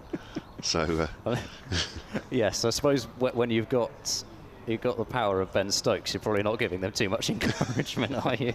I did not have the power of Ben Stokes or even the ability of Ben Stokes. So, yeah, must be nice to be like that good. How nice that must feel. Here's Abbott, round the wicket again. Harris clips that away through square leg. That should be 4. Little too straight there from the South African. And Gloucestershire move on to 43 for 4 now. Harris moves on to 17. And the deficit now is 299. Nicholas Rogers has emailed silentcricket@gmail.com. He says, I heard, hi. He says, I heard you talking earlier about bleep tests. That's right, we did before lunch. If I can remember correctly, I think Derek Kenway, who's formerly of this parish, an opening batter, was once left at home from a pre-season tour for failing a fitness test. I'll be honest with you, Nicholas, I don't remember that. But it's a nice story anyway. They always say in the media, don't let the facts get in the way of a good story, Quite. don't they? Yeah. They don't call it the bleep test anymore, do they? Not? I think they've got a new name for it. What do they call it now? A bleep test. Oh, right. Here I thought there was another name for it. It's pushed away on the onside, and there is no run. I don't know, I thought there was a sort of a modern... Maybe it's not a new name for it, but there's another one that they do. Melissa's mouthing something to me, but unfortunately Bleep I can't... Plus. I can't... Yeah. Yo-yo. Yo-yo, that's the one. Yes, I knew that... Yeah, like I was saying, I didn't think that they were the same thing, but there was a different kind of gold standard for making people feel horrible about themselves. Oh, look, we're going to get a ball change, or an attempted ball change here. I suppose Hampshire haven't taken a wicket for about 10 minutes. So why not should we get the ball changed? Oh, it's smashed into the stumps at the non-strikers, and that must have been when it happened. Well, these match of balls must be even worse than last year's. For that, it's either that or the fielders now get very frustrated. I suppose having seen the way the ball behaved before lunch, and it didn't do loads, it was just every now and then offered a bit. And the fact that maybe it hasn't offered quite so much since lunch, James Vince has decided that maybe it's time for a ball change. Ed Vokes has emailed silentcricket@gmail.com under the heading of both birthday dedication. He says, hi team, please could you wish my father and regular Gmail correspondent, Mike Vokes, a very happy 81st birthday today. Yes, of course, happy to say that. He was hoping to be at the game today, but is unfortunately a bit under the weather, having had a COVID booster jab yesterday. So he is listening in from his home in Chandlersford, that's just north of Southampton. Every Hampshire wicket helps. Many thanks to all the gang for the entertaining commentary. Edward Vokes. Thank you, Ed. Very nice. We are, looks like a serious ball change here. Oh yes, this is taking some serious consideration. Yeah. Now the umpires again said to me last night that the reason for Hampshire's slow over rate, Gloucestershire's slow over rate was that there were a few ball changes which took a while. They said they had a lot of ground to make up towards the pavilion, so they're doing the same again. In fact, one of the umpires, will remain nameless, said that we are getting a bit old these days, so it takes us longer to walk to the boundary's edge. Well, one of them is a former fast bowler, isn't he? Yes. Martin Saggers. I mean, I can't imagine those knees are too great after a four-dayer. Should we get Joe Weatherly on after this over? Can he hear me? Is that all right, Joe, or is that a bit too early? Do you want to watch some cricket first? Good man. We want to make the most of every minute that Joe Weatherly is here. Don't want to waste any time. I can tell you that David Beddingham was out and Durham have declared on 580 for 6. So Beddingham out for 135. Good for young Josh Baker, because he was the one that got that last wicket. Northamptonshire have lost an early one against Surrey. Surrey 401 all out. Northamptonshire are 9 for 1 in reply. Right, so we've got a ball change here. with Abbas in, and Edge, second slip, oh, it's got a wicket straight away. You cannot believe it. Ian Holland with a catch above his head. And Marcus Harris, to be honest, the way he looked like he was going to get out, if at all in this innings, was driving on the front foot to Kyle Abbas, and he's done it straight away. He hasn't even waited to see what the ball change, what that ball would do. I can tell you what it's done. It's bounced a bit and it's left him, and that's why he's out. Harris goes for 17 and it's 43 for 5. Yeah, I'm afraid that ball was not there for the drive. It was nowhere near a half volley. And I think Harris was hoping that he could flash hard enough at it to get it over the top of the slips. And he almost managed it, but the slips are in relatively close and the ball hadn't managed to get up that high by the time it got there. I mean, to be honest, it was not the easiest slip catch, but at the same time, it didn't fly off his edge possibly quite as he was hoping, and you know, we talked about it. That was the shot that he played once this morning, and it's neither a drive nor a cut, and he's seen the width and he's thrown his hands at it, but only this time succeeded in getting the outside edge. That's a real killer blow for Gloucestershire. There's so much work to do, and this is the last pair of recognised kind of, well, specialist batters, I think you would say, albeit, you know, like I said before, Dom Goodman and Jared Warner have ability, but these two, they're going to need to put on an enormous partnership here. Thanks very much, Ed. Ed's going to take a break, hopefully in the time that he's off. He won't see any more wickets. I know he's thinking that. I think I know what Marcus Harris was thinking as he was walking off. Something like, that's not one of my better shots, or words to that effect. Joe Weatherly coming in alongside me. Joe, what a start to the afternoon session. Afternoon, J-Man. This is good, isn't it? Yeah, the boys have started brilliantly. It's an absolute pleasure to watch Mohammed Abbas and co before lunch. They're bowling beautifully. They certainly are. 43 for 5. Abbas 4 for 20. Comes in and bowls to Ryan Higgins then. And Higgins gets one. It bounces, just takes the bottom hand off the bat as it goes out in front of him on the leg side. And there is no run. Right, OK, a couple of things to address. First of all, when you get a ball change, are you driving on the up outside of the off stump first time before you've seen what the new ball, well, not new ball, but the different ball would do? Yeah, that was a big shot, wasn't it? It's a bit out of character. Marcus Harris is a quality player. He's scored a lot of runs in county cricket the last few years. He's obviously got a test call up, and that's a big wicket. You know, he's probably their main top order batter, so for Abbo to get that one's a big scalp in the afternoon session. Certainly was. Here's Abbas again then to Higgins. Full. Higgins pushes that back towards Abbas, who can't quite field on his follow through, and in fact in the end Keith Barker has to run back from mid off, and Higgins will pick up a single. He moves on to 8 and it's 44 for 5. Tom Lace is the new batter for Gloucestershire, 23 years old, averaging 30 over 38 first-class matches. This actually is his 38th. So that's interesting. The other one as well that's been causing a lot of attention during the luncheon break, Ben Stokes up at Durham. He broke the record. I'm sure you saw that after lunch. 17 sixes, I think it was, something like that. I've got a quick word on that one as forward is Lace up towards mid-office. A no ball from Abbas. What do you think to that? I'll have to catch up on that, Jim. I saw he hit 5 sixes and a 4. Yeah. What did he end up? 17 sixes. It's the record for the most sixes in a county championship innings. He hit 2 after lunch. I think he hit the first ball after lunch. 161 off 88 balls. Yeah. Wow. That's what he thinks of county cricket, the new men's test captain. It's obviously a good wicket at New Road. Wow. Yeah. That's one way to set your stall out as the new skipper. Yeah. Looks like the England captaincy agrees with him already. Well, he hasn't had to captain in a test match yet. Here comes Abbas again then, and bowls, bounces outside the off stump, and that's left alone. In the dressing room at lunchtime, sort of any sort of word on the wicket and what have you? Really positive. I think it looks a different wicket to, you know, I remember when we were on together yesterday afternoon, it looked really flat. Looked like Vincey and Felix had, you know, really found the groove.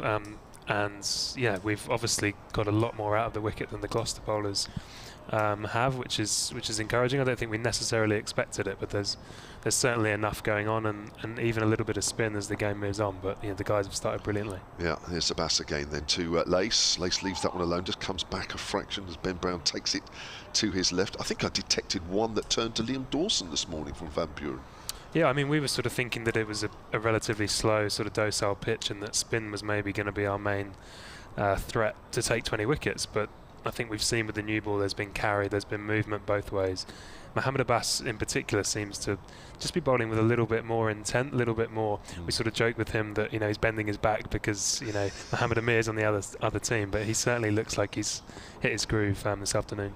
Yeah, comes in again then. Bowls to Lace, and that's wide of off stump. But again, there's quite a nice carry, which is good to see from Abbas, but an uncharacteristic line from him from that last delivery. 46 for 5, Gloucester, replying to that Hampshire all-out total this morning of 342, so they still trail by 296. I was calculating actually the last 8 wickets that fell for Hampshire, having been in that position yesterday afternoon of 225 for 2, 117 and added for those last 8, which so an innings of 2 halves a bit, really, wasn't it? As Abbas comes in and bowls, and forward is Lace. Again, just detect a slight extra bit of bounce from a length as that goes out to the covers, and there is no runs. Quite interesting, isn't it, the way it's sort of gone?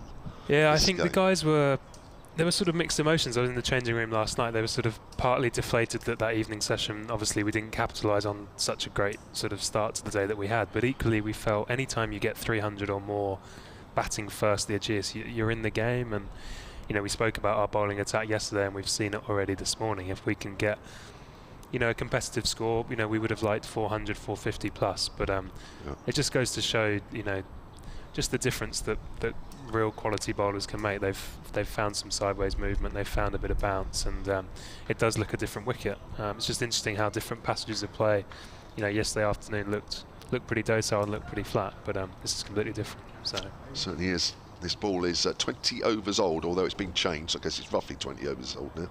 Here's Abbas from that pavilion end, and that's whipped away by Higgins. Backward of square on the leg side. Mo Abbas fields away to our left, and Higgins moves on to 9, and it's 47 for 5 here at the Ageas Bowl. Hampshire's injured all-rounder. All-rounder? Opening batter. Hey, we are all-rounder, because I've seen you bowl some off spin. I'll take that. We'll take that. Joe Weatherly next to me, who said yesterday that he's hoping to be fit for the Taunton game, be available for selection. It's just under 3 weeks' time. Absolutely. Yeah. That would be great. That'd be an important game for us. Yes, it will. It certainly will. As Abbas comes in again and bowls, and Lace flicks that away in the air on the leg side. There's no short leg. He's off the mark. Again, Abbas fields. And it's 48 for 5. Had a bit of treatment on the finger. Do you have treatment on those sort of injuries? No, just let it be. I'm seeing the consultant on Monday morning, the hand specialist. Obviously with bone injuries, it's just a case of it doing its thing and mending. But unfortunately for me, the physios and S&Cs have got me doing sprints and in the gym already. Saw that this morning. Yeah, you see. Yeah, see, even pretty quick, Jamo, wasn't it? Well, even with the finger injury. Did you see me? Yeah, I did. Yeah, was it you and Ross Whiteley? That's I right. think it was. Yeah. Forward is Higgins, that goes out into the covers, fielded by. Yeah, so you can't get away lightly, but they've given me the weekend off, so that's nice. That's all right. But it's beautiful here today. Wow. Yeah, it isn't it? Sunshine out. Decent championship crowd. Could be better, but I think you can always say that about days of championship cricket. But there's little wind. It's very still, and it's a picture. Just on this start, we do our analysis pre-game, and we sort of have plans to different batters, and that's really come to fruition with these first 5 wickets. It's interesting as Abbas comes in, as he edged through nearly. Ryan Higgins trying to play it off the back foot square on the offside. We obviously look at how they've been dismissed this year, last year, the stats sort of over around the wicket, if their mode of dismissal is a nick-off or LBW, and we sort of spoke. Generally, their left hands at the top of the order are more nick-off dismissals, and some of their right-handers, particularly Van Buren, we wanted to target the stumps early, and it's really nice when that plans come to fruition and you see it out in the middle, and they've executed it so well this afternoon. It's good, always good when plans come to fruition. It's played out on the onside by Higgins towards mid-wicket, and there is no run. Obviously, everybody knows everything now about everybody, don't they? With all the announcements. So, do you already know? You know, what is your most frequent mode of dismissal? Definitely, and you get reminded of that in the middle. You know, I mean, it's a good and bad thing, particularly in white ball cricket with different sort of match-up, spin, pace at the death. Yeah, it's good and bad, but we can certainly use our analysis to do some stuff on us as well as the opposition. So it works both ways. Abbas bowls and cut away by Higgins through square, as Joe Weatherly says. That's shot, and that's 4 runs. A little bit of width from Abbas, not too much, but Higgins doesn't need too much encouragement. Positive player when he needs to be. Moves on to 13, and that's the 50 up for Gloucestershire at the end of that over. 21 overs that has taken. Applied to that Hampshire All-Out total this morning of 342. So if I asked you what was your most frequent mode of dismissal, what would you say? So I would be they would look to bowl channel and nick me off, right. Primarily. Yeah. I think a lot of batters would say that, wouldn't they? Yeah, no, for sure. And the Lancashire slips reminded me of that last week. Did they? And that's how I got out. So back to the drawing board. So this is I'll the way start kicking him, and then it'll be all right. But this is the way things have changed over the years now, isn't it? Really? No, and it's professional. You know, we get I guess well paid, and it's our job. You know, we've got a 12-month contract, and you know, analysis and being diligent with that preparation is an important part of the game for sure. For sure. Mo Abbas from our commentary and the hotel end comes in to start a new over, bowling to Tom Lace. It's a length ball. Lace happy to leave that one alone outside of the off stump. Michael Caulfield's here, who's the I know I've just seen his tweet. Says if I hang around long enough, maybe they might give me a go. You've been on before, Michael. I think we will. Should we give him a little go later? Because I know he's desperate. Look at him, he's sitting Michael, there. Michael, look at you. He is. And he look like how dare you not have given me a go for 3 or 4 seasons? Michael, we'll get you on at some point. Of course we will. 3. Oh, 3, not he's counting. How many days? 3 seasons. We'll get you on. In the world of psychology and all that outside the off stump, and that's left alone, and there is no run. Can I just say, I've just noticed already, I don't notice much actually. I can't do more than one thing, just concentrate on the games hard enough, but I've noticed that yesterday you came up with a massive metal thing across your finger and plaster all over the place, and you've come up today and there's nothing on there at all. So what's changed overnight? Do you heal quickly? Me being slightly lazy. I hope the physio's not listening and probably think, oh, God, we've forgotten to do that. Oh, it's a short ball. It's way outside the off stump. A great diving stop there from Ben Brown, right in front of James Vince at first slip. A bit ill-directed, that short delivery, but you can see Abbas's thinking. It's a rare bouncer from Mo. Best practice is this splint that I should wear, which is, as you saw yesterday, it's a bit overkill, but it's to stop me, you know, knocking it if I fall over and things like that. And it's said to the doctor, I don't think I'm going to fall over. So, you know, do I have to wear it? And he said, well, just stick with it. And so I know what you mean, though. Psychologically, psychologically, if you've got something on, it doesn't matter, does it? If you bump into something as well. Oh, no, that's close to LBW. I was getting excited. Maybe an inside edge onto the pad of Tom Lace. Just nip back on him a fraction from Mo Abbas. Mo's bowled a lot here. I just noticed this is the 22nd over. He's bowled, this is his 11th. He's got such an effortless run up and action. I feel like he likes to bowl long spells. It's quite hard when he's got rhythm and you know, he's bowling well. It's quite hard to get the ball out of his hands a lot. He's obviously looking for his 5th wicket, which will be the first time this year, I believe. Yeah, it's a bit of a wait for him, isn't it, really? It's unusual. Comes in again, runs away from us, 3 slips wait, and bowls, it's full, and Lace pushes forward. Again, there's that little spot that just bounces a fraction more as it hits high up the bat and goes out into the covers. And there is no run. 52 for 5, Gloucestershire at the moment, under the pump, as they would say in the professional cricket land. So if you notice my splint, JMO, what I've noticed is you're far more diligent with your preparation and your notes on us than maybe we give you credit for. It's rather extensive up here. Well, are you saying there's highlights, there's, you know, it's all I try and do a bit. I'll be honest with you, it's early season still, Joe, as that's outside the off stump and that's left alone by Lace. End of the over, 52 for 5, as I was saying earlier. Abbas 11 overs, 4 for 23. I know you guys probably think he's talking rubbish and has done no prep whatsoever, and it sounds like he does no prep, but now you've seen. But it's early season, and you know, it's easy sometimes to do a little bit of prep before a game, but when these games come thick and fast and almost like you feel like you're in the car or you're travelling or you're at a game, I'll be honest, there's odd games where I can't do loads, but it's just nice to drop in, you know, something like, you know, I mean, I know you're not playing this game, but I didn't know. I mean, I got you last year. How many runs you got last year? You know, little things like that I can just drop in. So, of course, we all know you've been scoring runs this year already, so that's easy because I've got that at the back of my book. But yeah, it might not sound as though I've done much, but You can now see. It's impressive. Thank you, it's very kind.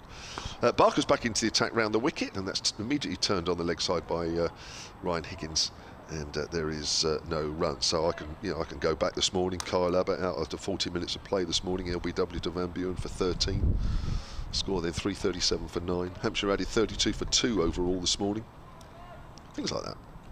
I guess you're a bit more under pressure in the T20s when it gets a bit quicker and a bit more rowdy and there's a full house. Yeah, it's too quick. I'm still calling the first wicket when the side's all out. Here comes Barker, and there's a bit of bounce there as Higgins plays that into the ground and it goes out on the offside. Or, for instance, like last year when that game against Glamorgan, which was one of the most, well, there was a better game in the quarterfinal, but you'd find very better games few and far between. And when you were drilling it over sort of mid-wicket, and I was struggling to keep up with that, I'll be honest with you. But it was great to watch.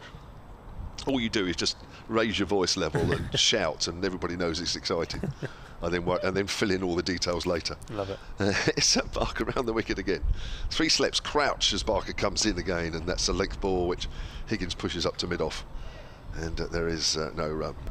It's interesting here, so obviously Vincey's rotating the 3 sort of big boys, as it were, Barks, Mo and Carl, for as long as he can whilst Gloucester are under pressure, but there's obviously going to get to a time where he'll turn to James Fuller, I would have thought, or Ian Holland. But as we are, they've scoring at 2.3 and over there under pressure, and Higgins is another big wicket. Yeah, certainly. Facing Barker once more from that pavilion end, gets the inside edge onto the pad there again. Just a little movement off at the seam. Just seeing that from time to time, but you always look at the ball and you think, right, we're into the 23rd over now. Just how long will it take before this ball gets a little too soft and the seam movement becomes more infrequent? I think that's the key here. We've seen over the years, you've certainly seen the JMO, it tends to be a sort of new ball wicket that first 20 overs, and there's definitely always a period here where the ball just seems to get that little bit softer and the afternoon session's a bit easier for batting. Yep, here's Barker again, outside the off stump, bit of bounce, but a good lead from Ryan Higgins. Crouchy on the tweets at Somerset Sports says, is this the first time in cricket history that the first 5 wickets of an innings have been taken by bowlers with surnames beginning ABB? I've absolutely no idea, and I don't think, even Melissa, who's great on the stats, I don't think even she'd know. But when you've got Abbas and Abbas in the side and they take as many wickets as they do, Michael Caulfield knows. I knew he'd know. He doesn't know, but he knows everything. He does.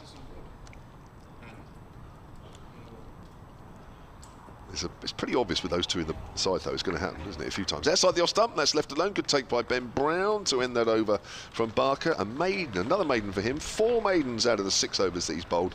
None for 5. And Gloucestershire here working hard to, well, first of all, they've got to avoid the follow-on, which Joe Weather is going to work out for me because I haven't yet. So 342.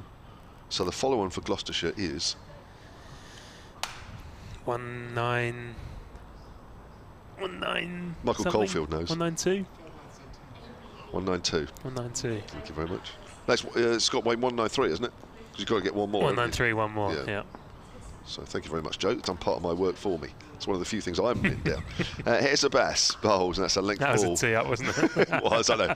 I like getting other people to do my work. That's another thing you'll find out, and then you just write Joe. it down, right? That's it. And then I write it down as if I've done it myself. It looks impressive. Yeah, because somebody else later on will say, "Oh, there's a lot of good stats there." I said, "Yeah, I know that follow-on took me ages Melissa's to work great. out." It's the way to do it. Do you want to do commentary next over? Sure. Because I know you enjoyed it yesterday and it was good fun. So I'll take Abbas and you take Barker, as they say. 52 for 5 then. Abbas looking for his 5th wicket, as Joe Weatherly says, his first 5-wicket bag this year. Quite incredible to think that he hasn't as yet. As that's pushed up to mid-off, Barker will just gently move to his left.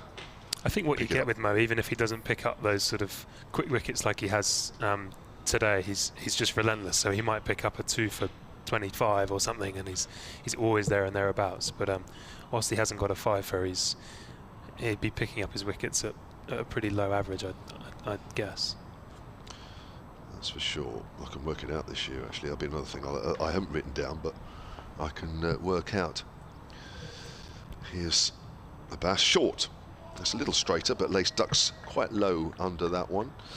Paul Williams, who's tweeted at Somerset Sports, he's had a very busy morning. I know he's out in Portugal, but he's now back to here. Joe Weatherly in the commentary box. Terrific start to our bowling as well.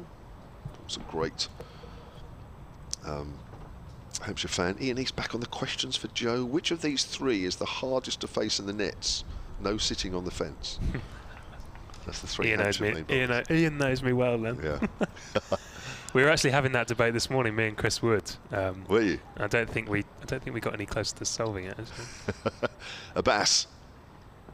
The leg ball, which the trick is to not face either of them or all three of them in the nets. But no, I think they all bring something different. I mean, it's not envious of Vincey choosing which two of the three to take the new ball. I think they've all got such different skills. Keith's able to swing the ball, to seam the ball, bowl over the wicket, round the wicket. Carl, when he's on a run, is we saw at Canterbury and we've seen over the years, he's difficult to stop, and Mo is just relentless, as as I was saying. Abbas, length ball from him as Lace pushes that back on the offside, and there is no run. But I think what they've all got in common, one of our big metrics in the changing rooms is forward defence percentages and tight leaves. We measure that as a bowling metric as a group. And you might have noticed, I know Mo's bowled a couple of bouncers in this spell, but we're trying to use our bouncer a little bit more because we know that oppositions are going to be thinking about the forward defence and the leave and the top of off. But actually, if we can marry up the bouncer, that might change their footwork or their thinking. That's a length ball, which is left alone outside of the off stump. Another maiden over in this inning. 6 maidens now for Abbas in his 12 overs to date. 4 for 23. I wonder how long he's going to keep bowling. It's a nice temperature out there for him to be bowling, isn't it, to be fair? I think what's great, JMO, if you we were talking about Benke and years gone by, but it's just so refreshing to watch these guys bowl and not struggle to take 10, 20 wickets. They're brilliant operators. I think we should be, really thankful to have them. Not going to be around forever, but jeepers, enjoy having them around, Hampshire fans. Agreed. Because Abbas was signed for what, the first 5 or 6 games initially? Do you know what might be happening there or not? I think we're good for all year. As good. Barks continues from the pavilion and he's round the wicket. To Higgins again, a little bit of bounce, squares him up, and it's played just back to Barks for no run. As far as I'm aware, Jamo, he's locked in for the year, right. which will be a massive coup. He's a great fella. He keeps himself to himself. He's quite quiet, but this year, I guess after having him last year, he's certainly a bit more at ease in the changing room, and is a really great humble guy. So we love having him around. That's for sure. Yeah. So Higgins on 13 is facing up to Barker. He's from Barks. He's just looking to hold the ball up to Higgins. There's 2 slips in a gully, and Barks is definitely finding that a little bit of extra bounce. The ball's only 24 overs old, but there's still definitely enough movement to encourage Barks. Certainly is. We've seen a bit of extra bounce, bit more often than we've seen in this game it's good so it's good to see. There's not often that much bounce here, but certainly in this innings, as Barks is in, and that's a little bit fuller, and Higgins drives on the offside, doesn't quite get it to mid-off for a gentle single, and moves on to 14. Just going back to that question from Ian Easton, who would you rather not face in the nets, and you've answered it, of course, but we mustn't forget James Fuller, because I'm told that he's an absolute demon as a net bowler. He is. He's obviously the quickest of the 3. He's got really impressive skills, particularly with the old ball. Runs in and gets his Yorkers in, gets his bounces in. He can certainly do it. So he's tricky to face. As Barks is in, still round the wicket. Leifs leaves that alone just outside the off stump, carrying through nicely to Brown at waist height. Yeah, not the sort of bowler you want to face at 9 o'clock in the morning.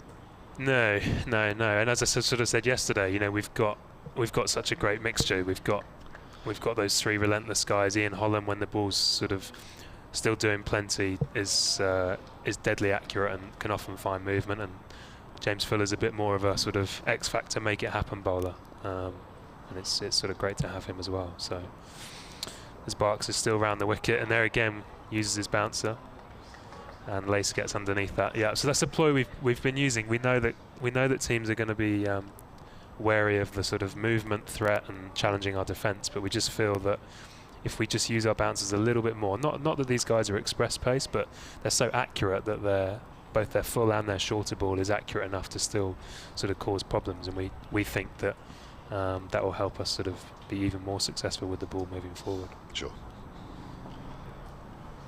As Barks continues around the wicket, and he's certainly looking to hold the ball up away from the right-hander, but it's wide of the off stump, and Lace leaves that alone well. Lace obviously got that 100 JMO at Cheltenham last year, but we managed to get the job done, get through to Div 1, but he played beautifully that week. That was a great week. It was, wasn't it? A good game, that. There was a lot on it for both sides, wasn't it? That well, not last place, but one of the places in Division 1. I did seem to remember, though, that somebody did bowl a couple of short balls at him that he didn't deal with particularly well for a small period. Do you remember that? He sort of pulled a couple and they weren't particularly... Yeah, was it Colin de Grandon maybe? Might have been, just somebody, and I remember him top edging a couple. And we're back there this year, aren't we, Jomo? Yes. We're back to Cheltenham and Scarborough back-to-back weeks. Oh, mate. It's always, when you get the fixtures out and you want an interview, so you don't know what the hell to say, but when you see those two back-to-back, that's certainly, you sort of look out for those and think that'll be a great couple of weeks, yeah. It's like a holiday for us, bit of work for you, but maybe a bit of pleasure mixed in between the days of play. We've got some spin, Liam Dawson. Now, I'm really looking forward to this. I'm sure you are, Joe, as well, because one of Van Buren's balls this morning, I think, just bounced and turned a fraction outside off stump. So you would think Dawson's going to bowl a similar type of line. That one didn't turn, as that's turned away by Higgins on the leg side for a single. Moves on to 15. And Gloucestershire on to 54 for 5. Got a question here from Phil Brown, Joe, at Solent Sport. Great to hear Joe on the commentary, getting a real inside track into the team. Would Joe prefer to bat at 4 or 5? That's interesting. What was his sin to get to the opener spot? There we go. Forward is Lace out on the offside. No, it's a good question. I've always opened through the age groups. I really enjoy the challenge. I think in first-class cricket, we see the sort of heavy run scorers being 4, 5, 6. So I wouldn't rule that out, but I do definitely really enjoy the challenge of opening and desperate to succeed in that long term. For sure. Well, we love watching you open, as that's pushed back to the bowler by Lace, and there is no run. We love it when you score some runs as well, and that goes without saying. Of course, enjoyed that big 100. Definitely. Dawson has a slip and he has a short leg. Bowling to Lace, and that's flighted. Lace drives out towards extra cover. I think that's Nick Gubbins there, rubbing the ball there. It's good to see Vincey get Dawson on early. We were speaking, would he go to Fuller or Holland, but just to get spin on early, just to see if there is any grip for Dorsey, just to see how this afternoon might play out. And it's an early bowl for Dawson, which he'll like. Yeah, loves being in the game. That may just have gripped a fraction, but it's a little bit short, as cut out on the offside by Lace, but not timed. And there is no run. Ian East on that question about which 3 you prefer in the nets or not. He says, yeah, the fence was sound. From my amateur opinion, I'd hate to face Barker of the 3. Looks like he bowls a heavy ball, and when it's just moving a bit, he'd be a bit of a nightmare, says Ian.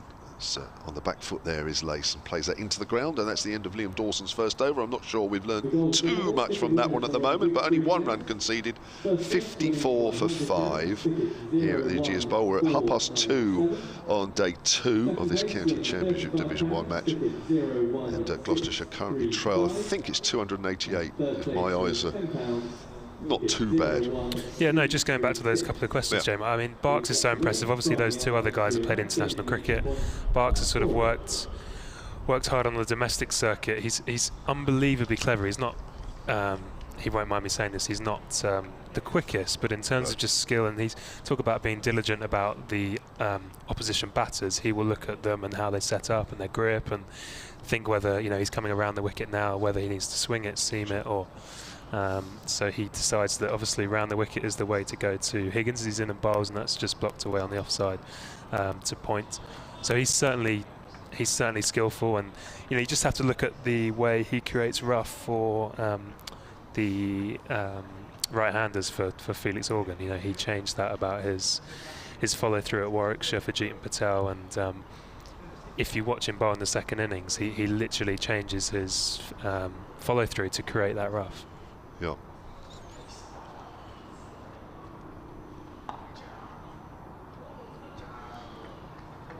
Keep going, don't worry about that. So that's just turned away on the leg side by Higgins for 1 run. So, and also you say about the pace. I mean, Higgins proves it as well. He's no pace, but if you've got the right shape on the ball, definitely causes as much, if not more, problems. It just shows the skills of these guys, you know, with their seam position and angles on the crease, in particular. As Barks is in and he's round the wicket to Lace this time. He's on one, and that's just outside the off stump and just.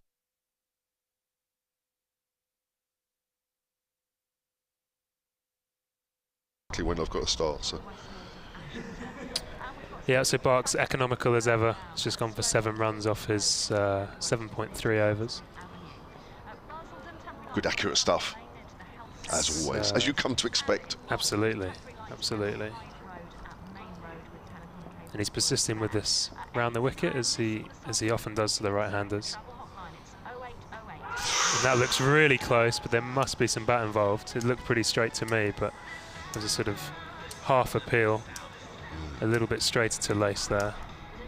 It looked pretty adjacent looking at the replay, but you're right. I think there must have been a little tickle with a bat. I'll do a quick 30-second update from the Ageas Bowl here.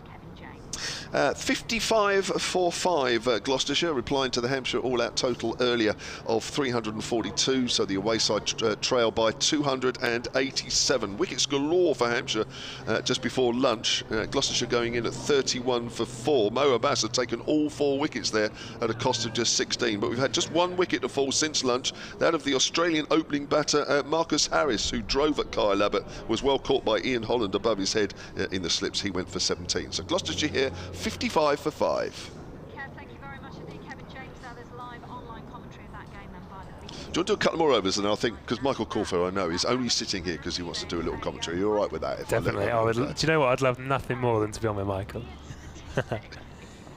No, maybe, no, I'll have to swap you two. Yeah, that's fine, that's fine. So Barks is in and bowls, and that's cut away, but can't get past the point fielder for no run. 1 ball left in this over, or is that over? No, that is over. So Dawes is going to continue from the hotel end, and I will check out for Mr. Caulfield. Thanks very much, Joe. Great to see you. Thank you very much, Joe Weatherly, who's, well, if he makes as much progress looking at his finger as he has overnight, I think he'll be back way before Taunton.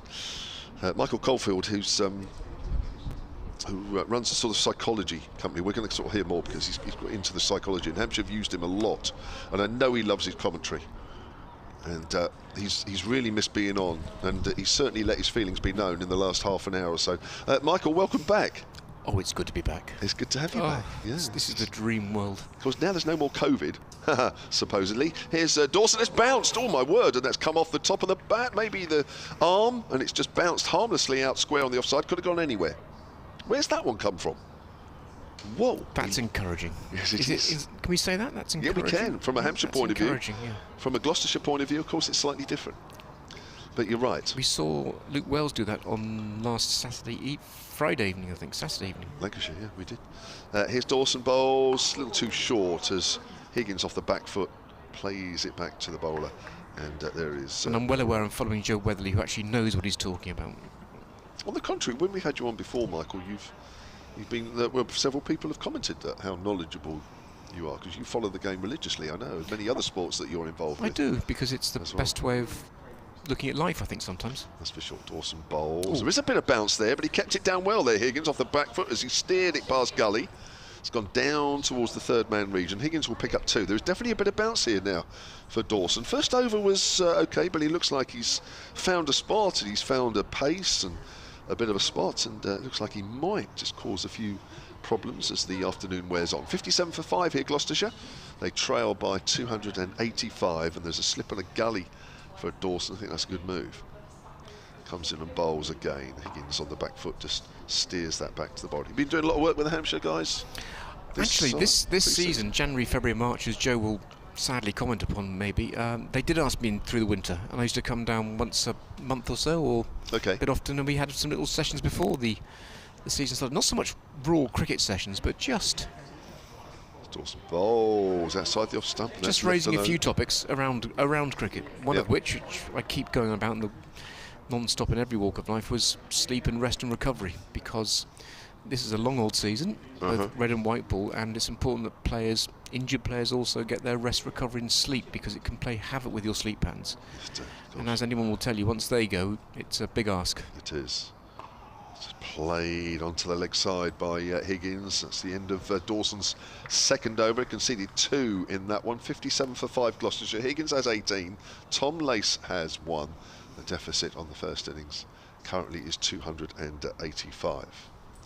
Very important. Yes, of course, all the well-being stuff, and probably more important now. Even the time you've been doing that job, it's become even more important, isn't it? The well-being. It's become important. I'm going to be a bit cheeky here and say we were talking about these things 20, 30, 40 years ago as well. It now maybe has further amplification than it once did, because the world is a bit different and a bit faster and a bit sometimes mischievous, and that's also going for the current players. They're now playing cricket in a different generation to what you and I would have played and watched in. Yep, that's for sure. Here's Barker around the wickets, and forward is Lace, thick outside edge. It goes along the ground, fielded by Donald at backward point. I'm going to let you do some commentary soon, because I know you love doing that as well. I would hate for you to walk away from here disappointed. You can give me an over if you want. Of course, I would give you coloured overs. Yeah. I've got Melissa and Ed who are going to come in a bit later, of so course. they're itching to get on. And I'll say again, Gemma, because I don't come to every game, the live streaming, the commentary now keeps us in touch day in, day out, and it really is a joy to be able to have access to it now. Yeah, COVID seemed to bring it into its own, didn't it, as Barker comes. And edged, and he's fallen, or has it carried to second slip? I don't know. I need to look at that again on the stream. Down, says Joe Weatherly. Body language says no, it didn't carry. No, didn't quite carry. Not quite enough pace off that edge, as just short, didn't it? Yeah, just short of Liam Dawson. It's a good slip cordon in there. Ian Holland's already taken a good catch to get rid of Marcus Harris, the one wicket that's fallen since lunch. Slips look like they've just inched up a fraction, with that ball not quite carrying. Here comes Barker again from that pavilion end, bowling to Tom Lace. Lace gets one down the leg side. Well taken, Ben Brown, with 2 hands moving smartly to his left. And I was chatting to Ben this morning, because back in the day, 2003, 4, 5, in my former role at another county before joining Hampshire 7 or 8 years ago, my first county back in the day was Sussex, when he was a young aspiring keeper behind Andy Hodd and one Matthew Pryor. Andy Hodd, gosh, yes. Yeah, so to see Ben now enjoying himself at Hampshire, and if I'm allowed to say this, I think he's a good addition to the group. Oh, of course, yeah. Of course, it's not taking anything away from Lewis McManus, as that's a length ball played up to mid-on, but you know, he is a... Well, he's further on in his career than Lewis for a start, and that does make a big difference. But he has a very good proven record over a long period of time. It's an outstanding record. The numbers, you sometimes wonder why he hasn't gone further in, shall we say, international cricket, because the numbers are extraordinary. Yeah. And he's also, again, I'm allowed to say this, he's just a very, very good young man. Yeah, he is, yeah. Nice guy. A very good young man. I've spoken to him several times. Done a bit of commentary with him down at Hove. Outside the off stump, and that's left alone through to the aforementioned Brown. And yeah, but you know underneath there's that sort of steeliness which you need. Yeah, he's a competitor. Yeah, he takes it very seriously, not himself too seriously, and a team man would be a short but I hope accurate description. Yep, that is for sure. Sunshine's still out here at the Ageas. It's a pleasant day. Hardly any wind to speak of. Plane takes off from Eastleigh Airport away to our right, as that's left alone outside the off stump. The no ball called against Keith Barker there. So it's rare that the Jets take off when we can see them actually. So they're taking off to the south. This was my home in the first, if we're allowed to look at a little bit of history, back in 2020, July 2020. This was my home for 4 weeks with the Irish team. What, Eastleigh Airport? Literally, well, this hotel. Was it? Oh, this place? This was my bubble. This was my strict bubble, yeah. That must have been hard. It's Barker bowls length ball, which Lace pushes forward to out on the onside. This was the best here. Of all the 6 bubbles I did with cricket and rugby and maybe a bit of football, this was the best bubble. Was it? The Hilton Ageas and the Ageas Bowl was the best bubble, because you have this extraordinary playground in front of you, the cricket field, which you could walk around, and you're allowed to go for a walk around the golf course as well. Right. At certain distances, at certain times, and you were tagged and watched and... Tagged? Wow. You were tagged, yeah. The overseas cricket bubbles, you were tagged. Yeah. It was ankle tagged. And well, around a fob around your neck to know where you were and how close you were to someone. Sure. Was it 2 metres and was it more than 15 minutes? It was. It's interesting. That was measurement to the nth degree. Other hotel chains available, of course. Of course. Michael, very you're over. fine hotels. Liam Dawson from the hotel end. Up to Ryan Higgins. A little bit short, played out on the offside. Fielded by Nick Gubbings, enthusiastically, as he is enthusiastic, part of the team. Yes. And I think Dawes could be in for a good spell here. Might be a long one. Into his third over, just the 4 runs conceded, all singles if I'm not mistaken. And here is again. Rubs the ball up past the umpire, pitches it up and cut away for another single. Keith Barker equally enthusiastically picks up the ball,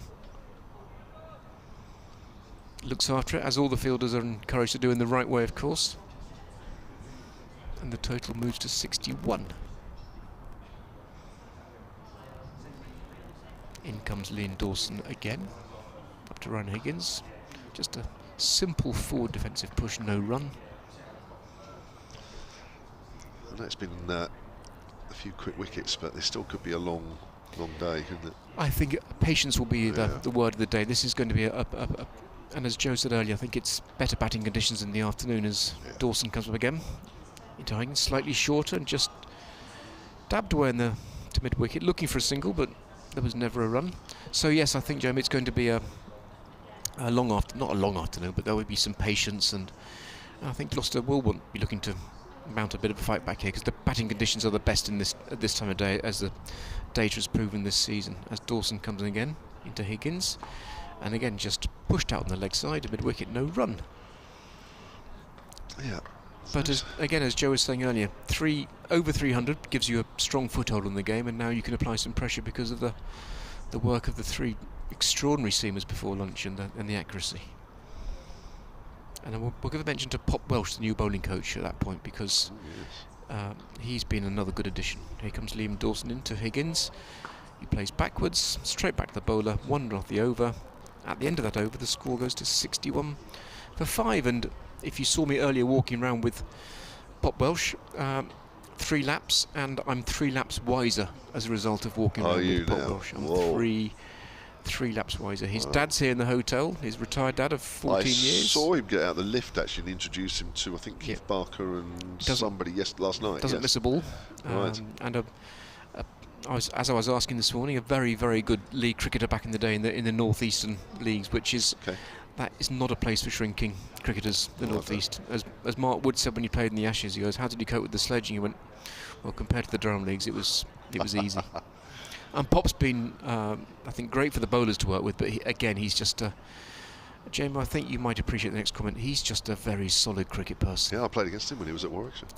Graham Welsh, we're talking about, former Warwickshire all-rounder and bowling coach here, and somebody who benefited under him there is Keith Barker, who's over the wicket now to Tom Lace, which would suggest now that perhaps we might see a bit of Felix Organ a little bit later with his off-spin. I think Barker's decided to come over the wicket and just get a little bit of dust outside the off-stump with his follow-through. Was Pop a good competitor?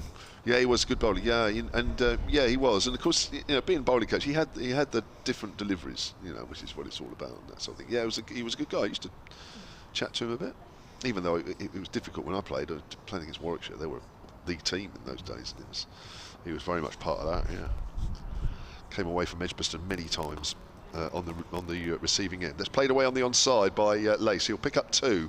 He's found runs hard to come by so far, Tom Lace, and he will double his score there onto 4, 63 for 5, and those 4 runs have come off exactly 40 balls. So he's biding his time here a little bit and not being given too much day. Why is he called Pop? I saw somebody mention it to me when he came. Why is he called Pop? 2 or 3 reasons. It may be that he liked a glass of Coca-Cola, Pop. Right. And secondly, back in the northeast, he hails from the northeast, there was a very good centre forward called Pop Robson. Hence Pop. Got you. Barker over the wicket and playing a miss in there. Tom Lace, I think he was sort of playing and sort of trying to pull the bat inside the line. It was, I don't know, take your pick really on that one, but it's gone through to Ben Brown. And I think that he and Jimmy Adams make a lovely combination, a different combination. Yep. But a good combination. Okay.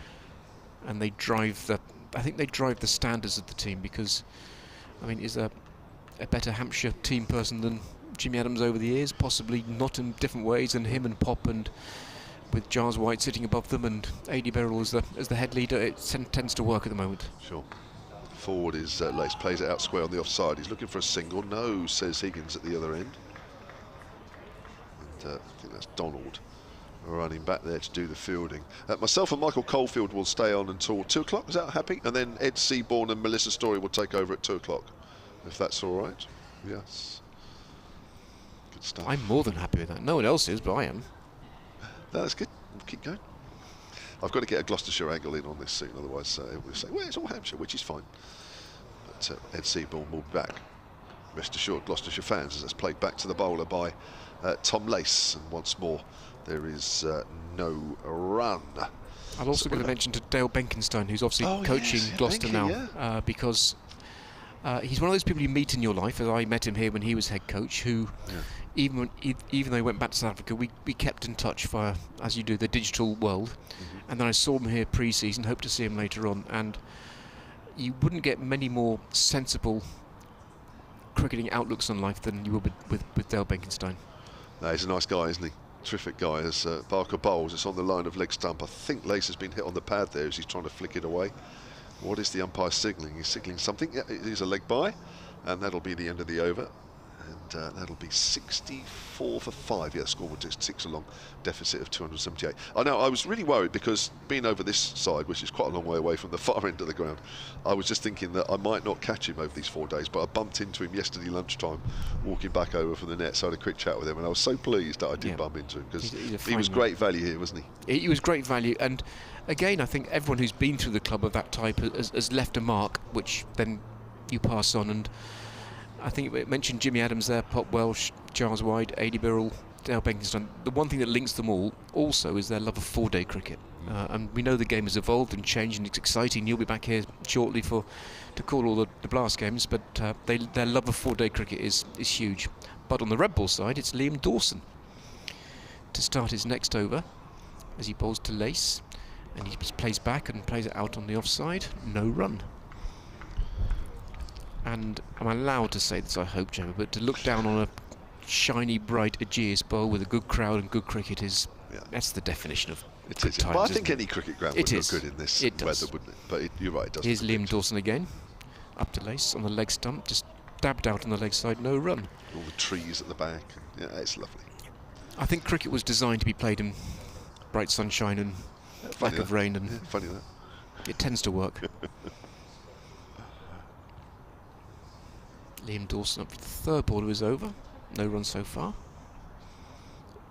Just again played off the back foot out to point. Keith Barker picks up, no run. Getting through his overs quickly, which is important because we know that the umpires keep a close eye on it, and it's the thing, I think, that it's the one thing within your control which I think you can do something. Is that part of your remit? I'll discuss that in during the next 2 balls, because one must be careful not to overstep one's mark. But as Liam Dawson comes in again, same shot out on the offside of the back foot. It's a controllable, because you can bowl slow overs, you can bowl quick overs. And my way, and I have discussed it, is it's really hard to get a point, to either get a wicket or to score runs, and then to get match-winning points. So don't give away the ones you've worked for. As Liam Dawson comes in again, and that one's on the leg stump, dabbed out, no run. So it aggravates players, but the umpires are very sharp in it, and sometimes you think we are up doing everything right, and you still can literally not keep up, but even though you've done everything right. But my one thing about current cricket is often there are too many visitors onto the outfield during a day's play. We could do less. As Liam Dawson comes in to complete his over, played off the back foot, out to cover, no run. The end of my 2 very enjoyable overs, a maiden over, and I'll leave with my final thought is that are you going? The game is not quite. Oh no, 3 o'clock. You've got till 3 o'clock. Sorry. Is sometimes I think there are so many visitors to the outfield during a day's play, and you lose valuable seconds as you run out with a towel or a bottle, and maybe you can get through that moment without a sip of water or without a wipe of your hands, and you could leave the bottle at fine leg or leave the towel on the boundary and just run over to it, because that's where the bonus point or the extra point is lost. So what did you make yesterday of, and it could have been any team yesterday, but we played till 6:45 last night, and yet Gloucestershire were only 3 behind on the over rate. and I spoke to the umpires last night. What did you, I mean, I still don't know how that works. How can you only be 3 overs behind the rate when we play an extra 45 minutes? I don't understand, because I was listening and watching at home last night, and then last week against Lancashire we were virtually into night cricket at one point. I still don't get it. But they have all their little moments when they say, well, there was an injury and there was a helmet was replaced, and that added your extra time. Sure. Right, we've got a change of bowling at the far end, and we've got James Fuller on. So we're going to see a little bit of extra pace. Gloucestershire fans, of course, will know plenty about James Fuller. But he has bowled well here at the start of this year. Bowled well in pre-season, got the nod ahead of Brad Wheel, and has picked up wickets, but he does go for a few more runs than the others. I say Gloucestershire fans will know that. Here he comes then, his first delivery of this game. It's short outside the off stump, and that's an easy cut for Ryan Higgins, and already there is a man out at deep point. Quite incredible, isn't it, that situation? But I think sometimes it's just good just to give Fuller just a couple of balls just to get loose. But well towards the back end of last year as well, in that second part of the championship games of Division 1, of course, Hampshire in. I don't want to rub it in. I know Gloucester were disappointed they didn't make it into Division 1. And, Hampshire's place came at the expense of Gloucestershire, you could say, I guess, in a shootout at Cheltenham. That's a length ball, that's better, as Lace plays that back to Fuller.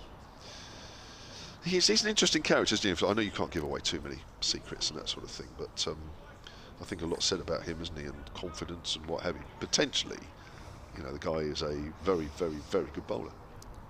A very good batter, a very good fielder, and a very good team person as well. So you can see why the coaches and players and the captains want to get him into the side. Definitely, yeah, you do get the feeling that that is the case. Here he comes again then and bowls. It's on the line of leg stump. He gets wrapped on the pad there, Lace, trying to flick that away on the leg side. Quickly round is Donald. In fact, he got an inside edge. No, he didn't. No, finally we've got a signal to the scorers of a leg bye. So it's 66 for 5 now. Gloucestershire trail by 276. Just that one wicket that's fallen since lunch. Marcus Harris, just as the ball got changed and it bounced and it nipped away from him as he tried to drive on the up. Ian Holland took a very good catch above his head at second slip. That was off Kyle Abbott. Harris edged. Oh, again, that may be just short of second slip. Liam Dawson, he's got a really bad blow on the end of his finger. And I hope he's all right. He's looking. He's shaking it. That's one of those that just takes your nail off. One of those. But did that carry, Michael? I don't think it did, no. And I think he was pulling his arms back after the bounce to try and stop the runs as much as catch the ball. It's the second one, isn't it? It's the second one. And that's how, of course, how Joe, I think, did his injury. But again, that's you've just seen that James Fuller, you know, it's his third ball. Yeah. Fourth ball. Fourth ball. And it caused problems for the extra pace and bounce. Yeah, it's quite interesting, is it really? The ball's not even carrying. Although that one has through to... I think this pitch is getting a little too paced, if I'm honest. And you definitely see that as the ball gets slightly older now. We're into 33rd over. Sometimes it gets accentuated with a slightly older ball. And it may be the angle, because I'm now higher up than the player's balcony, but again the footmarks and are quite it's darker than last week's, let's put it that way. Yes, they are. Yeah, I think this is a slightly drier pitch, isn't it? From what I'm led to believe. Here's Fuller comes in and bowls. It's on the line of leg stump, and he gets wrapped on the pad there. Higgins trying to play that away on the leg side. I think we're going to get another leg bye here. Abbas just jogs up from his position at. Fine leg bye signalled. 71 for 5. Bit of a mixture of that over from James Fuller, his first over of the game. It cost him 5 runs off the bat anyway. 71 for 5, as I say. Higgins has 24, Lace has 4, 271 runs behind Gloucestershire. And Michael will do this over, and then we'll have a double change with Melissa and Ed. So, before the end of the over, thank you for the invitation. It's Pleasure. good to see you after the best part of 3 summers. Yes, I know. It doesn't feel hardly any time at all, if I'm honest. At the time it did. At the time it did. We all know how long that was, but this is just joyous to be watching good cricket again. And it's going to be Liam Dawson now with 2 slips. An extra slip added. There might be something there for the spinners now. Liam Dawson into Higgins now. Again, played off the back foot, just dropping it into the leg side. I was going to ask you a very quick reaction to Ben Stokes. All those 6s. Extraordinary. New record. Yep. Yeah. 34th one over, back to Nash and Sobers at Swansea all those years ago, and you never thought you'd see it again, and now it's almost a regular occurrence. Liam Dawson again, into Ryan Higgins, who again, just on the leg stump, plays it behind square for a single, which will take the score to 72 for 5 in the 34th over. So, although Gloucester have, shall we say, they've mounted their first resistance after lunch, the scoring rate is just over 2, which Hampshire will be content with if not taking the wickets just for the moment. Liam Dawson again, this time into Lace. He drives, but up to mid-off, no run. Very patient Tom Lace here at the moment, isn't he? Very patient. Just the 4 runs from 50 odd balls. 53, yeah. 53 balls, but good batting. Yeah, it is, yeah. Dale Benkenstein will adore this batting. As Liam Dawson again bowls to Tom Lace, who again clips them just behind square or goes past the square leg umpire for a single, taking the score to 73 for 5, and Tom Lace moves on to 5. Now this is what Dale Benkenstein will be loving the resistance now, because this is 4-day cricket. He loves a bit of fight. He does, yeah. And by word, he could. No, he did. Yeah. He could. Liam Dawson again, up past the umpire into Ryan Higgins, who just plays forward on the offside, a good length ball. Picked up by Nick Gubbins, who's working on the ball. The replaced ball, which got the wicket straight after it. It did, didn't it? First ball, wasn't it? And this will be my last ball. It's been a pleasure. Absolute pleasure. And let's see if we can just get a wicket with the last ball of Liam Dawson's over. And it's cut away, but straight to Keith Barker. No run.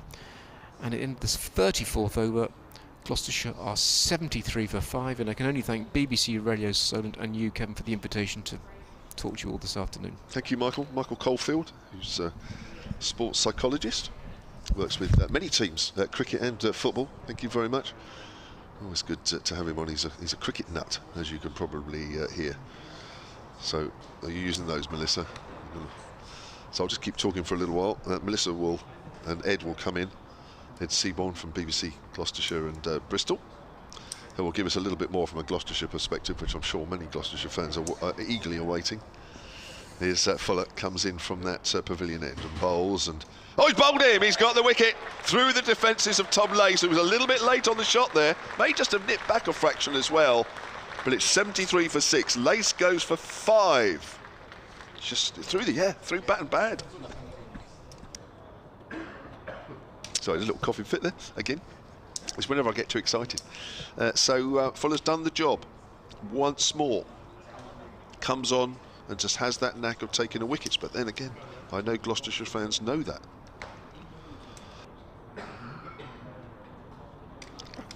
Ed, you might have to help me out, mate. Yeah, I almost got on in time to save you that time, but not quite.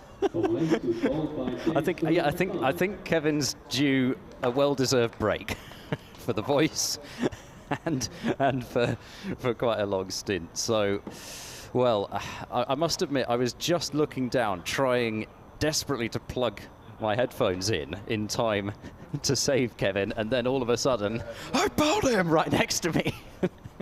It was that simultaneous just delight in the wicket, but also the inability to breathe on his behalf because he was coughing so much, made such a spectacular reaction to that wicket. I feel as if all of us should get so excited about wickets that we should have a self-induced coughing fit. Jumped out of my skins, honestly. Whew.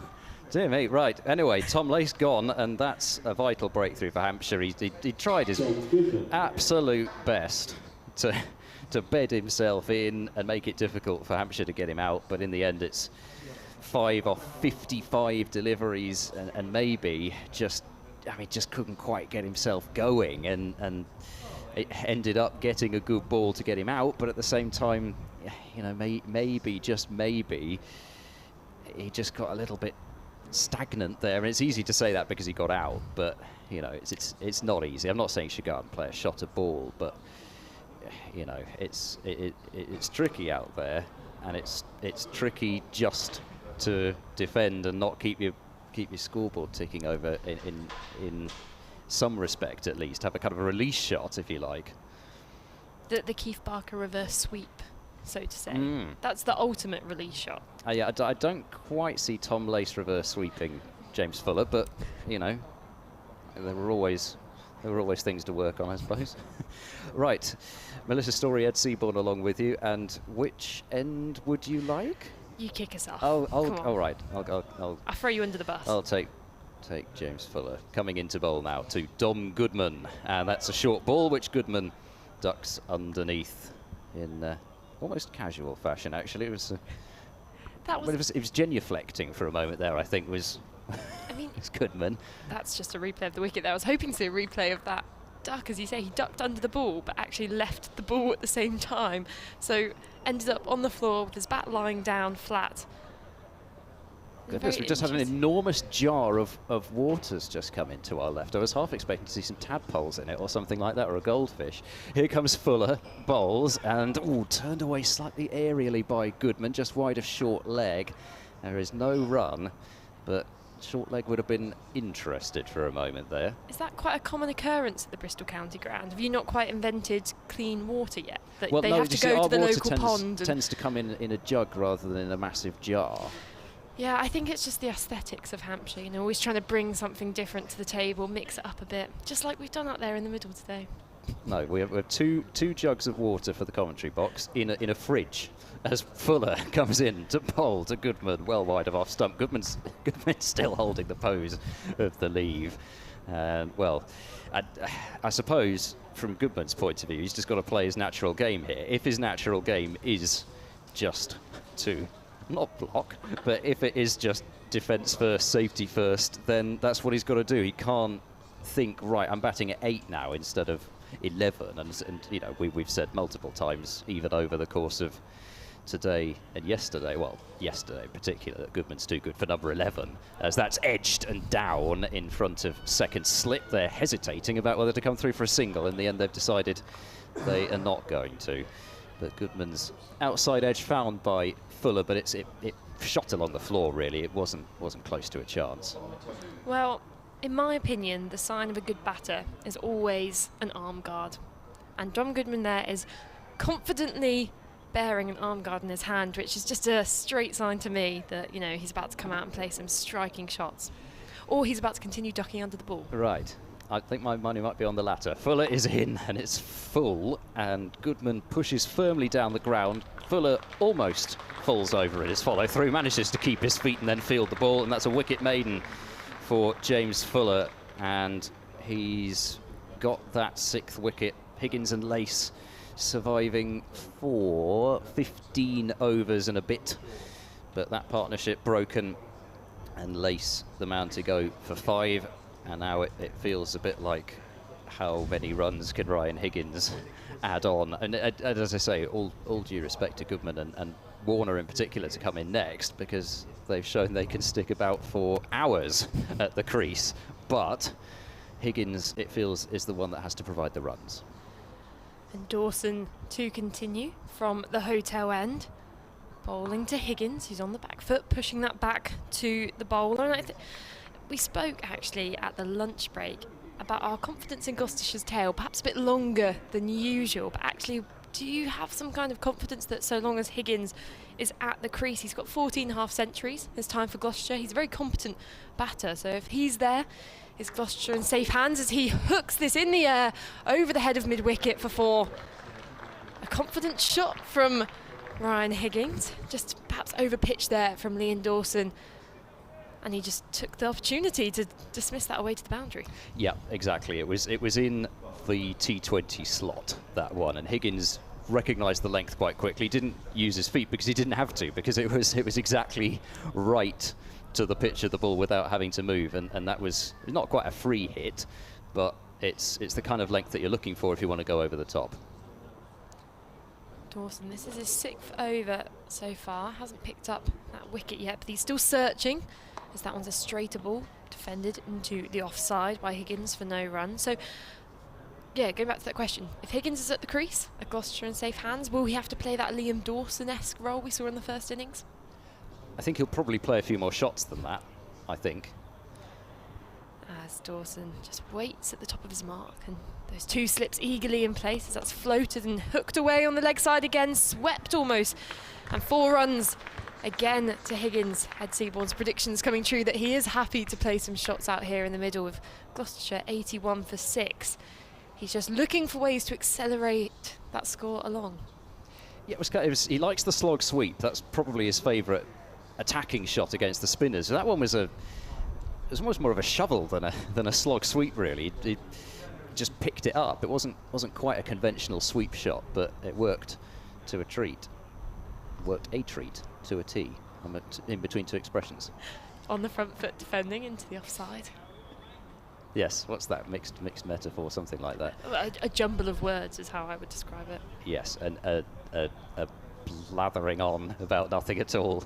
I mean, we've total ignorance. Invented a few words today, so it's clearly when we get put together, these great brains meet. As on the back foot is defending, and Higgins. That ball just a little bit of extra bounce there from Dawson, which completes the over. 81 for 6. What was that word that Kevin James invented earlier on when we were talking about Mohammed Abbas? I've already forgotten it. That was a wonderful word.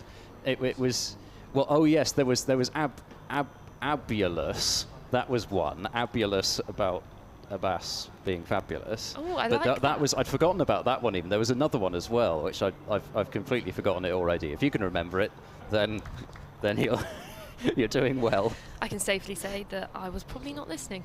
No, and I think that's probably fair enough.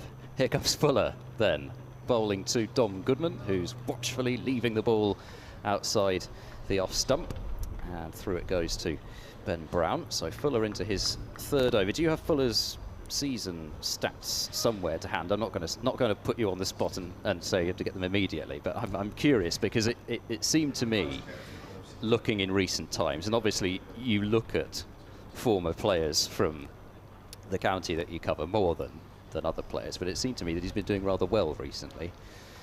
As Fuller is in and bowls, fires that one down the leg side, and it's a good stop by Ben Brown. I say stop, might have been take just about, but he sprawled down and away to his left and managed to save himself some byes. We still haven't had any byes yet in this innings, just the 7 extras. Gloucestershire had 32 extras, including 22 no balls. Yeah, there was a bit of a problem with that, wasn't there? I mean, we kept missing them as well, but just the frequency in which these no ball signals were popping up. Fuller in, turned away by Goodman. It's gone a lot finer than... I mean, at first I thought that might be going straight to short leg, but it's gone an awful lot finer than that. And it's a leg by anyway. It sounded rather thigh-paddy, to be honest, but just waited to see the umpire signal. Actually, it's one thing I've noticed with Ben Debenham. He's a little bit more stealthy when it comes to pre-signalling that leg by. He's kept me guessing a few times, whereas a lot of umpires stick that hand right out to the side to pre-signal. But Ben Debenham, he likes to keep you guessing as to whether it's runs or leg bys. 82 for 6. Higgins on strike as Fuller is in and bowls. And Higgins in behind it and defending the ball up to mid-on for no run. Anyone would think we'd have the most boringly dull game in front of us if we're going, yeah, I like the way that umpire raises his hand to that side, but you know what, I love how that guy adds a little shimmer into his fore signal. Well, I love that sort of thing. I actually do love a shimmer in a fore signal.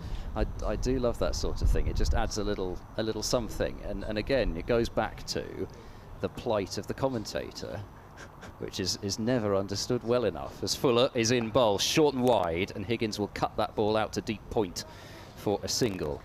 So a single off the 5th ball of the over, and Higgins will probably be fairly happy about that because it'll probably mean he'll have the strike for Dawson again next over. 34 to Higgins now. Gloucestershire 83 for 6.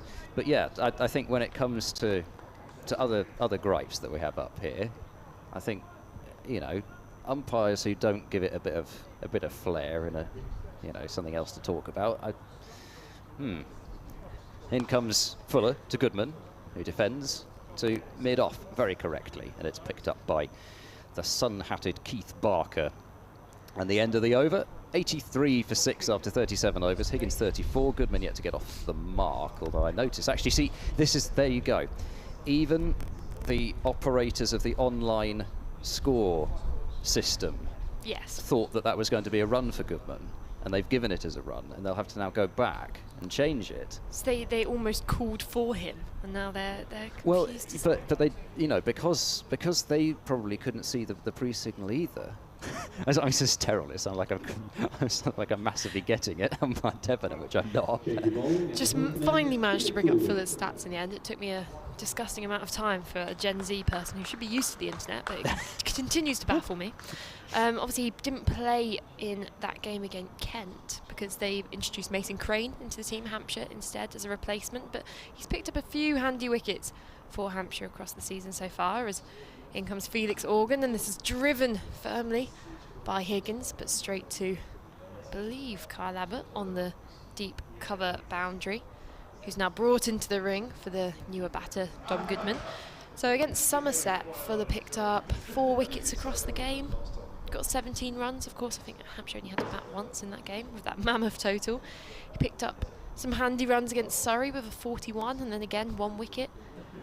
And then against Lancashire, he got 50 in the first innings and 1 wicket bowling. So he's one of those players who just contributes when it's needed for Hampshire, whether with bat or ball. He just slots so perfectly into the picture, as this one's floated up by Organ and driven past the fielder at cover, who's just been brought into the ring and now has to run all the way back to go fetch the ball.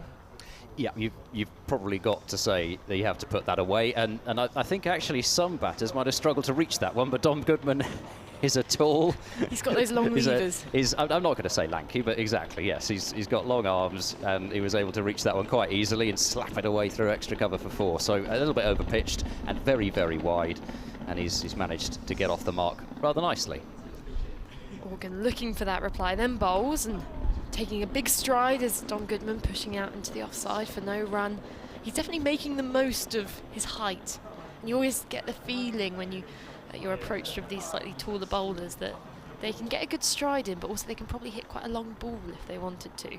So Dawson probably wary of that. I'm not quite sure it's the innings Dom Goodman's looking to play, as he's on the front foot again and prodding the ball out onto the leg side for no run.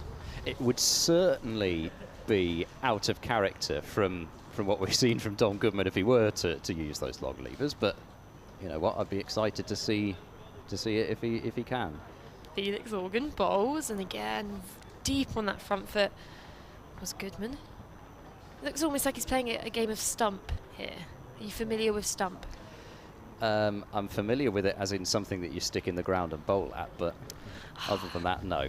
So you've been deprived of the best changing room game for when it's raining in cricket. I'm pretty sure from his technique here that Dom Goodman would be incredibly good at this game, which I'll go on to explain after this ball from Organ, who bowls, and on the front foot again is Goodman pushing out into the offside, and a loud call of no sends back the non-striker, and that concludes the over. 88 for 6 Gloucestershire. So it's essentially, it's raining outside, you've got a bit of a rain delay, we're out on the concourse at the Ageas Bowl, you're batting just with a stump using a tennis ball. Can I just briefly stop you though? Why are you out on the concourse when it's raining? Well, as an alternative, maybe in the changing room, maybe on the concourse at the Ageas Bowl. You see lots of people with the plastic bats around here or the stump, and basically the point is to only play defensive shots. You can't be out first ball usually is the rule we play, and it's one hand, one bounce. So it's essentially the Cardiff 2009 Ashes test with batters and fielders surrounding the batter, and you just desperately trying to defend the ball. Fuller in to Higgins, short, wide, crashed away, but he's only going to get a single for it because there's a fielder out at deep point who is Felix Organ, and it's 89 for 6. So you get very, very good the more you play it at defending, with that long stride, which Dom Goodman was illustrating that last over, or playing the ball really, really late, which I know Kane Williamson is quite a prominent player who speaks about that idea of playing in the box, that imaginary box drawn around you, and you've got to make the ball bounce in it. And it's a really fun game actually for young cricketers to practice their defensive shots, but Dom Goodman shows those talents. Fuller to Goodman, forward, defending in robust fashion to Keith Barker at mid-off. Yeah, I think from what I've seen, yeah, you're right. It's sort of a little bit kind of keep away in terms of cricket or something like that. I mean, it's just block the ball out. No shots getting played here, which I think is good for the modern younger generation. He says, sounding incredibly patronising. As Fuller bowls down leg, Goodman, it looks furious. He's not managed to get a touch on that. He's very cross with himself. Hampshire, though, were thinking they might get a strangle down the leg side. Neither of those things happened, and it went straight through to Brown behind the stumps. But yeah, I think, you know, with this modern younger generation that just think they can go out and play their shots no matter all those what. people born after the year 2000. Trying the scoop shot first ball. In comes Fuller, bowls back of a length, actually well played by Goodman. He's got it backward of square on the leg side. Just managed to get it down in front of where I suppose a backward short leg would have been if there'd been one, and he picks up a single for it and moves on to 5, 90 for 6. I'll be interested to see Hampshire bring in a short leg for Goodman, not less so for Higgins, because I think they'd be taking evasive action once every couple balls, but of course because Goodman is good. He played that last ball well, but again a similar kind of short delivery. It might just pop up to a close catcher. In comes Fuller and bowls to Higgins, who's driving off the back foot out to deep cover point. And another single is taken, 91 for 6. Now, I don't think, I'm afraid I've mentioned this enough because I should have mentioned it more. The 2 warm-up T20s that are happening between the Western Storm and the Southern Vipers. And I'm not just mentioning it because the Western Storm are going quite well in the second one of these. Western Storm are 125 for 3 in the 13th over, halfway through the 13th over. Fee Morris, 76 not out from 44 balls with 13 fours and no sixes. It's a lovely outfield at Newport, absolutely races along, and with the lack of rain we've had here, I'm sure it'll be a very good batting surface. I've never heard anybody talk in such glowing fashion about Newport before. Here comes Fuller and bowls, and that's come off an outer half of the bat from Goodman, and it'll drop way short of backward point. And that's the end of the over. 91 for 6, Higgins 37 and Goodman 5. You say that, but just very quickly, I'm pretty sure my grandparents went on their honeymoon to Newport and stayed in a hotel next to Newport train station because my granddad is a very prominent train spotter. So a Newport, prominent train spotter. prominent, and enthusiastic is the word, not prominent. But yeah, so maybe some people romanticise Newport. But going back to this scorecard between Western Storm and Vipers, very, very good opening partnership there between Fee Morris and Georgia Hennessy for the Western Storm. Have we got the results from the first game? I think we might gloss over that, actually. I think we should really read them out, Ed.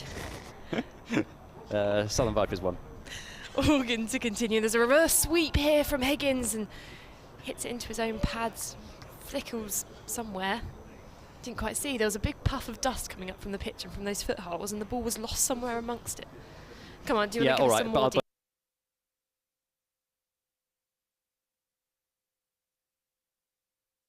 For 4 from their 20 overs. Organ in and another reverse sweep, but this time he makes contact as Higgins, and that races away to the fine leg boundary, or third man boundary. for runs. Well, I suppose it sort of is, isn't it? Reversed everything around just to confuse us again.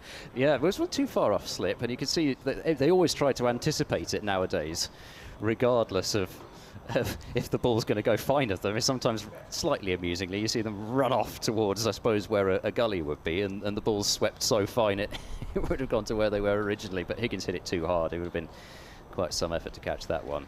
It looks as if Higgins here has just taken a fancy to Felix Organ's bowling. He said to him, you can't get 100 wickets in the same day, but that's a flatter delivery from Organ, pushed back to short leg. But Felix Organ is probably going, no, yes, I can. But I guess, you know, he hasn't bowled too much this year, Organ, so it's just about getting loose, getting in his lines and lengths, and supporting the seamers at the other end. Only halfway into the second over, as down the ground is Higgins and over the head of the mid-off fielder. Keith Barker raises 2 hands in the air in a clap, but even the big man himself, jumping on a trampoline, couldn't have caught that one. Higgins well and truly cleared the infield, and there was about 2 bounces to the boundary rope and another 4 onto his total. He's on 45 not out off 66 balls. And Felix Organ here needs to just come up with some sort of reply here. Otherwise, I think this might be quite a short spell. He didn't get any of that, Ryan Higgins, either. It made a horrible sound off the bat. See, I thought he'd absolutely middled it. So it goes to say how awful my bat must be sounding. I don't think so. I did look at the replay just to make sure I wasn't doing him a disservice. Organ in again, floated up with a reverse sweep, but Keith Barker's been pushed there to that third man inside the ring. So there's no run there. But seriously, you look at some of those sixes that Ben Stokes hit as well. Oh, he's nowhere near them either. I think the Worcestershire live stream has probably never had so many viewers than when Ben Stokes was hitting those 6s and 4s all over the ground.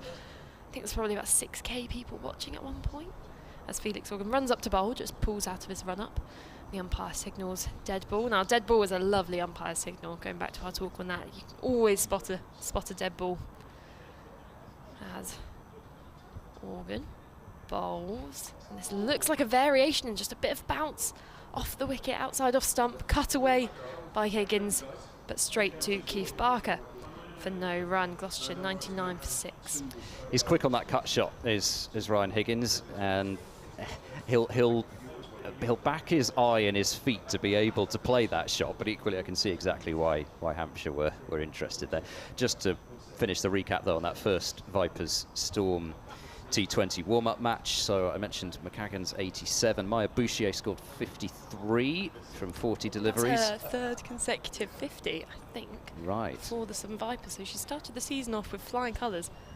So 176 for 4 there, and Western Storm all out for 127 in reply. So a 49-run victory for the Southern Vipers. In comes Fuller and bowls full and straight. Goodman defends away to Barker at mid-off, who stoops down to pick up the ball. 4 wickets for Paige Schofield, 3 wickets for Charlotte Taylor. Hampshire lass.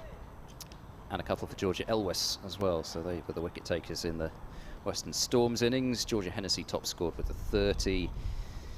And as I say, going along very well in that second match, although they're just beginning to pull things back now, the Southern Vipers. In comes Fuller and bowls well wide of off, and Goodman watches it through. It's as if he's been told he's got to hold that pose. He's used to annoying Hampshire supporters, and he's going to revel in every ball that he can keep Hampshire out for here as well. See, I think it must be the effect of social media. Holding the pose for the photographers and incredible content to post on social media. It's all us young guns think about. Yeah, it is, isn't it? Yeah. Your social media profiles. As here comes Fuller and bowls Goodman. If he had a bit of a flick at that one, it's gone through to Ben Brown behind the stumps. Yes, I mean, you were talking about your TikTok profile or something before we went on air. I mean, that's I mean, maybe it's just a bit too relatively new for me, but I don't think I'm cut out for it, I've got to say. To be honest, I think I'm too old for it, but unfortunately that's a wormhole which we don't want to go down. In comes Fuller and bowls. Goodman angles that one away. That's nicely played. He's got it wide of third slip, and that will fly away to the boundary for 4. So a second boundary for Don Goodman. Soft hands again being the key there. Actually, having said that, it was in the air for a little bit longer than I thought it was. I thought it was down a bit quicker than that, but it's the 100 up for Gloucestershire, and it's 103 for 6. Yeah, my first impression from that one was, oh, he hasn't got as much control of that as you suggested, but actually on that replay, as you said, he had quite soft hands playing that dismissal. It was in the air for a little while, but I don't think it would have carried us. We've seen with so many edges into these latter hours of day 2, there hasn't been too much carrying, and you'll get the feeling that the Hampshire slip corner have just inched a little bit closer to the wicket. Fuller is in, and that's very wide. No shot from Goodman, and it's you know, the ball's getting older now. The changed ball, as we should point out, because of course don't say that, because they'll want to change it again. The wicket of Marcus Harris to the first ball after the ball was changed. But yeah, I think it's proving that it's not really a pitch which it is massively full of pace. Hampshire managed to get good movement with the new ball, and they made the most of that. As Fuller bowls, Goodman's forward and opening the face of the bat, playing towards backward point, and that is the end of the over. 103 for 6 after 41 overs. Higgins has 45 and Goodman has 9, but I think, you know, as the innings goes on, we will see less and less, you would think, of the ball carrying through, and it's why it's so important to take those early wickets, because, you know, they've decimated Gloucestershire's top order with that new ball, and now they, you know, the pressure isn't really on them at the moment to pick up wickets because they're so far ahead in the game. On that topic, I'm going to ask you to put yourself in the shoes of James Vince yet again, as we have over these first 2 days. He's probably got bigger feet than I have, so that's... They might be a bit loose. Might be a bit difficult, yeah. Put on the very big shoes of James Vince then. And what if, let's say, if Hampshire bowl out Gloucestershire for quite a low total, as Organ in again, defending on the front foot is Higgins. Are you enforcing a kind of follow-on? Or if you're Hampshire, do you want to get a few more runs on the board and then almost take as long as you need on the second half of day 3 and then the whole of day 4 to get those wickets? Well, I think that the confident move, I suppose, is to enforce the follow-on. I think the easy answer is it depends how many raw runs Gloucestershire get. As Organ bowls, and that's very floated up, actually. A low full toss, and it's slapped away to the offside, straight to the hands of the fielder there on the boundary, Kyle Abbas. I think there's a fair chance they wouldn't, because there's so much time left in the game. Actually, I must admit, normally I tend to look at the forecast before every day, but I don't think I've looked at a single weather forecast for this match so far, because it's just been such nice weather. It's felt as if nothing could touch us. That's just Southampton. It's actually like this 24/7. We don't have winter here. It's just always this. Well, why aren't we playing earlier then? I'm getting some very disapproving glares from the local people in this commentary box as that one's pushed into the leg side. Is the weather as good in Newport, though, is what I want to know. I bet it is. It As must, the number one be. holiday destination in the UK. Absolutely must be, from what I've been hearing from you. I hope the Newport local council are very happy with this advertisement they're getting. As Organ in, and that's a variation slapped into the offside. The fielder at cover having to just run around to their right. That one was just driven by Higgins. Apologies, Goodman there. Got the word out eventually. Well, there you go. I mean, it shows you. Shows you that. I mean, it did play it very similarly to the way that Higgins played the previous ball, even if there's a height difference. But you know, it happens. This one flicked away and into the boot of the short leg there. Higgins was just looking to flick that leg stump line delivery there into this vacant gap where there's 2 fielders in the deep on the leg side. But actually hit it straight into the boot of, I'm not too sure who's under the helmet there, but I do know Nick Gubbins is quite often found there. Organ in, and this is hit in the air. This could be a wicket. There's a fielder out in the deep, and the catch is taken. Felix Organ runs out and punches the air with his arms outstretched. It has really been a great match for him so far. He's persisted, he's been hit for a couple boundaries, but he continued to just float the ball up. And eventually it has got the breakthrough of Higgins on 46. It was a spectacular innings though. Yeah, well, you can see what he was trying to do, and that's, I guess, the pressure of being the established player, and you've got to keep the board moving. And Higgins is an aggressive batter. There's no point him trying not to be, but he'll be furious that he's hit that up in the air and hit it so far up in the air, because he'd been playing that shot quite well and playing it flatter, and not been trying to hit it all the way for 6, and maybe just got a bit greedy there, and it was a really easy catch for Ian Holland out at deep mid-wicket. It was, and Gloucestershire now just looking, well, not looking, they are struggling now with 7 wickets down. Quite a weak tail to come, a few more inexperienced players. They've got to find a solution here for Hampshire's bowling. Hampshire's going to be looking just to clear this up as soon as possible. Jared Warner. With Jared Warner coming to the crease for Gloucestershire. Of course, if you have any praises for Hampshire or thoughts, then please feel free to get in contact with @SolentSport on Twitter or solentcricket@gmail.com on the emails. Get in your thoughts about this Hampshire bowling performance so far. Just there feels like this buzz out there in the middle for Hampshire. They know that they can finish this innings very, very quickly, and as Ed Seaborn said, likely they may want to just get back out there to bat for a little bit longer, get a few more runs on the board, because this pitch may begin to deteriorate. Kevin James, what do you think? Well, I mean, it might well, but it doesn't a lot here, does it, Melissa, to be honest? You know, I think a lot of teams come here thinking that the pick wicket gets a bit worse. It might spin a fraction more, but it doesn't really deteriorate, not like that. I think it's patience as you go through the 4 days, and if you get on top in the game, then you use that to your advantage. Disappointing for Ryan Higgins there, but it's the way he plays as well, isn't it, really? I mean, you know, top edge, slog sweep, you know, that's going to happen, but you know, to be fair, he got 46 very valuable runs, but he's going to perish in a way that also is his strength.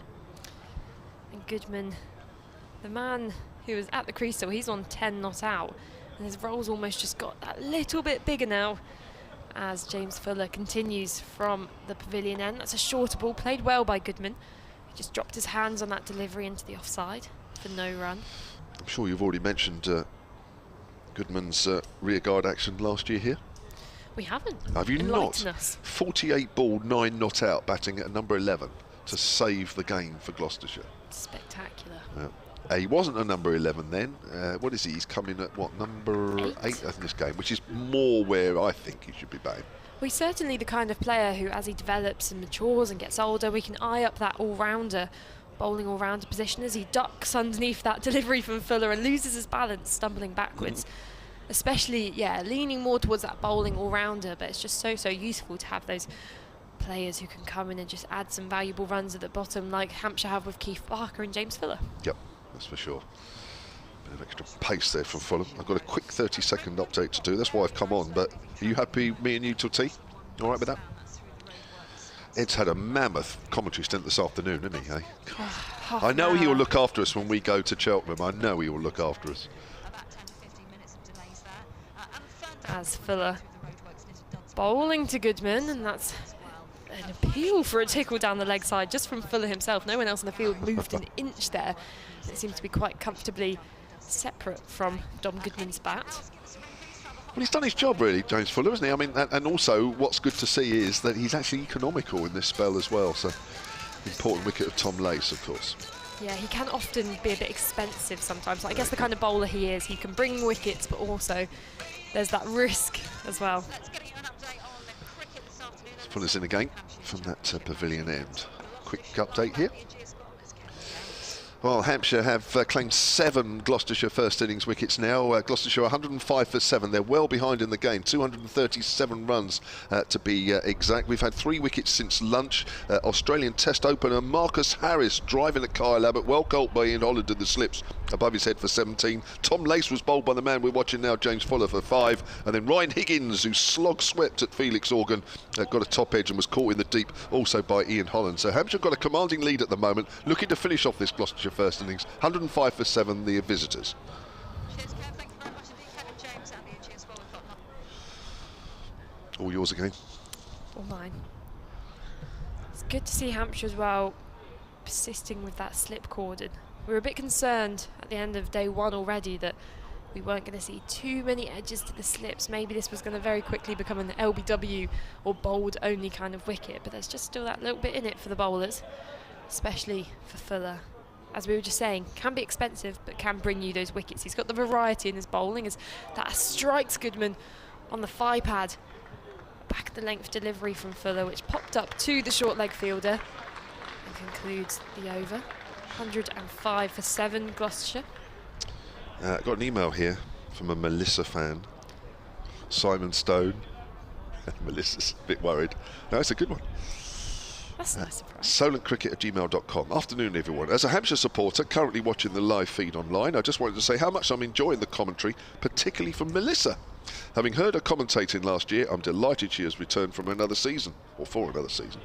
Her different perspective, obvious knowledge of the game, eloquent delivery and her stories make Melissa a refreshing addition to the team and really draw you into the game. I think she's talking about me. A joy to, the listener, sorry, or the watcher. A joy to listen to. Keep up the good work. Thank you very much, Simon. That's a nice one, isn't it? She's gushing now. 105 for 7. You're only as good as your next piece of commentary. Remember that, Mel? Here comes Felix Organ. That's horrible, isn't it? After that, and there we are. I'm trying to bring you back down to earth. Played out on the onside and there's no run, but it's nice when you get emails like that, isn't it? It is. I was very tempted to just not utter another word for the next half an hour now, just to make sure I finish the day with a good track record. It's only downhill from now. Organ bowls, and that's exactly right where it should be, and that's played forward by Warner. That's gone out on the leg side once more, and there is no run. We have a tweet in as well from Joe saying Felix Organ currently has the best celebration in the Hampshire cricket team. He does rush, doesn't he? He rushes to a certain point of the ground. I must admit, I didn't watch on that occasion. It's played into the ground, fielded at short leg. It's a bit like Imran Tahir. Oh, Imran Tahir is amazing. It was such a character on the pitch when he takes those wickets. Crazy. Good to watch. It's part of the wicket, sort of, you know, what's the word I'm looking for? The experience. That's right. Flighted. Oh, it's in the air and just past short leg's right hand. I think that's Donald in there. and could have gone anywhere for Warner, but it's gone down towards fine leg, just a single, little bit of grip there out of Barker's rough, just outside the off stump of the right-hander. So close, could go anywhere. Hampshire looking for a few more of those. We've got 5 overs until tea after this. Just that field change there of Hampshire bringing in a close catcher at extra cover, perhaps thinking that Goodman may be driving in the air, or just to make him aware and make him change his shots. Yeah, definitely. That's why they're there. That's fly tiered. It's played into the ground, fielded by Donald, who's enthusiastic there at short leg. Yeah, in round to here, you almost feel that he does more running when he celebrates for a wicket than he does in the entire rest of the game. You often see him sticking at fine leg to fine leg, but as soon as he gets a wicket, he'll do about 5 laps of the ground and a couple backflips. There's Goodman's on the back foot, steers that out to point. Fielded guy Keith Barker. End of the over, 106 for 7. Gloucestershire trail by 236. You know, when you've taken as many wickets as Imran Tahir has, just think of all that extra energy that he's expended. Is that the word? Expended, isn't it? Yeah, that's the word. Did you have a Kevin James celebration? Did you have something you do? Because I feel like certain bowlers, they really stamp their mark on kind of the celebration. Shaheen Afridi, who's playing for Middlesex and picking up tons more wickets, I presume, has his arms outstretched in the air, kind of head back to the skies look. And that's like his namesake, isn't it? Yes, so he did exactly the same thing. Replicating. Yeah. He's related. I'm not sure they are. I don't think they are. Through marriage, I'm pretty sure he is married. Oh, really? A relative. I'll have a look at that. You might have to look at that at tea time, or maybe even before. As in is Fuller, left outside the off stump by Warner, who hasn't perhaps contributed as much as he hoped with the ball in the Gloucestershire innings. He definitely brought it back across the day, but a few of those early spells from him were a bit costly, a bit loose, especially bowling to that partnership of Vince and Organ, who of course both heavily contributed to Hampshire's total. So he'll be looking just to help his team out a bit here with the bat. Not too sure what his previous batting records are. I'm sure Ed could help us out if he was on air, but that ball's a short one and Warner ducks underneath it through to Ben Brown behind the stumps. It's a tidy spell, this from Fuller. I'm very impressed with him. Keeping it tight. First ball was a bit of a loosener, wasn't it, his spell, but it's getting some pace, getting some bounce. Happy to bowl the short one. Here we go. Shaheen Shah Afridi will be engaged to Shahid Afridi's eldest daughter. Oh, right, yes, you're right. To be a very cricket talented family. As Fuller bowls, and that's on the hip of Warner, who tucks it away to fine leg for a single. Score moves on to 107 for 7. So you must have read that somewhere else. You must have sort of in the back of your brain. In some kind of cricket gossip column, I'm sure. Obviously only retaining useful information. Well, it was useful in the context of that, because we came up at the right time. I always think some commentators just stick stats in there for the sake of it when there's not relevant. And I'm not meaning you at all, because I think when you come up with stuff, it is relevant. But you hear sometimes commentators just stick something in because they might have worked on that stat. And they've got to bring it in. Fuller bowling, 2 slips in play, and that's past the outside edge of Goodman's bat. Bit of extra bounce from Fuller as that one was just hammered in a bit more. Goodman probably... Did you see the way Ben Brown has took that? It sort of knocked him back. He took that about chest height. And that's a knocked him compliment backwards. as a bowler. This is where I think this wicket is a little bit too paced. Well, I think it's been the perfect mix and balance between bat and ball. We speak so often about how these 4-day games go in ebbs and flows, but really this game has, because there's been this perfect competition. As Fuller in and driving on the front foot is Goodman. He's just pushed that into the offside. They should get 2 quite comfortably here, as there's no one out there in the deep. So the fielder actually from almost backwards point has to go retrieve the ball. And the score moves on to 109. It's easy to say with the scores, but Hampshire's bowlers have definitely got more out of this. Yeah. I mean, it's interesting how things changed from the first day when we were going, oh, this is a great batting surface. But in hindsight, Felix Organ's innings was so good because he recognised it was difficult to bat on at first and was patient, as that's ducked under by Dom Goodman through to Ben Brown behind the stumps. Good Gloucestershire pace. 109 for 7, and that's, I guess, why his success came. Same with James Vince. They definitely accelerated once they hit that 50 mark, and Gloucestershire's batting partly failed because of how well the Hampshire bowlers have bowled, but also because not many of them have actually given themselves enough time to really understand and read this pitch. As you say, it's a bit too, it's a bit uneven, it's a bit too paced, there's a bit of unusual bounce here, and just they haven't given themselves the chance to really play themselves in, and the resulting scorecard looking a bit sad for Gloucestershire fans. Yeah, it's been hard going for them, isn't it? Ever since Abbas, that spell this morning, 4 for 16 at lunch. He had his organ then from our commentary in the hotel end, and that's worked on the leg side by Warner. Out towards mid-wicket, fielded by Ian Holland, who's taken 2 catches this afternoon. One a really good catch in the slips to get rid of Marcus Harris. Went quickly, took it above his head, and then he had to run in from deep square leg to take Ryan Higgins' wicket, and that's turned away easily by Warner behind square on the leg side. Jared Warner moves on to 3, and it's 110 for 7. Gloucestershire trail by 232, and we have just under 4 overs left until the tea break. So yeah, hard going for the visitors here at the Ageas. 342 all out wasn't what Hampshire were thinking of at one stage. They were in a good position. That's turned away on the leg side, past a diving Ben Brown, who somehow ended up at short leg. How's he done that? Hampshire actually lost their last 8 wickets for 117, would you believe? That show you just what a commanding position they were yesterday afternoon. I think that was a leg bye. I didn't look at the umpire. Yes, it's on the scoreboard there. 111 for 7. It's a quiet period of the game at the moment here. You can hear a lot of the crowd just having a chat and laughing amongst themselves. The bar's just below us, Beefies. That's not helping as that's turned towards mid-wicket, and there's no run. Warm afternoon, bit of sun. There you go, you can hear it. Somebody's having a good time. Yeah, somebody's doing something down there. More entertaining than the cricket, apparently. You don't often hear it being loud down there too much, do you? That's why I think we've noticed it. Off the pad and taken by Donald at short leg, but no glove or bat.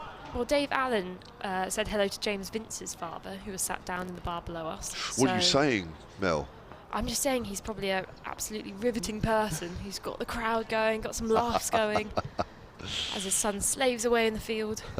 Regaling them with his son's stories, James Vince stories. Played into the ground and fielded at short point, and there is no run. 111 for 7, 3 overs to do until the tea break. Warner has 3 and Goodman has 12. Just to run through some scores through Div 1 and Div 2 as we near the tea break. Essex are finally all out against Yorkshire. 200s made in the innings by Sir Alistair Cook, and Walt, I think, is maiden century for Essex. I could be wrong. So a mammoth total for them to begin with, and then in that game between Lancashire and Warwickshire at 315 all out, but Lancashire are 121 for the loss of no wicket. So Wells and Jennings at the crease there, looking very comfortable for Lancashire, who of course want to retain their spot near the top of the table. And finally, the game between Surrey and Northamptonshire in Div 1. Surrey eventually 401 all out after that century from Rory Burns and contributions from Sam Curran again down the order, and Atkinson with 66, Jamie Overton with 59 lower down the order, and Northamptonshire in reply 83 for 5 with Clark with 2 wickets, Worrell with 1, de Grandon with 1, Jamie Overton with 1. Worrell formerly with Gloucestershire last year. Yeah, I actually saw him in a game, I think, one of the Royal London games it must have been. Good bowler. Surrey gets everyone in the end, isn't it? It's like a fly trap. Liam Dawson now, bowling change from the pavilion end. That's just pushed back to him. We're now getting some Melissa appreciation tweets and emails now. Martin Osmond, solancricket@gmail.com. I know Melissa can see them, so I can read them out. I'm just going to keep talking so you can't read them out. As Liam Dawson in, and that's Fuller, and driven back to him firmly by Goodman. He moves on to 12, not out. Martin says, I live in Spain, and to watch my county live is fantastic. Listening to Melissa is great, as you all are. Oh, that's nice, but it's so much better for me that ladies love the game so much. As in again, as Dawson bowls and prodded out into the offside for no run. My next email will concern Kevin from an incident at the county ground many years ago. Oh dear. I think you should check I'll that look one out for first that before one, you yeah. read that one out I will. there. I will. With all your debacles. As in again, Dawson defending on the front foot is Goodman out into that offside again, and some of these Div 2 scores as well. The game between Leicestershire and Glamorgan. Leicestershire 320 all out in the end, with contributions from Patel and Azad, and in response Glamorgan 198 for 3 as Dawson bowls and defending again for no run, with contributions there from North East and Carlston, but Labuschagne dismissed quite cheaply. No 100 for him in this innings, so that should be a good competition there. Got Sussex and Middlesex, which of course we've had one eye on because there's a couple Hampshire players in that Sussex camp at the moment.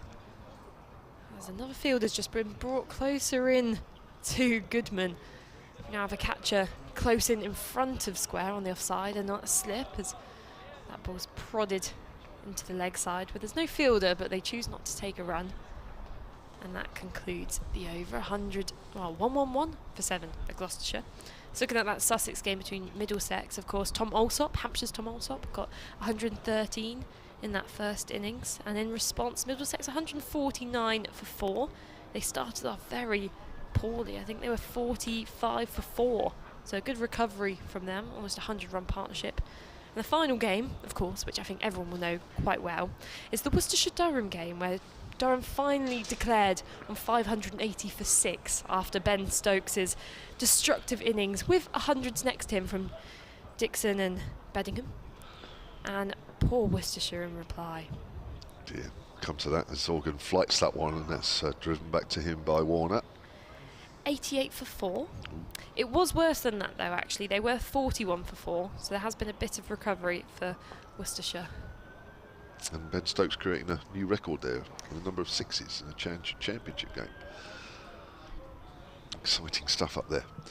Worcester's played quietly out on the offside by Warner. There was an interesting tweet I saw that was, whatever Ben Stokes is doing, now and again when he does something amazing, just the whole world kind of goes silent to watch in awe. Because just no one else could replicate something just so fantastic. It's a bit quicker this time, and Warner plays that into the ground. It was, I mean, it was all the talk at lunch, wasn't it? Can he do it, can't he do it straight after lunch? And he did it within one ball. He equalled it, I think, didn't he? Yeah, I must say, I was actually watching the live stream when I was down in the crowd with this game in front of me. I was still watching the Durham-Worcestershire game. He has that power. Outside the off stump, left alone by Jared Warner. 3 balls left in this over. 9 balls left until tea. 4 men around the bat. Slip gully, silly mid off, short leg. As Organ takes his time over this next delivery. Bold, and again that's left alone outside the off stump. Can't quite find that rough, or if he is, then there's not a lot happening for him out of it. You feel as if Hampshire are just going to have to work that little bit harder to take the wickets of these two at the crease, because they're very determined here just to dig in. They don't want to lose their wickets before the tea break. Yeah, I agree. It's Felix Organ again. It's a full defensive into the ground once more from Warner. End of the over. We've got 1 over to do until tea. Then 111 for 7 Gloucestershire. Trail Hampshire by 231. Goodman has 12 and Warner has 3. Another maiden, well, the first maiden from Felix Organ, that over. It's quite easy almost when these flurries of wickets fall for the fielding team to almost get a bit overconfident and start to expect wickets to be falling. And it's this kind of partnership which obviously is quite fresh at the moment, but if it does persist, then it will just become that little nagging feeling on the Hampshire shoulder. If you're not too annoyed about it, because they've still got quite a considerable lead of 231, but it's still quite annoying. You just want to get rid of it because it's just keeping them out there in the field at the moment. As Dawson, final over before tea, it's pushed back to him. There's not a lot there for the spinners at the moment, is there?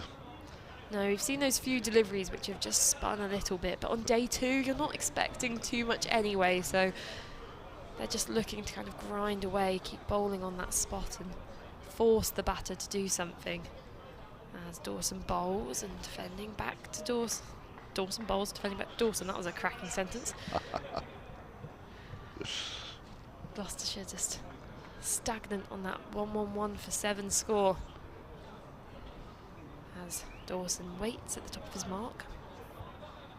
slip in play, short leg, short catcher, and that ball was so close to the stumps. Looking at that replay, went past the outside edge of Goodman's bat. He almost left the ball as it was going past it in a quick change of mind, a late change of mind, and simultaneously Ben Brown whipped the bails off the stumps.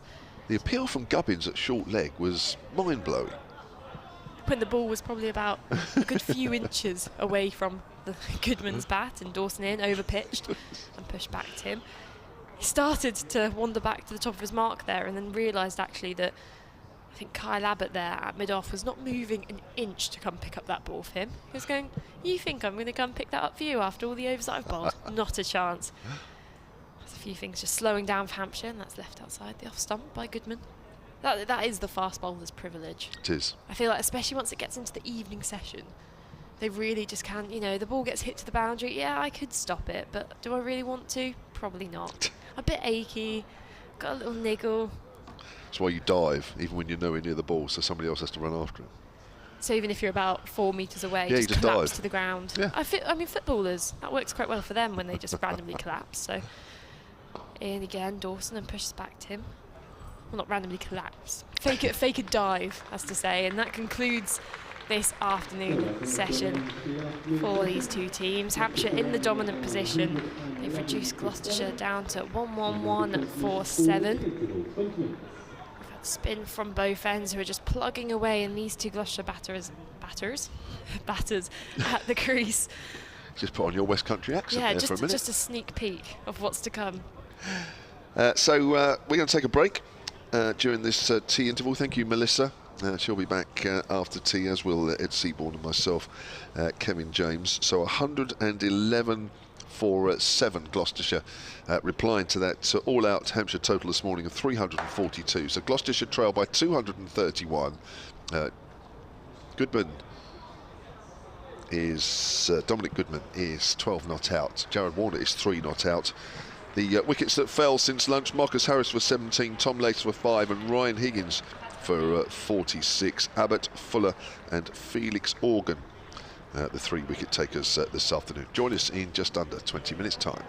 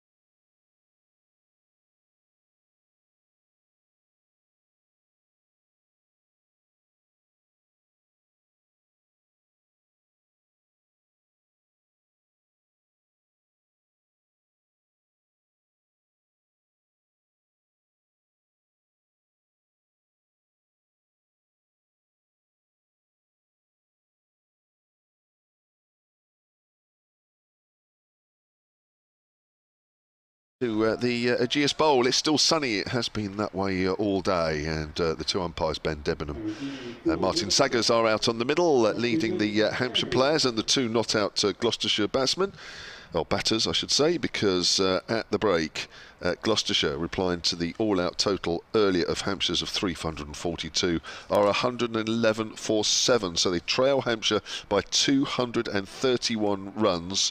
The not-out batters are Dominic Goodman on 12, Jared Warner on 3, and Mohammed Abbas has taken 4 wickets, although all 4 of those were before lunch. A wicket apiece for Kyle Abbott, James Fuller and Felix Organ. Your commentary team taking you through the evening session a little later. Melissa Story is back, former Vipers Academy all-rounder, TMS commentator. I'm Kevin James, and to take you through this next period of play, alongside me from BBC Gloucester and BBC Bristol, is Ed Seaborn. Ed. Good afternoon, everyone, and yeah, it's going to have to be a dream afternoon for Gloucestershire, with Goodman and Warner, who've both provided Gloucestershire with extraordinary vigils. One successful in saving a match last year in Dom Goodman, and then Jared Warner, who produced that extraordinary effort against that Lancashire attack, batted for 119 balls for his 10. So even if they just do that, and to be honest, I think all thoughts of avoiding follow-on targets at the moment seem a bit silly, but even if they just did that, just at least take some time out of the game and also get some overs into the legs of Hampshire. If they can just do that, that might still be quite valuable. So it will be Mohammed Abbas to start things off from the hotel end, and he bowls a no-ball first ball, which is going to come off the pad, I think, of Warner, as it would have missed leg by a distance anyway, even if it hadn't been a no-ball. And yeah, no-ball leg by, so that'll be 3 runs onto the Gloucestershire total. So they went into tea on Nelson, so if anyone was superstitious, then they'd have been sitting with the leg crossed all tea break. Could picture some people hopping round to the tea tent to go and get their cuppa at tea time. It's a good thing none of us are superstitious. And it's 114 now for 7, with the 2 runs for the no ball and the leg by.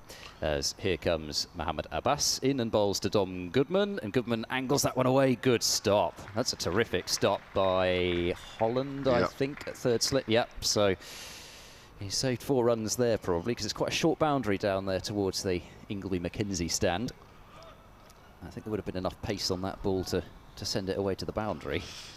Had a good time in the field before the tea break. Got 2 catches, one in the deep square leg, and a good catch to get rid of Marcus Harris at second slip. Abbas rounds at the end of his run and approaches the crease past umpire Saggers, and he's turned that one away down towards backward square leg. He'll get a single for it, but it was more, I think, in a half of the bat than it was turning with the wrists. I think it was one of those ones where he sort of tried to sell that he'd meant to angle that one away, but I'm not 100% sure whether that was the case. Goodman moves to 13 though with the single. He won't really care too much how they come. And Warner back on strike. He's faced 19 balls for his 3, so he's only just getting going. That's what Gloucestershire will hope. As in comes Abbas and bowls, and Warner's forward, making a nice crack off the bat as he defends, and it goes out towards cover, and there's no run. So Gloucestershire, I'm afraid, as far as their batting performance is concerned, it's been the case a lot this season where it's you can point to a lot of the dismissals and say, well, they didn't do too much wrong there, but at the same time you've got to come up with the runs at some point, and it's, you know, it's tricky to point the finger at too many people of the 7 who've perished so far. As Abbas is in and bowls, and Warner's able to get that one away through the gully region. That doesn't have the pace on it to go for 4, and in fact it's only going to be the single as backward point has moved across, and that just shows you actually it was played well wide of backward point, and it was not that far off the boundary. It was a little way, but not that far off, and they've still only able to get 1 for it, and Warner moves to 4. But I don't know, it's again, I found myself doing this several times, kind of as you do, you look back and think, wow, what could they have done, what could they have done differently? I don't know, really.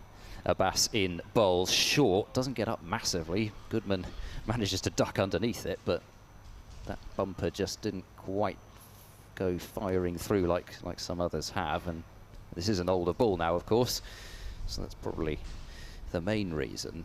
But I think you look at, in terms of the shots, you'd look at Harris's and arguably Higgins's, although you'd say, well, he had to keep scoring. It was useless him just, you know, blocking. That's not his game anyway. Abbas in bowls, and that's worked away through the gully by Goodman. That's nicely played, perfectly deliberately, and he'll pick up 2 runs for this as it rolls towards the Ingleby-Mackenzie stand, and Goodman moves to 15. Yep, it's already ticked over 15 with that couple of runs, and it's 118 now for 7 at the end of over number 50. But otherwise, yeah, good balls. But I don't know at what point, and this is only something that you know, an experienced coach like Dale Benkenstein can say. At what point does it not become enough just to say we got some good balls? I think Marcus Harris might look back and think, yeah, yeah, I'm not sure I should have been driving at that. It was quite wide as well. They just changed the ball. It nipped, it bounced. I mean, Harris looked like he was going to get some runs with the drive, but if he was going to get out, that looked like the way he was going to get out, and that's how it happened. So you could argue that that wasn't there to drive at all. Yeah, some of the others, Lace went in between bat and pad, in between the defence, isn't it? Bowled his Abbott, back for another spell, bowls that to Warner, who pushes that out into the covers, just about reaches Gubbins. So, yeah, I mean, the first 3 were all caught behind, weren't they? Scott, Bracey and a bit. I think the ball did a bit more for Hampshire. Now, you could argue, now, is that because they're a better bowling attack? I think you could probably make a good argument for that. I think definitely they got a bit more out of this pitch than Gloucestershire did. So, of course, by nature, as that's outside the off stump and left alone, it's going to be harder for the top order for Gloucestershire than perhaps for Hampshire. Yeah, I think I'd certainly go along with that, and I think it's sort of a case of batters having their techniques examined in a way which they haven't necessarily had so much before in their careers, or at least, and I think I go back to this quite a bit, it's the consistency of it. It's the fact that you've gone from, well, Yorkshire attack, Lancashire attack, Surrey attack, here Hampshire. Here's Abbott, bowls, bounces down the leg side, taken by Brown. Whereas even last season, you'd be able to point to the odd game, even in the conference system, in the, well, Division 2 as was, which Gloucestershire were in, and there were some very good teams in Division 2. They had to go to Chelmsford, for example. But I think it's just the relentlessness of it as well, and the fact that after a couple of defeats, and admittedly a good draw, but you know, a high-scoring draw on a very good pitch, yeah. I think. Well, good pitch for batting, I should say. But again, from that pavilion end, outside the off-stump, Warner leaves alone, nips back a bit. It's just the relentlessness of it, and the fact that you are consistently, match after match, being tested in a way that you've not before. And as much as, you know, and I think the club were right to say, you know, 2020, that the COVID season, they played Somerset, went to Taunton and got absolutely hammered. And as much as you can say, yes, that's sort of helped prepare us in the 2021 season too. Abbott bowls Warner on the back foot, steers that out into the covers. And the 2021 season, likewise, you're playing against some top Division 1 opponents, and they started off against Surrey at home and Somerset away, and they won both those matches. You had a great start to the season. Yeah, last year, exactly. You were the most talked about county, really. Won 4 of the first 5 matches with a draw. That was the draw was the one here. So after 5 matches, it was, you know, and to be honest, it was only because of the quick nature of last year. It was only those 2. Really, it was those 2 matches at the Oval and Grace Road where the ball really turned, and that was the undoing of them. Abbott, Warner pushes forward, and that's off a slight inside edge, works its way slowly up to mid-on. End of the over, 118 for 7, maiden over from Abbott. But I think it was just the nature of it, the fact that you had that kind of sprint for the line, as it were, to get into that Division 1, and it was only, you know, it was 2 matches, and it was, you know, 4 innings or whatever. It kind of derailed Gloucestershire, even though, as I said at the time, and I think I was right to say, I think Hampshire proved in their matches against Gloucestershire why they deserved to qualify for Division 1. But at the same time, just going back to the original point, I think it's difficult to say how even 2021 prepares you for what they've been up against in Division 1 as is in the current structure. As Abbas continues and bowls to Goodman, who's forward and pushing the ball out to cover, and there's no run. Well, you hadn't been, was it 2005 was the last time you were in Division 1? Yeah, that's right. That's quite a big gap. Yeah, definitely. And you know, like I say, as much as you can point to good results last year, and it was a cracking season. They won as many, in fact they won, I think, more championship matches than anybody as a whole. Of course, 3 of the wins were in Division 2, but still, it's a lot of winning. But it's different when there are matches that you can point to, as Abbas comes in and bowls back of a length. That's flicked away aerially. It'll land safely, nowhere near a fielder. He'd have had to have had a backward square leg in place to catch that one, but wasn't quite in control there, was Goodman. But I think what you would say is he's just rehearsing now, pulling the ball round the corner. At least he was playing it round the corner, knowing that he was safe, even if it did pop up in that area. And a single take, 119 for 7. But it's just, yeah, as I said, I don't think anything could really prepare them for this season. And as Abbas comes in and bowls down the leg side, might have flicked Warner's pad, I'm not quite sure. Thought I heard a bit of a noise there, but either way, it's been knocked down well by Ben Brown. Someone's going to do that at some point. Bren Bown behind the stumps. It's going to happen. Ben Brown behind there. He did well to save himself, maybe buys or leg buys, whichever it was. But yeah, and you know, there's been a certain amount of bad luck involved as well. But you know, Gloucestershire can't be providing excuses, and they won't. As Abbas bowls, and that's flicked away behind square, and again it lands safely in that backward square leg region, and Warner had to get his skates on there, because who's that down at fine leg? Fuller. It's Fuller. So it is. I was going to say it's got a fast bowler's build. Fuller hurled the throw in, and Warner had to just make sure he made his ground at the non-striker's end, even with a single which went, well, a good 40 yards from the bat. 120 for 7 as Warner moves on to 5. But yeah, I mean, you know, kind of trying to diagnose from behind the mic as you do. Well, but you are missing a few players in this game, so that's not helping. No. Abbas bowls, goes for the Yorker, and it's a no ball. I think it may have been missing leg anyway, but it was I think it ended up striking him on the low full toss.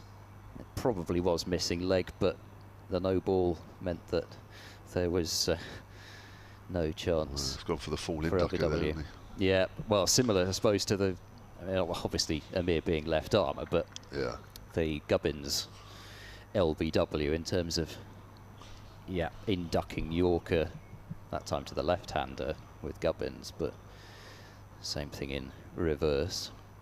122 for 7 with that no ball. They trail by 220 Gloucestershire as Abbas bowls back of a length, and Goodman onto his, well, I say onto his toes. He's so tall he probably didn't have to get onto his toes to play it, but it just rose up a bit to knock the ball down into the leg side. Sure, again, he's on a career best already here.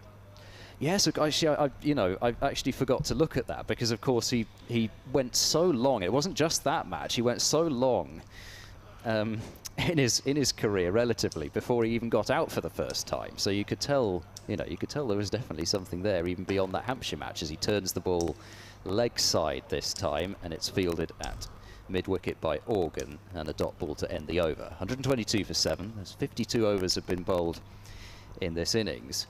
But yeah, and I said so at the time. I wondered actually what the average number of overs was before a batter in first-class cricket is out, and I would guess that it's an awful lot shorter than Dom Goodman. I think from memory it was you know, batting for something like 17 or 18 overs before getting out for the first time. Yeah, well, I've not seen him get out yet. As Abbas comes in from the pavilion end, Warner's forward, pushes that up towards extra cover, and there's no run. So the deficit between these two now is 220. 193 is the follow-on figure for Gloucestershire. Even if they didn't reach it, and these two are making it look easy, I'm not sure Hampshire would enforce it. I don't know. I don't have any insight, but I'd be surprised. I think Hampshire would have another bat anyway. Yeah, I think I'd go along with that because there's just so much time, and the forecast looks pretty good as well. Although the sunshine has disappeared. That's short, and Warner gets wrapped on the finger there, and I think that's painful. He throws the bat to the floor, and I think we're going to have a little break here. Well, the physio comes out and sprays that finger. Oh, not he looks another a bit one. of pain. Oh dear. He's had his fair share of injury troubles as well, Jared Warner. I think I don't think it's been fingers, but since he joined Gloucestershire, he spent quite a long part of last season on the sidelines. He played in just a couple of championship matches towards the end of the season, did play the Royal London. I think he played nearly every match in that. I just have to double check in one of my 2000 tabs that I've got open just exactly how many matches he played, but he played a significant part in it. 6 matches, he played 6 of the 8, so a decent number. Yeah. But the first part of the season, I think he was in action for the seconds, sort of on and off a little bit, and I think it was just one of those kind of nagging things that fast bowlers can get, and obviously, hopefully, whatever's wrong with the likes of David Payne and Matt Taylor, it's not going to continue to be a problem for them. But you know, these things can happen, and he's a young bowler, kind of, I suppose, in a way, growing into his body, if that isn't a silly thing to say. So yeah, he's been a bit unfortunate with injuries, so you just hope that hasn't done any damage. Yeah. Joe's just tweeted at Somerset Sport a picture of the scoreboard, and just to highlight the fact that Hampshire are ahead of the over rate. They are +2. Thank you, Joe. Yeah, I was going to say, because there was that huge stoppage for that change of ball, and they still only finished only a few minutes late for tea. It was fairly on time as these things go. It was only about 10 minutes or something like that. You could definitely tot up even 10 minutes worth of stoppages. Yep. So we've still got a break here while we wait for Warner to get treatment on that, I think it's thumb, somewhere around there anyway. It's on the hand. It's raining in Manchester. Well, it is raining. Surely not. It's just, I mean, it's almost odd nowadays to see a rain delay anywhere. And I know Gloucestershire had an entire day rained off last week, but yeah, match delay due to rain, with Lancashire 127 without loss, and Warwickshire 315. Luke Wells 70 not out, Jennings 44 not out. I bet there are loads of other counties who would have loved to have snapped up Luke Wells. I don't know what's gone on as far as, you know, you even see Ben Brown coming here, and you just kind of think a little bit, why are you letting players as good as that go? And I think it's, yeah, I don't know. I don't know the ins and outs of it, but either way, it seems like Luke Wells is too good a player to have go off without seemingly, you know, giving him the opportunities that a cricketer of his talent, I think, deserved. But there we go. That's just my opinion. That's a good one. What's that worth? The physio is leaving the field, and Warner, I think, still looks. Well, he's having a chat with Short Leg, discussing thumb injuries, perhaps, over the years. Actually, my thumb injury was worse than yours. I don't know, something like that. And Ira Donald is at Short Leg. Cheery conversation matter. Yeah. Well, it is the sort of conversations you have, yeah. That looks painful, but mine was more painful back 5 years ago, when I got whacked by somebody quicker and things like that. But anyway, Warner is going to continue, and Abbas at the top of his mark at the pavilion end, and he comes in again. 122 for 7, just to remind you, the total. Short, predictably, and Warner's on top of that one, hits the top of the bat and plays that out on the offside. Talking of weather, I mean, we have had sun for most of the day, but it has disappeared. The cloud is high, hazy cloud, but I don't think it's coming back, if I'm honest. So whatever it is up north, whilst we've got nothing like that down here, it may have some sort of effects here, in that we've lost the sun. And maybe just a degree or two cooler, but only a degree or two. Abbas bowls short of a length, and Warner's on the back foot and pushes that out into the covers, where it's fielded by Nick Gubbins. I think it just shows you the air temperature's not the most warm. I think the sun's making it feel really warm when it's out, but yes, just one of those days. Yeah. But still, pretty decent weather for early May. Oh, we'll settle for this, won't we? Definitely. I've got a fleece on, which makes a nice change. Quick 30-second update coming up. Gloucestershire, replying to that Hampshire all-out total of 342 earlier today, are 122 for 7. A bit of a rearguard action going on between Yared Warner and Dominic Goodman. But Hampshire still in the driving seat because they lead by 220 currently. We had no wickets since tea. Only 3 fell between lunch and tea. The Australian opener Marcus Harris for 17, Lace for 5 and Ryan Higgins for 46. Mo Abbas has 4 wickets, 4 for... what's he got? 4 for 33 currently, but things have just quietened down a little bit with Gloucestershire at 122 for 7. Thank you very much indeed. If you would like to hear live commentary of that It's played out on the offside end of the over. Not much happening there for Kyle Abbott, apart from a couple of shorter balls, which he's just trying to unsettle Warner. But other than that, there doesn't seem to be a lot of movement out there, and Gloucestershire look like they might be able to bat out this session fairly easy. But then, as we've seen in this game already, that all of a sudden, just as you think things are settling down, a couple of things happen. Yeah, I'll be interested to see Mohammed Amir with the bat, because we haven't seen him yet, and I seem to remember, but obviously it's been 2 years since he's played first-class cricket, so it's a bit difficult to, well, not quite 2 years, but 2 years and a bit, as Abbas is into Goodman, who flicks that one away fine, down towards fine leg. The fielder was round at long leg and has to go into a tumble to stop it, and they're going to get 2 runs. But applause for the effort, because that might well have been 3 or 4 were it not for the big dive from Fuller down on the boundary. 124 for 7 as Goodman moves on to 18, so extending his career best. But I can remember Mohammed Amir scoring a few useful runs for Essex in his times. Going to have a look and see what his average was, because I think off the top of my head what it would be. As Abbas is in, down leg side, is there something on that? Is there a glove? He's been given out. Goodman looks to the heavens, but he's got to go, and that is the 5 for Mohammed Abbas.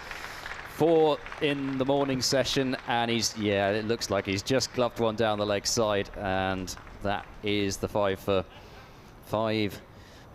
35, and what's that? 4 of them out, caught behind by Ben Brown, but this one a flick down the leg side, and at last, from Hampshire's point of view, they've managed to dismiss Dom Goodman. Another good effort from Goodman, though. I mean, he's showing in this innings, actually, for me, he's shown as much potential as he did in that knock where he blocked it out, because he actually brought out a few more shots than we saw last season, and not for understandable reasons, because a lot of the time he was just blocking for either for the set batter at the other end, or in this instance trying to save the game. But he's shown definite ability there, and I think, yes, you know, certainly I was told at the time, even when he was batting at 11, he's, you know, we think he's going to be a future number 8, and you can certainly see that in him even from that innings, albeit 18. But I think, you know, there's plenty of development still to do with Dom Goodman, which is the exciting thing. So yeah, adding a few, well, whatever, you know, put it as the extra string to the bow potentially. You know, the bowling's always going to be, by the looks of things, his number 1 thing. Yeah. But you know, he's batted usefully there, and he's the second top scorer of the innings. So that tells you something. It certainly does. The 39th time that Mo Abbas has taken 5 or more wickets in his career. Got an email here from Martin Osman. Now, if you were listening just before tea, you'll know that Martin emailed solentcricket@gmail.com and was very complimentary about Melissa, especially about a commentary, and promised to have a story about me after tea. So he's emailed. I did read it first, and I have to say a big sigh of relief, really. He says, "Hi guys, many years ago at the old county ground, we were playing in the knockout stages of the old B&H. Kevin came on as first change bowler, and we still had a short leg in place." Short leg in B&H, good grief. I sat wondering why. Oh, I must admit, I'm wondering why now. I can't remember. I'll come back to that. Here comes Mohammad Abbas bowling to Mohammad Amir, and Amir's forward and defending it back to the bowler. Oh, I really had a short leg in even in the championship. Anyway, I sat wondering why, says Martin, and the batsmen or batters worked the ball away towards the boundary. Of all the people, the captain, Mark Nicholas, made an attempt to chase it. When he picked the ball up from the rope, I said, "Mark, take the short leg out." And he looked up and smiled and said, "Just thinking the same." Yeah. Not take short leg out with the throw. I see what you mean, yeah. No. I wouldn't have had a short leg in for very long, I shouldn't have. Abbas then right arm round to the left-handed Amir, who's edged and caught at second slip. And that's 6 wickets now for Mohammad Abbas. Liam Dawson taking the catch at second slip, and Mohammad Amir doesn't even give me enough time to tell you that his first-class average is nudging 16. So he could have put on some useful runs, but he's gone without scoring here, and I'm sure that will please Mohammad Abbas to get rid of his, well, I guess, former Pakistan international teammate. And Amir goes for a second bowler, and Gloucestershire are 124 for 9. Yeah, 2 wickets for the score on 124. That went quickly, didn't it? Good catch from Liam Dawson. Again, that's just above head height, a bit like Ian Holland earlier this afternoon to get rid of Marcus Harris, and that ball went quickly. Good catch from him. He's a good slipper. He's Liam Dawson. And Mo Abbas, well, didn't take any wickets this afternoon, but he's back on it like he was this morning, and 6 for 35 in his 15th over here at Abbas, and absolutely fantastic. Good to hear Joe Weatherly actually in the afternoon session say that he thought Mo was around most of the season. He wasn't 100% sure, but I know initially when they signed Mo Abbas for this season, I think it was sort of 5 or 6 games at least, but it was reviewed. So, of course, with international players, although Abbas is a bit on the outside now, Pakistan, you never know how those situations are going to change over a month to month. So it's a bit difficult to say, you are going to be our overseas player for 6 months. I think it's very much, look, you can do this period, let's see what happens at the end of that period. And usually a few weeks is ages, isn't it? Oh, yeah, definitely. And I think, you know, as far as Gloucestershire are concerned, managing to get Mohammad Amir for the 3 matches with Naseem Shah down, I mean, that's the kind of thing, in a way, I suppose, in the past, possibly, if your overseas pro got injured, you'd have had more difficulty than that finding replacement. I think the ease of travel and the fact that players are willing to travel more now, I think probably helps in that regard, but also with all the other commitments that are going on in the busy cricketing calendar, it doesn't make it easy either. Yeah. A chance for Ajit Dale to improve his career average. Yes, well, I think his career best came, yes, against Lancashire. I think that was 6 not out. So here's Mohammad Abbas looking for the 7-foot, and he's not going to get it here because Dale's angled it through the gully and is going to sprint back for a second run. So he's off the mark to his first delivery, and Gloucestershire 126 now for 9. And he's halfway to his career best average. Yes. Currently sits at 3.8. Not had too many innings, though. In fact, it's one of those things where it's almost not a badge of honour, but he's finished not out 4 times out of 6 so far this season. But I think at the same time, I'll come back to that, as the last ball of the Ageas Bowl by Mohammad Abbas, he's in, and Dale, I thought he was going to get out LBW there, because he played that like he was expecting that to be the short ball, and it was the full delivery, and I thought that he might not managed to get his feet back down on the ground in time and the bat down on it, but he did, and he's kept it out. So that ends an over from Mohammad Abbas, which has produced 2 wickets, 2 runs off it, 4 runs off it, and 126 for 9. It'll be Warner on strike, and it'll be interesting to see whether Warner changes his approach now that Dale is out in the middle. But it's almost one of those things, actually, where I reckon if you looked at Chris Martin even, if you looked at his numbers, I reckon he probably had quite a few not outs, because so often it's the batter at the other end who gets out going for a big hit thinking I've got to get my runs in because I'm not going to get too much more opportunity out here. So that's worked on the leg side by Warner. New delivery from Abbas, which is fielded at leg gully by Ian Holland. I'm just having a look at Mo Abbas's best figures for Hampshire last year. It was 6 for 11 against Middlesex here, second game of the season. Oh, so gosh. if he gets another wicket, that will of course improve on that, because 6 for was the best he had. Here's Abbott from the pavilion end, bowls. It's getting slightly cold. Oh, it's a miss down the leg side by Ben Brown. I think he may just have flicked Warner's thigh pad as it went past. That's a good stop down at fine leg there by Abbas. He's well in the game, and that is signalled byes. I think that ball was just angled into the right hand and was a little bit too straight. It was going further away from Ben Brown. So another wicket for Abbas, and it'll be his best figures for Hampshire. By the way, just on Chris Martin, aka walking wicket. Yes, yeah. He finished not out 52 times out of 104 innings in his Test career. So bang on half the time he went out there, he didn't get out. Well, shouldn't even call him the walking wicket. Abbott bowls. Oh, that's way outside the off stump. A diving stop this time to his right by Ben Brown. Would you like to have a guess what his average in Test cricket was? Who did he play for? New Zealand. New Zealand. Of course, yes.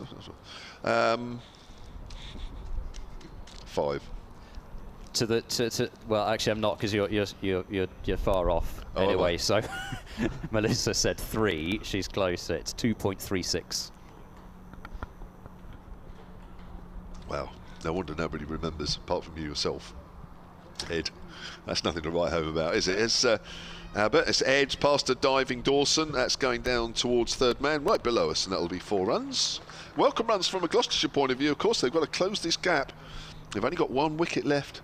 I don't think Hampshire will enforce the follow-on, even if there is a chance, which looks very likely now, because 193 is the follow-on target. 132 for 9 now. The deficit is 210. Yeah, I suppose the only argument would be the fact that it's seemingly, with the cloud having come over, decent bowling conditions, and you have a kind of you'd have an awkward hour and a bit to face, I suppose. But I don't know. I still think, like you, I think lots of time left in the game. I think you're right. Abbott bowls, length ball, and Warner pushes that up towards Fuller at shortish, wide mid-off. No, I think you're right. It's a different feel now. The conditions. It's still very still, which is nice. But the sun has gone. It's a little bit more cloud cover, although it's hazy cloud cover. And I still think. I mean, let's say the lead is 190. I mean, let's give Gloucestershire another 20 runs here. I think that's a big deficit, and I'm not sure Hampshire would want to bowl again. I don't know. I know they've only bowled 55 overs, or nearly 55 overs now, but I'm not sure they would. Short. And Warner ducks underneath that end of Abbott's over. 9 overs, 1 for 28. Yeah, I think, and again, those who say that he should just go for the jugular, and I'm sure there'll be plenty of people listening who would go for the jugular, as it were, and enforce the follow-on, would point to the fact that Barker's only bowled 10 overs. This is only Abbott's 9th over. I don't know. I think it could even just be one of those things where they have a little bit of a team meeting about it, and a quick team meeting about it, and decide what to do. But I think, I just think you can make it pretty insurmountable, even if you don't bat very well the second time round, and still leave yourself an awful lot of time to bowl Gloucestershire out. Mohamed Abbas continuing, bowls back of a length, and rising up to jam down on that one is Dale, and manages to get it down and to safety. Of course, we all here remember last year when Hampshire gave themselves 4 sessions to bowl Gloucestershire out, couldn't do it. Indeed, but I think they'd be giving themselves an awful lot longer than that, with the match situation being as it is.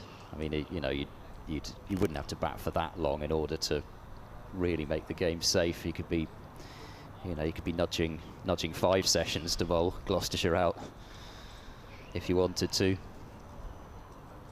Short leg in now. It's a short leg in place. But I wonder what Howard Abbas was doing with his... It actually looks as if he'd moved his bowling marker a little bit. He's in now and bowls, and that's once more played quite well by Dale. It wasn't too far back of a length, but he's knocked it down and into the mid-wicket region for no run. I suppose he did bowl one no ball the previous over, Abbas, so I don't know. Maybe I was just seeing things. I thought he'd just moved that marker just a little bit.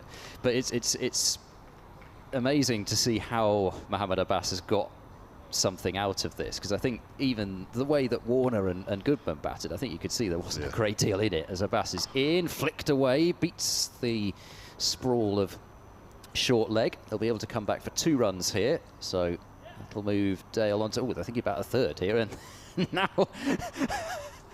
the throws come in, and Dale had no idea where it was. It was ducking, and then the throw ended up coming in nowhere near him. 134 for 9 as Dale doubles his tally, and he's on to 4. It's important from a Gloucestershire point of view here that eke out as many runs here as possible, because this is a big deficit at the moment. Sits at 208 now with those couple of runs as Abbas is in, and Dale defensively pushing this one down the ground. Everything's happening in rather slow motion there. Abbas doesn't want to go and pick up the ball. It's Abbott from mid-on who just about manages to make it down to scoop it up. I mean, it's interesting. I mean, those 2 quick wickets, you know, Goodman and Amir, both on 124. But I mean, before that, as you rightly said, Goodman and Warner didn't seem to be in any trouble at all. And, you know, even now there are signs here that, again, this looks fairly easy, but then all of a sudden you'll get a couple of overs where just a couple bounce. Yep. Abbas bowls outside off, well outside off. A good leave from Dale. It goes through to Brown behind the stumps. And I think it's, you know, it's just thinking about Mohammad Abbas, and you don't think of somebody who's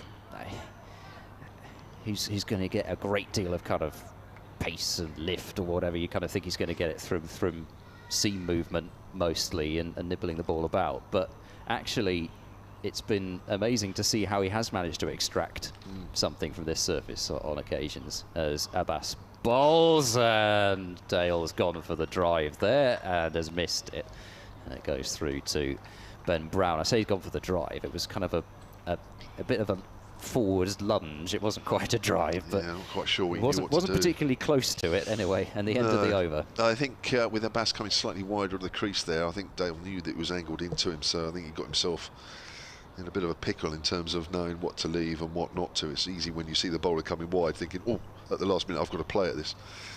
We've got 25 overs left to do in the day. 134 for 9, deficit of 208. Martin in Holland has tweeted at Somerset Sports saying, good afternoon, how's the weather forecast for the next few days? Well, I think it's all right. I think it's might just get a bit of cloud, but certainly on my app there's nothing. But then, of course, as Abbott comes in, length ball, which Warner pushes up to mid-on, fielded by Barker. But of course we were a bit like this for day 4 last week against Lancashire, where even the night before I think 1 or 2 weather apps were suggesting that maybe there might be a couple of showers, but only light ones, and of course we never got on all day, so you always worry a little bit from that point of view, but certainly there's nothing that appears to be a bit of a worry, even though it's raining up north. Might be worth asking the follow-on in case it rains the 3rd or 4th day, says Martin. What do you guys think? Well, as I say, I don't think there's going to be any rain, but as that's pushed up to mid-off this time by Warner, it's just difficult to know, because weather apps, I think it depends on what app you have. They all say something slightly different, don't they? Yeah, and I you know, as I say, I just think there's so much time left. I mean, you get this wicket quickly. You get 20 overs in of batting tonight. Probably not going to be hanging around too much, even if they only added 60 on. You know, you get up towards 270 lead by the end of the day, and even if there were a brief shower or something tomorrow, I don't think it's going to be solid rain at all. No, I don't think so at all. Gets wrapped on the pad. I think that's going down. Even Abbott's not shouting, although 1 or 2 behind the stumps are. But you're right, there is so much time left, and I personally, and I know I get this wrong quite a bit, I personally wouldn't enforce the following, even if Gloucestershire are out in the next 20 minutes. Wouldn't. I would just let the bowlers have a bit of a break, and then let them go hard, presumably some point later tomorrow. Yeah, I think I'm with you on that, just because of what the forecast is saying. I don't think there's a problem. And sometimes, of course, you can expect rain and it doesn't come, and then you look really silly as that's cut away on the offside. Shorter delivery from Abbott. Dale will pick up a single. Was that Dale? No, that was Warner that hit that one, wasn't it? So Warner's on 10, 135 for 9, deficit of 207. You collectively will be interested in this because Emily Windsor is 45 not out at the moment in the Southern Vipers' second warm-up match. They're 140 for 4 after 15.2 overs, and they need 185 to win. So that's going to be a it's going to be a good finish. It's against the Western Storm down in Newport, not the Isle of Wight. Here's Abbott bowls. It's in the air. In fact, it's a good shot actually past Abbott's left hand. That's going up towards the deep mid-off boundary. I think Fuller will get there in time. Slides into that delivery, and they'll pick up 3. Ajit Dale, and he's on 7, and it's a career best, isn't it? It is. So there's 2 career bests for Gloucestershire to celebrate here. First Tom Goodman, and now Ajit Dale as well. So he's almost, actually. In fact, he has, because it was, what was it? It was about 3.8 when we looked. Yeah. So yeah, he's basically doubled it almost. Yeah, as good as. Doubled his career best, eh? If anybody could say that when they walk to the crease, you'd be happy with that, wouldn't you? So it just shows sometimes just how difficult it is actually to get people out of this wicket. It's just from time to time the ball does shape.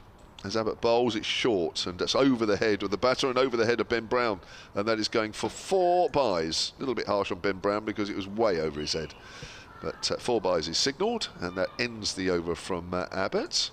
A little bit of frustration there from Abbott, and I think also he dug it in so short just to make sure it went high.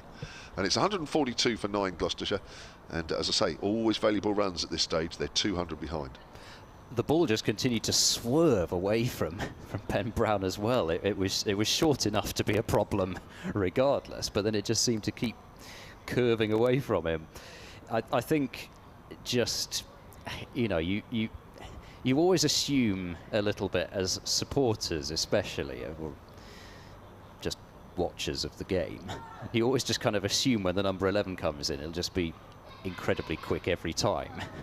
Even if they have a sort of a decent average, you just kind of assume that the last wicket should be taken very quickly every time. Yeah. Abbas in and bowls well wide of off stump, and Dale leaves. That one bounces well before it gets through to Ben Brown. But yeah, as you say, it just sometimes it doesn't work like that. And actually, whilst quite often the immediate thought is to ask what have they done wrong here, just sometimes, you know, you lose sight of the fact that a number 11 would probably be batting very high up the order in a club match. They're not absolute wallies. As Abbas bowls, and that's a nice looking shot from Dale. He's not going to get any runs for it, just a firm push towards mid-on. Abbott does the fielding, and there's no run. Suddenly got very loud here, and I think we've got there is some aerial activity as well.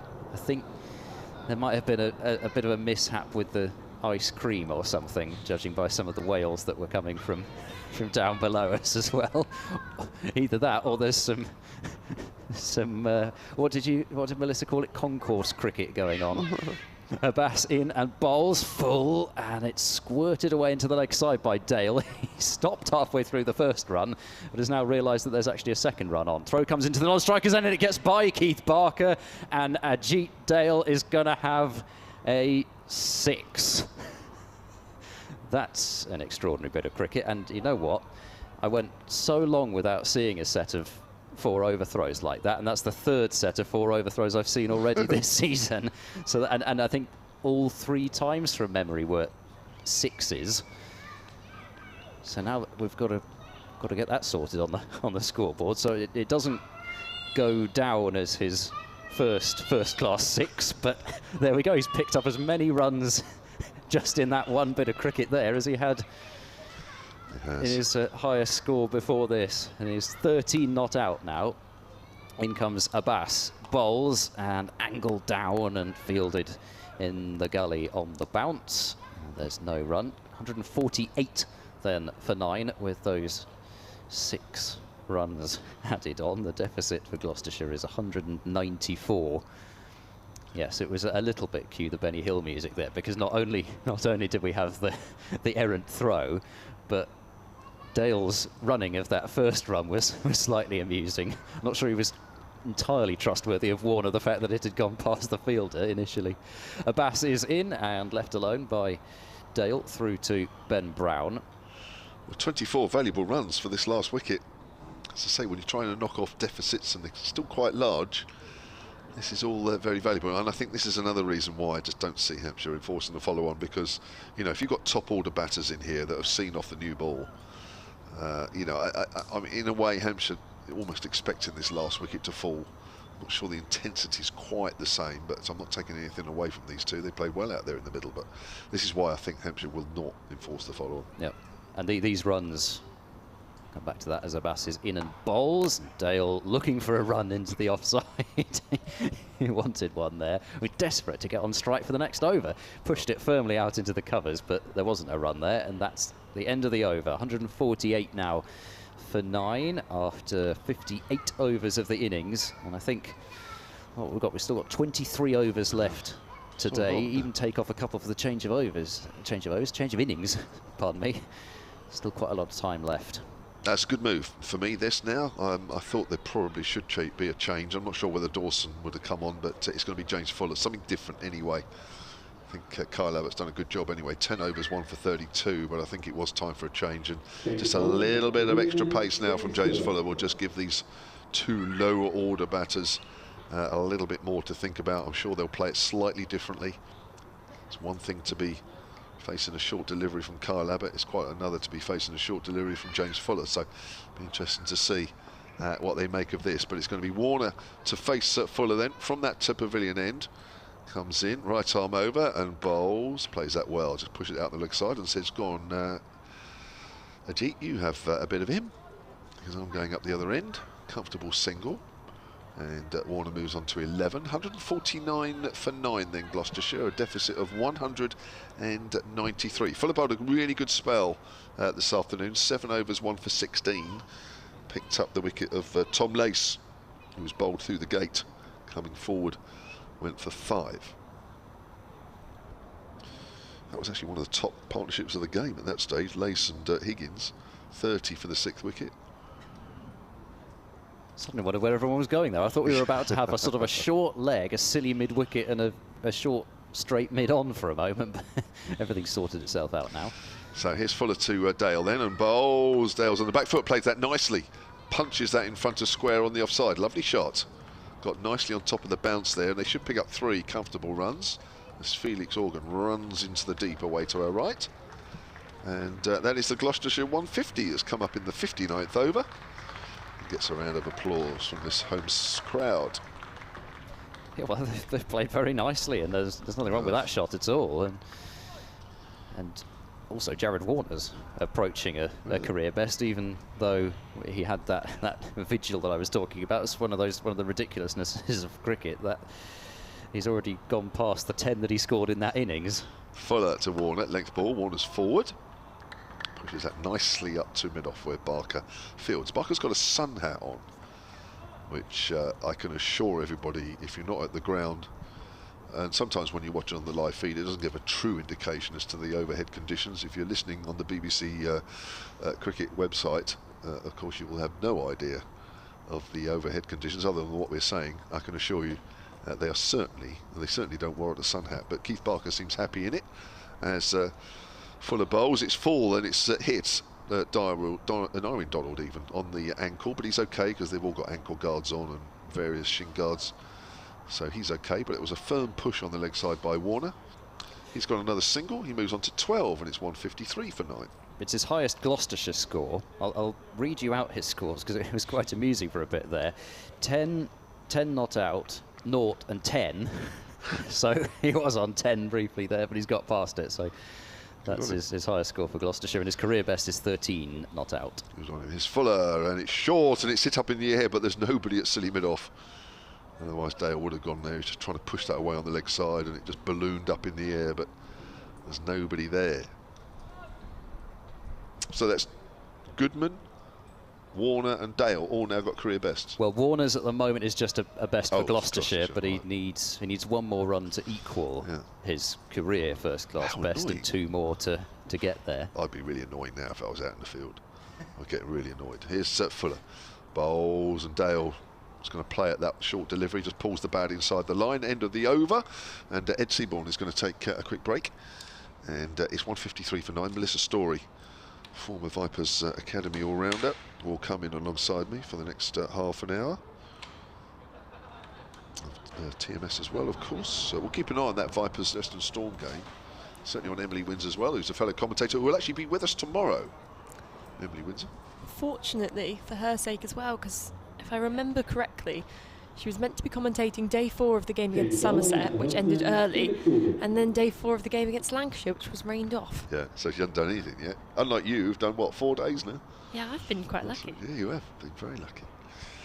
Thanks, Ed. He's going to keep the scoreboard open. Oh, no, I've just got the worst news. Oh. Dismissed for 49. Oh, no. Emily Windsor. Won't be raising that one then. We will bring it up tomorrow, don't worry. 49, how was she out? Sorry, Ed. Just caught somewhere, anyway. Right, here's Felix Organ, who's into the attack now, taking over from Mo Abbas. And forward, and is he dropped first slip? I think he is. I think Vince has put that down. And that Warner. Was quite a straightforward catch from Vince there. It was low to the ground, but caught a thin edge and straight into the hands of James Vince. It almost was as if he wasn't really expecting that. He wasn't quite ready. Oh dear, that was a comfortable catch for a first slip. Warner's forward.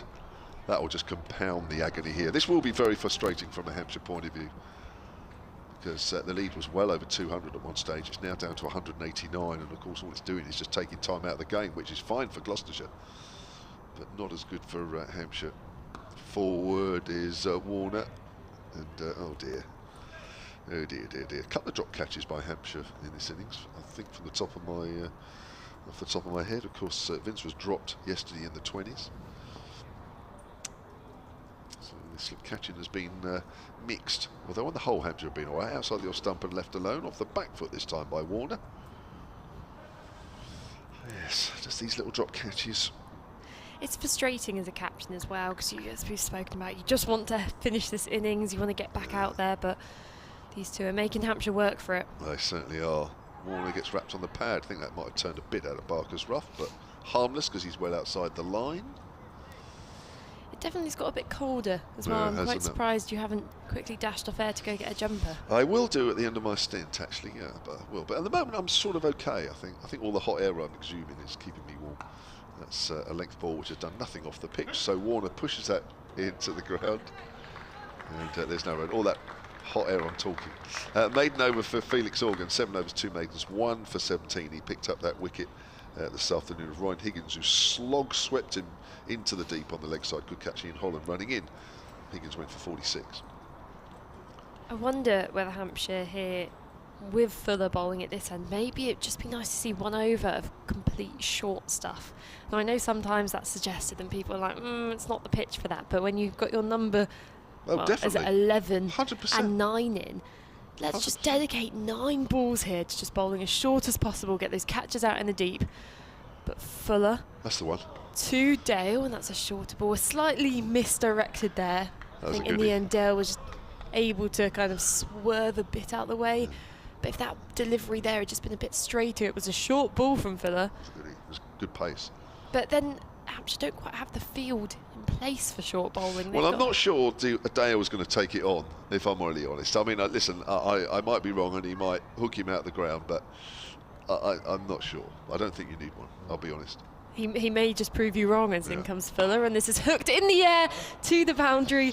A big hoik and a big slog, which Kevin James said he wouldn't think he would take it on, but that's a slog. That's Dale not a hook. has taken it on. That's a slog. That's not. It actually went through the hands, I think, of Kyle Abbott there at a conventional mid-wicket there, who now has the long jog to the boundary over in the Colin Ingleby Mackenzie stand to go collect that ball. He's probably got a bit of a numb hand as well. Now listen, there is one out now on the leg side, which is fair enough, but to me that is a shot of a guy who's just been bounced and he's thinking, oh, that might be a short one next one, so I'm going to have a go at it. But, I mean, that's a length ball which he smashed and drilled through mid-wicket. I mean, I'm sorry, that's premeditated. Fuller bowls to Dale, who tries to pull it down the leg side, but misses it, goes through to Ben Brown for no run. Again, Kevin James, that really looked like he was trying to take it on. Was that another premeditated one? Well, I think it is, But you just don't think the shorter ball he would take on? No, I mean, listen, I'll concede the fact that Hampshire put one out there now, so that's fine. But I don't think Dale's playing the ball on merit. I really don't. Do you? Not really, but it's quite nice to tease you about. It's good fun, and it's great to watch.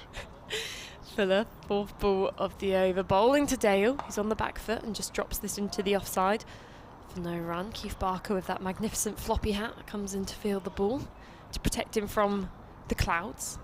Not much sunlight, in fact no sunlight really. It's all been covered up by this haze of dense cloud. Might see the lights come on soon. Do you think? Yes, I do think so actually. I just starting to see a few people trickle out from the ground just over this last hour, potentially with the loss of sun, as Fuller in, and that's over pitched and just pushed away by Dale into that mid-wicket region again. They'll comfortably get back for 2. And whilst that was happening, James Fuller laying sprawled on the ground as he had a bit of a stumble in his follow-through. Again, these two just chipping away at this deficit between them, and you say it's gone down to 183 now. Again, I think more evidence that Hampshire will look to bat again when this final wicket's been taken. They're probably looking to push that lead more towards that 300, 350 mark, even 400 if they can, as that's pushed into the offside to Keith Barker for no run. End of the over. Gloucestershire 159 for 9, because, as you say, the bowlers, it's still been quite a long day in the field. It's probably unlikely they'll want to go back there, unless, of course, these two Gloucestershire batters last until the end of today's play, then the wicket falls, and then Hampshire might go, yeah, well, we're going to sleep overnight, maybe we can enforce it. Although I'm not sure, at what point are they unable to enforce the follow-on? At 193. So Gloucestershire have to get to that if they can. I mean, I have to say, this is bottom 35, this last wicket. This has been one of the highest stands of the innings. Organ with his off-spin, and that's swept away quite neatly by Warner. I think that's Fuller out there, not all the way on the boundary at backward square leg. And Warner moves on to 13, 160 for 9. The deficit is 182. They're doing well, these two. But you just get the feeling, whatever Hampshire are trying at the moment, it's just that period where it just doesn't work, and you do have these periods against lower order batters where you think, why is this not working? Here's Organ bowls. He's playing a missing outside the off stump. Nice bit of drift there from Organ, and there is no run. Got an email here from Martin Digweed, silentcricket@gmail.com, who actually signed it as Diggers, as you do. Just waiting for the bails to be put back on because Ben Brown whipped the bails off as the ball went past the bat. It's Dale facing Organ. Bowls. He's gone for the slog there, and he's somehow skewed it out to deep mid-wicket along the ground to Ian Holland. It's just Gloucestershire's moment here at the moment, isn't it? It is. I mean, the luck's running with them here, and Hampshire aren't keeping these catches in hand, so they may as well just run with this momentum. That's right. Well, they're paying for it at the moment. So that's a quicker ball, and that's gone through the bat, and Ben Brown didn't take it cleanly. Not sure there was an edge, but even so, quicker ball from Felix Organ. Just had Warner playing that a little too late. It's an interesting reaction from Organ there, which may have indicated there was a slight edge. He was down on the ground, hands on his head. Maybe. Here's Organ again then, and bowls Warner, full defensive, out on the offside. So Martin says, thank you for your amazing online commentary, thank you. My father, who was an avid Hampshire fan, passed away recently. We went to a number of grounds going back to the 1970s. He loved Maze Bounty and Basingstoke. What are your favourite old grounds? Wow. Organ bowls on the back foot there. Warner plays that into the ground and let him do another over. 161 for 9, a deficit of 181. I did quite like the old Bournemouth ground, actually, I have to say. It was nice. Portsmouth was all right, but I prefer Bournemouth. Anyway, yes. What about yours? I mean, you're too young to have played at any old grounds. Yeah, I'm not really sure what kind of ones spring to mind. I mean, there's no grounds that you would have played at that are not there anymore, that's for sure, I should think. Unless there's been some recent act of arson. The oldest looking ground I can think, which I used to play a lot at, was Swindon Cricket Club. They have a glorious pavilion there. It's actually right next to the football stadium. Massive seating up underneath a balcony on top of the pavilion. As that's a shorter ball and an attempted slice over cover from Dale, and he doesn't make contact with it through to the keeper. I think I might have played there. It's as flat as anything. Yeah. And yeah, it's a grand pavilion, lots of pillars, and you go up the steps to watch, and there's like lots of rows of benches, but on top of the pavilion. And it looks quite old. I'm not actually sure how old it is.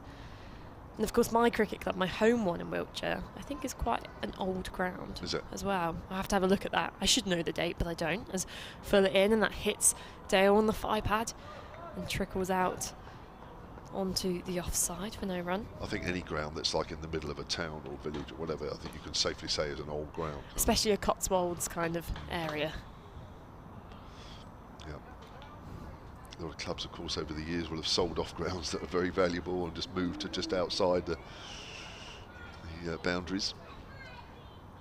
Well, my student halls actually are located right next to where the old ground was, as Fuller's in and on the back foot, almost on his toes as Dale, pushing that to extra cover for no run. So when I was in first year at the University of Southampton, the halls were kind of around the Archers Road kind of area. And I remember walking to the Southampton Common one day, and kind of looking and noticing the street signs and going, that name looks really familiar. And then I'd see the next street sign and go, okay, there's got to be a trend here. Until I slowly walked around this slightly new housing development and realised they were all cricketers. Took me a bit too long. As Fuller bowls, and that's Fuller, and just clipped off the legs by Dale for a single. Gloucestershire 161 for 9, and yeah, so, and then I did a bit of researching, which does really expose my age, and yeah, I had no idea the old county ground was there. Yeah, that's right. So you didn't know the old, well, because you wouldn't have known the old county ground here. No, is it Marshall Place? And yeah. A couple of others, because, yeah, and there's another area just, well, it's all in one now, but Fuller bowls and down the leg stump line, worked away easily by Warner for another single. Because the old county ground, and then just over a fence at one end, there was like Charles Knott Gardens, and he used to be an old player and chairman who used to have used to own the Speedway Club. Used to be Speedway as well in Southampton years and years ago. That was before even I came down here. So there was like the old cricket ground and the Speedway track next to each other. Fuller, top of his mark and running into bowl to Dale. And that's Fuller driven by Dale into the offside. Again, this should be the opportunity for 2 runs for Gloucestershire. Keith Barker in pursuit. And they get through for another 2. Just these two teasing Hampshire, torturing them at this point by just ticking off these runs. There was 4 runs, I think, off that last over. They move on to 165 for 9. We have an update on our game between the Southern Vipers and the Western Storm, where Western Storm put on a very comprehensive total in the first innings of, I think, 184 in the end. Of 20 overs? Off the 20 overs, wow. Yeah. Really, really high scores, of course, in the women's game, especially. And the Southern Vipers were a bit pessimistic about whether they could chase it down, just because of a large total, not their ability. But they successfully chased it down in the end with contributions down the order. Maya Boucher got another 50, 68 off 41 balls. It's Organ to Warner, and Warner sweeps pleasantly for a single down to Fuller, 166 for 9. Our own Emily Windsor, of course, got her 49 off 37 balls, with 6 fours included in that. And then a bit of a rearguard action from Ella McCacken. She got 25 off 10 balls, including 5 fours. She plays for Sussex, and also, of course, for the Southern Vipers and the Southern Brave. So a good day for the Southern Vipers. I've just texted Emily to say well played. That's pushed back to the bowler, and there is no run. That's a great effort. That's a big score off 20 overs. So who won the first game?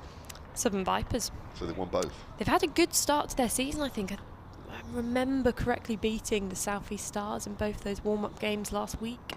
Forward is Dale, back to Organ. Yeah. I could have that wrong. I could just assume that, maybe I'm just assuming the Vipers win everything, because that's quite a good assumption to make. They start their season a week tomorrow, I think it is. We're down there, aren't we, Hove? For their first game. Got live commentary of that one. That's played into the ground. Well fielded by Donald at a short leg though. But this is, well, from a Gloucestershire point of view, an amazing partnership and a fantastically frustrating partnership from a Hampshire point of view, because these two have now put on 42. Which is quite incredible in the context of this innings. And they don't look like getting out, if I'm honest, as that's pushed back to Organ and there's no run. So, yeah, the Vipers are at, well, they're at Hove. It's a 20-over competition that kicks things off against the Thunder next Saturday afternoon. Full live commentary via the BBC Sport website with myself and Melissa. Here's Organ, bowls, and that's pushed out on the offside. I think Ed's doing some Western Storm games, whether you're doing one next, are you playing next weekend? That'll be a single, 167 for 9. Deficit of, is it 167? Yeah, 175. I don't know whether you two have already covered this, but what is the record for the final wicket partnership for Gloucestershire? Do we have any idea? Against Hampshire? Just in general, and then obviously against Hampshire, if we want to go into the details. See, I've set Ed off on a challenge now.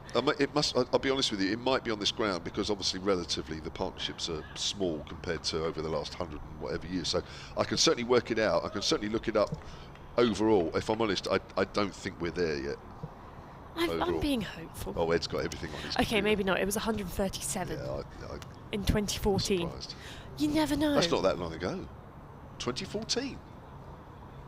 Wow. Fuller then to continue to Dale, and that might be a drop catch there at short leg. Liam Norwell and Craig Miles, both of Warwickshire. Just watching this replay. Fuller in, and yeah, it was an attempt there for, I think, Donald, we said, at short leg. The ball just clipped off. Yeah, it came at him fast, but Dale moves on to 28. Very strong rearguard action here from Gloucestershire, and a few crossed arms in the field from Hampshire, a few disgruntled looks as Fuller in again. That's a short ball guided down to third man, where Felix Organ does the fielding. Playing it with a stick of rhubarb out there at the moment, aren't they? Making it look easy, aren't they? They're actually, I mean, honestly, they really are. I mean, the ball obviously is doing nothing now, and it's obviously quite soft and what have you, but either way, don't take anything away from these two. I think these two are making it look very, very easy. I mean, honestly, they could bat the rest of the day the way they're going. They could, and think of poor James Bracey and the rest of the top order who came out here and had to battle against Mohammed Abbas, steaming in at them, the ball moving about. And now it's flattened out as Fuller in and catches a thick outside edge of Dale's bat down to third man again. Felix Organ fields, and they get through for another single. Gloucestershire reached the 170 mark. I think, I mean, ever since the man's been posted out at deep square leg, I don't think there's been a proper bouncer bowled, has there? No. There's some very questionable decisions, which often happens with these final wicket partnerships. It just seems to make everyone out there in the field completely lose their heads and suddenly start changing the way they were going to the rest of the order just because these are lower order batters. But fundamentally, at the end of the day, just keep going with the tactics you were doing before. You don't need to change anything too much as Fuller bowls, and that's a shorter ball, and on his toes is Warner dropping it into the offside for another single. It's looking easy for them out there. Doesn't seem to be too short, Fuller. He seems to almost be banging it in at quite a gentle back of a length kind of pace, and with not much happening in the wicket at the present, it's looking quite ineffective for Hampshire here, and the spin of Felix Organ at the other end again, not making too many things happen. But who else can Hampshire go to? Ian Holland? Has he bowled yet this game? Would a medium pacer be right here? I don't know. I mean, I'm sure like you, I go for extra pace and a spinner. But it's not working at the moment. Liam Dawson maybe to come back on. Might just be able to bring in that extra bit of variation as Fuller changing it up now, going around the wicket to Dale. And that ball's on his hip and played off nicely, and that's slammed into the advertising boards. Completely lost the ball there in the outfield, but that was played with ease from Dale. He just went up on his toes, worked the ball around the corner and dissected that fielder at square leg and fine leg, and brings up the 50-run partnership. 53 runs off 67 balls. So not only have they piled on the runs, but they've piled on the runs quite quickly as well. Absolutely amazing. It's turned this innings on its head a little bit, hasn't it, really? I mean, and it was over a 200-run lead, which looks odd on at one stage, and now the deficit is only 165. Correction for that last delivery, that was actually a 6. Oh, was it? I really? lost the ball so much in it this was. outfield. Yeah. It's no wonder it made such a clattering bang into the Wow. advertising boards. That was effortless from Dale, who's facing this final delivery from Fuller, and there's a big hoik at that ball, which goes soaring down the leg side through to Ben Brown. Where has this innings from Ageas Bowl come from? He's absolutely smashed his career best. I mean, he's not just smashed it, he's absolutely put a nuclear bomb through it. I mean, it's just absolutely unbelievable. 35 not out of 40 deliveries. It's unbelievable stuff. And he's pleased for it because, of course, he used to be here for a couple of years, but Maybe this is revenge. Or Top just, score or just 6. knowing this bowling attack so well. So what is the ground? Knowing this ground, the conditions, as we say, they've flattened out a bit. It's got a bit mundane out there in the middle almost. Maybe we need to get the crowd going to give Hampshire that motivation with the few hundred people left in the ground. Maybe a Mexican wave. I can start it. It's fine. Well, somebody needs to do something here. Felix Organ then started a new over and it's flicked away on the leg side, but missed, well taken by Ben Brown down the leg side. But 177 for 9. The deficit of 165 now is, well, from a Hampshire point of view, very disappointing. But from a Gloucestershire point of view, it's given them a bit of hope, really, I think, because it's still a big deficit, no doubt about that. But it's taken a massive amount of time out of the game here. Forward, well forward, Warner. Negates any spin. The feeling James Vince has told Felix Organ, just bowl as slow as possible here and either lure him into playing that big shot down the ground, less so Warner but more Dale, and just see what happens. Give it some air. Vince, of course, has already dropped these two on slip, and that's a sweep which hits Donald. Again, it's on the pad of the leg, so he's okay. But it's another single. It's 179 for 9. Yeah, it was a simple catch, wasn't it? It was Warner, I think it was. I didn't write it down at the time, so I thought, well, it won't be long before one of these two is out again. So I didn't bother writing it down. But it was a while ago, and they've scored a few since then. And it wasn't a difficult catch at first slip. There's Organ bowls. That's well played by Dale, who works that out on the onside. The two catches you'll remember last week, which they dropped. I think it was Bailey and somebody else. And they both went on, got half centuries, and it made the game more difficult for Hampshire. Both those are in the slips, and now here, well, we don't know yet because it's still early days, but it's certainly proving a frustrating period since Vince dropped that one, which wasn't difficult. It's played out comfortably on the onside by Ageas Bowl, who's, I have to say, enjoying himself, and he looks like he's enjoying it out there. And why wouldn't you? Looking at his previous scores, they go 1 duck duck 6, 0 not out, 1 not out, 0 1 4 6 35. It's quite the escalation. Must feel like 100. That must feel like 200. Flighted. It's a low full toss driven by Dale up to mid off. It's another single. Abbas fields. I think Ageas Bowl is probably feeling like he can get 100 out there. He's making it look so easy. He's probably thinking, first class cricket, 100. I'll get this. I'll do this.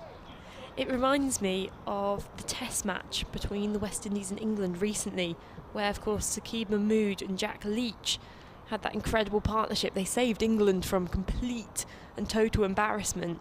But then Mahmood just got out for that 49, cutting onto his stumps just at the last minute. And it was that universal feeling of just such despair for him. And even though I'm a Hampshire supporter, not to be biased, but I would love for him to get this half century. I feel he's really deserved it. And sometimes you just love an underdog. And tail enders seem to just sit with this special place in my heart of really, really wanting them to get runs. But an interesting bowling change. Liam Dawson to come back on from the pavilion end. So he's replacing James Fuller.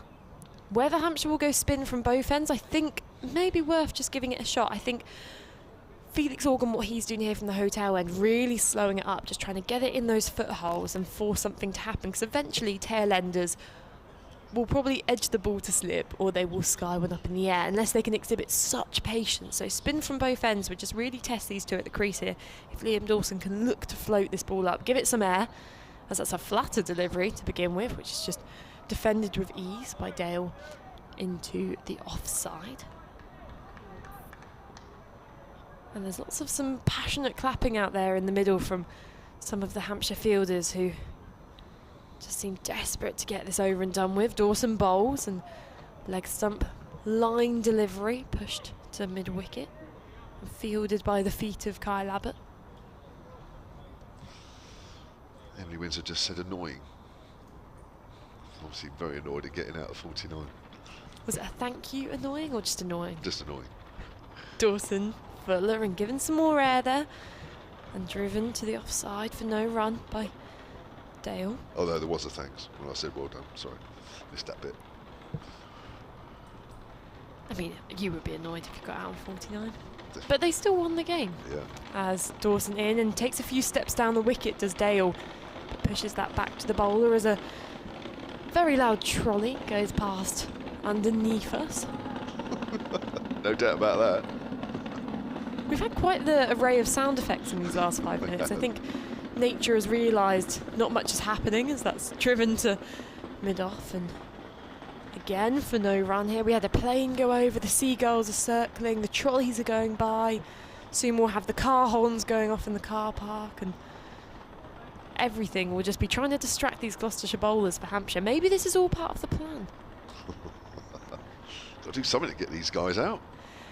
Fielding change as someone's come under the grill in front of square on the offside now, as that's pushed into the offside for no run. Slightly ineffective over there from Liam Dawson. And a round of applause though for the maiden.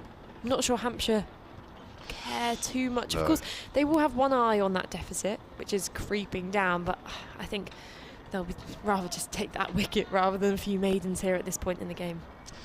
Yeah, it's still a good lead, but it could have been so much better, and Gloucestershire not finished yet. I have to say, hats off to Dale and Warner. Played really well.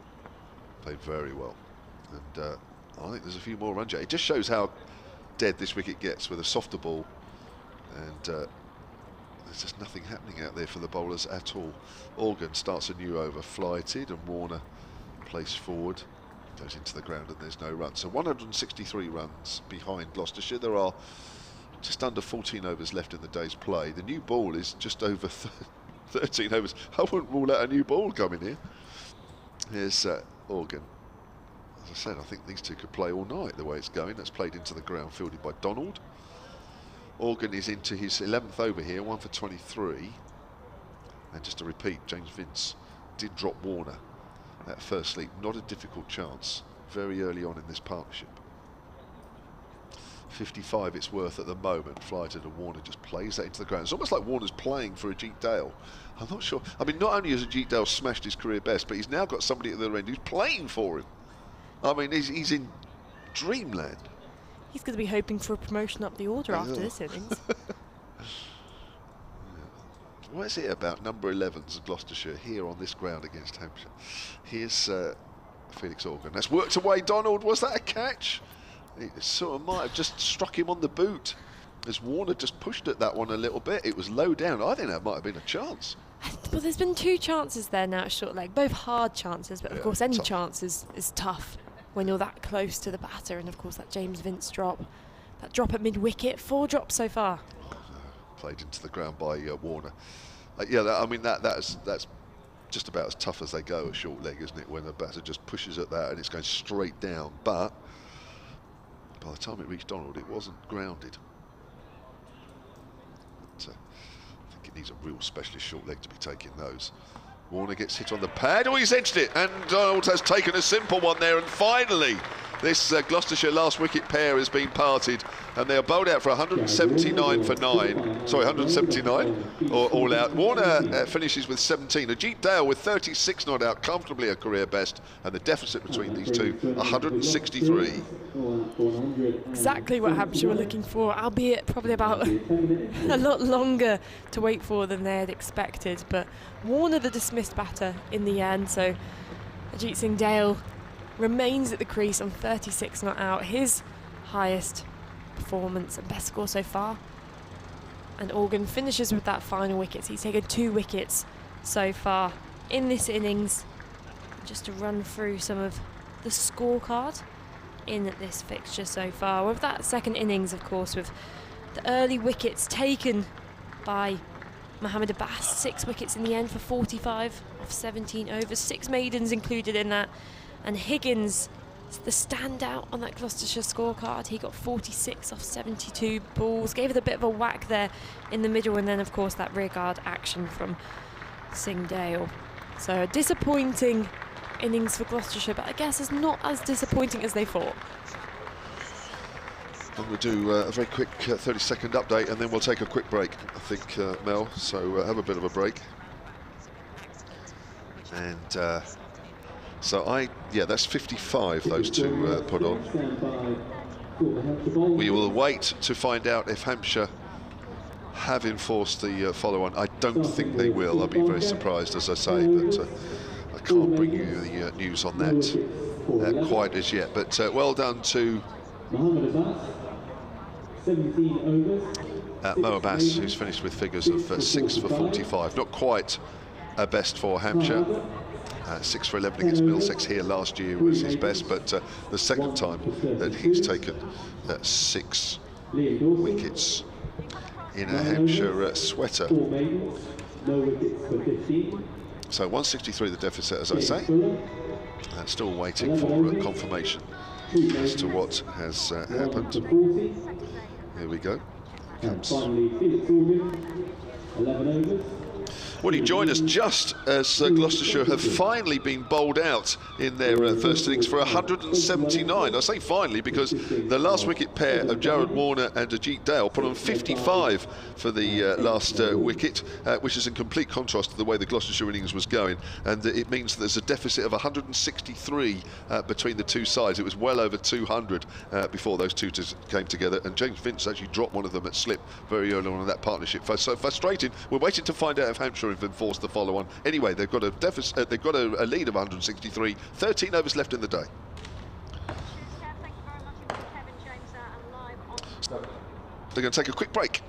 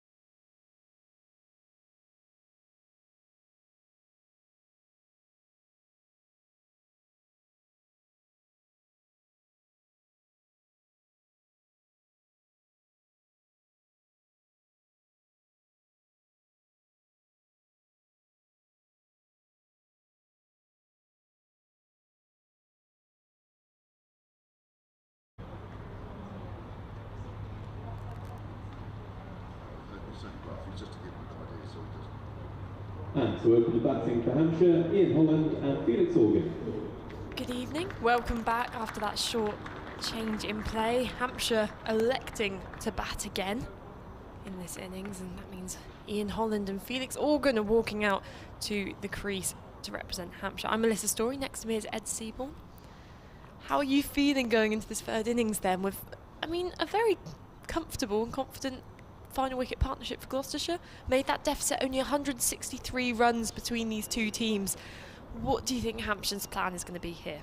Well, I mean, to start with, I think I've really enjoyed, obviously, that last wicket partnership. I think even, unless you're a die-hard Hampshire fan, you would have enjoyed that last wicket partnership. And it does show you actually what is possible on this pitch. And I think it's probably one of those things where it's, you know, you use the term new ball pitch. So we have 11 overs remaining in the day today. It will be Felix Organ to take strike.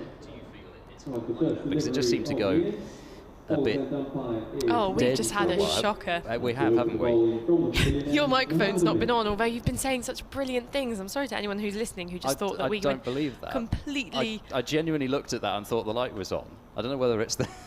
I don't think it's even the late sun or anything like that. Huge apologies for that.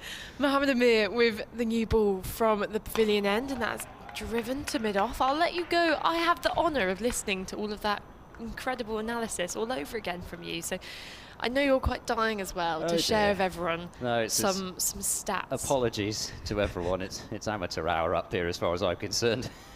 It's the equivalent of village cricket. It's yes, very it was. Well, it was a little bit like what happened in that 10th wicket partnership there. Everybody we were just kind of lost the plot a bit. them. No, anyway, well, I'll come back to that.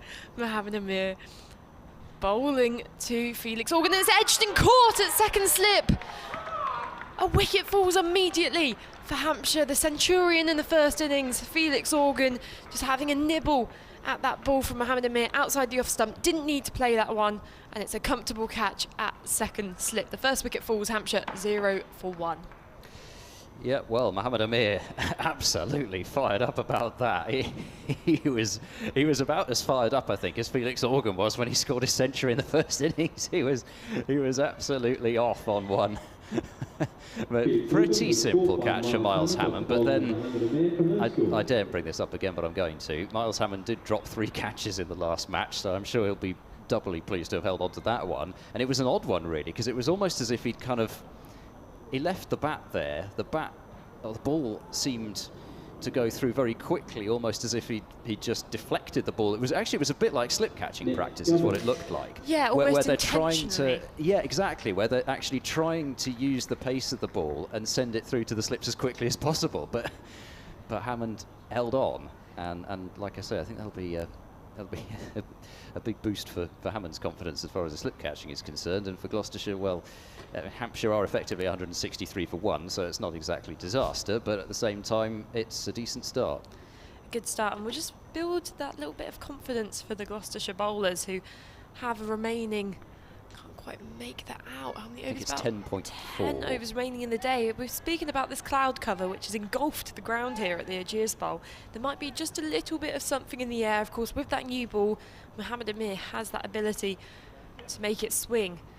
And just in response to that, with the left-handed Nick Gubbins, on strike, Gloucestershire have 4 slips in place now.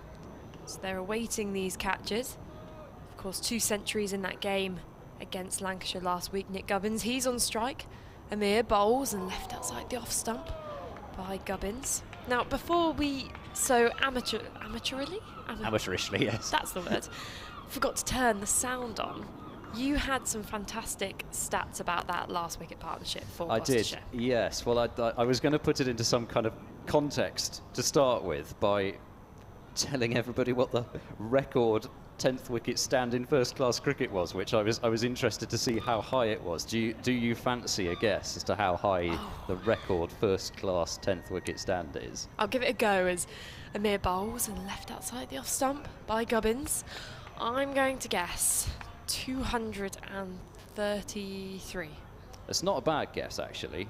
That would be 233 would be 5th.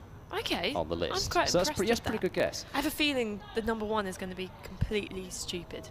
Well, number 1 is 307. And who was that between? It was between Alan Kippax and Hal Hooker for New South Wales against Victoria in 1928-29 season. Mohammed Amir in and left alone again by Gubbins. We're speaking internationally here. Yes, so yes, okay, all first-class cricket. Is there a highest all one right, for the UK?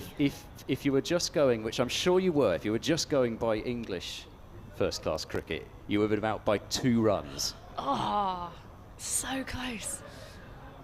And actually, the 10th highest and 3rd highest in fact, no, it's the 4th highest. In fact, I'll just come back to that because so many of the top 10 actually were in English cricket, which is an intriguing one. 1, 2, 3, 4, 5 of them. 5 of the top 10 in English first-class cricket.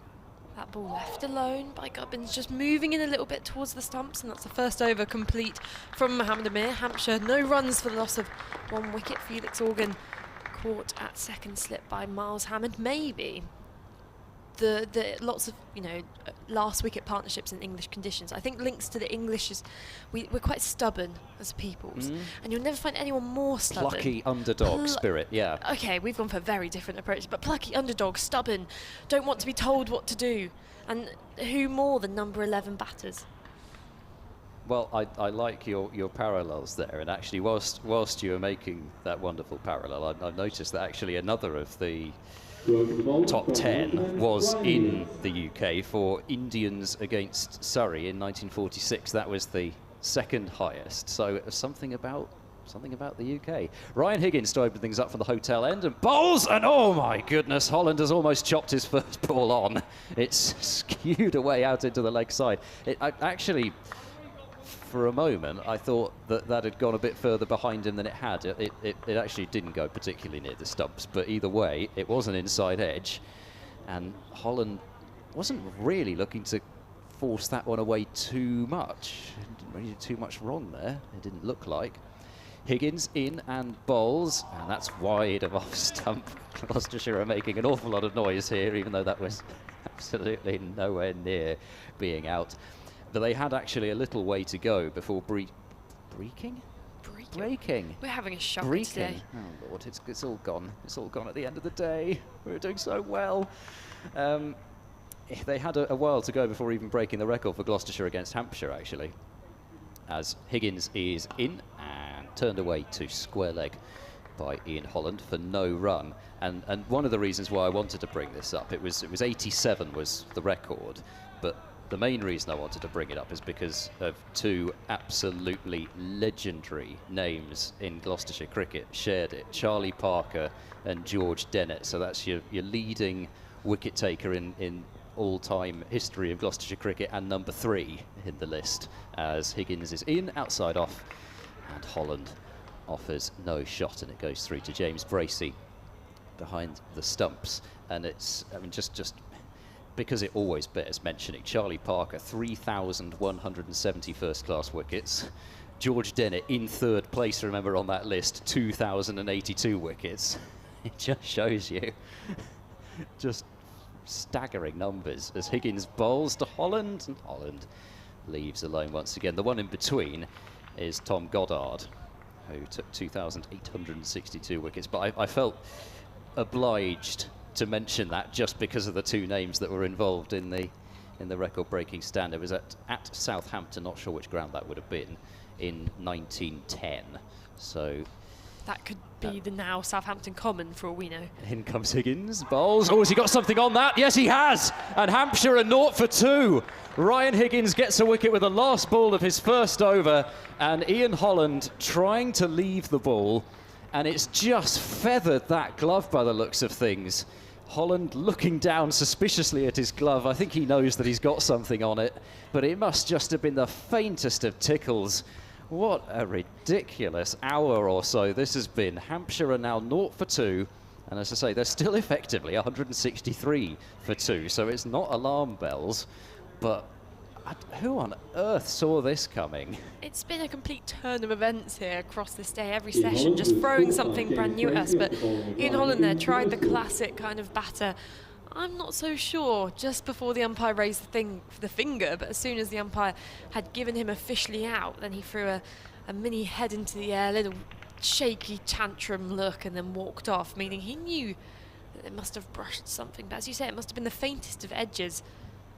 And a disappointing innings again for Ian Holland. I'm just going to bring up his scores, I think, across the season, just to see where that ranks. Kyle Abbott. Kyle Abbott with 9 overs remaining in the day. Now, this could be either spectacular from the captain, James Vince, or this could be a disaster. But seeing as James Vince is actually in next, maybe it's a very, very tactical decision to protect one's average. I must say that is this has all gone haywire, right? This last hour and a bit. Well, it's longer than an hour, really, isn't it? The last couple of hours almost. It's just, I don't know what's happened. We've entered a surreal world, and I'm not sure I like it. I'm feeling a bit unsettled here. The mirror dimension, and just looking Ian Holland's scores across the season, he made 81 against Somerset. He made 23 and 8 against Surrey. As Mohammed Amir continues to Gubbins, and that soars past the outside edge of his bat.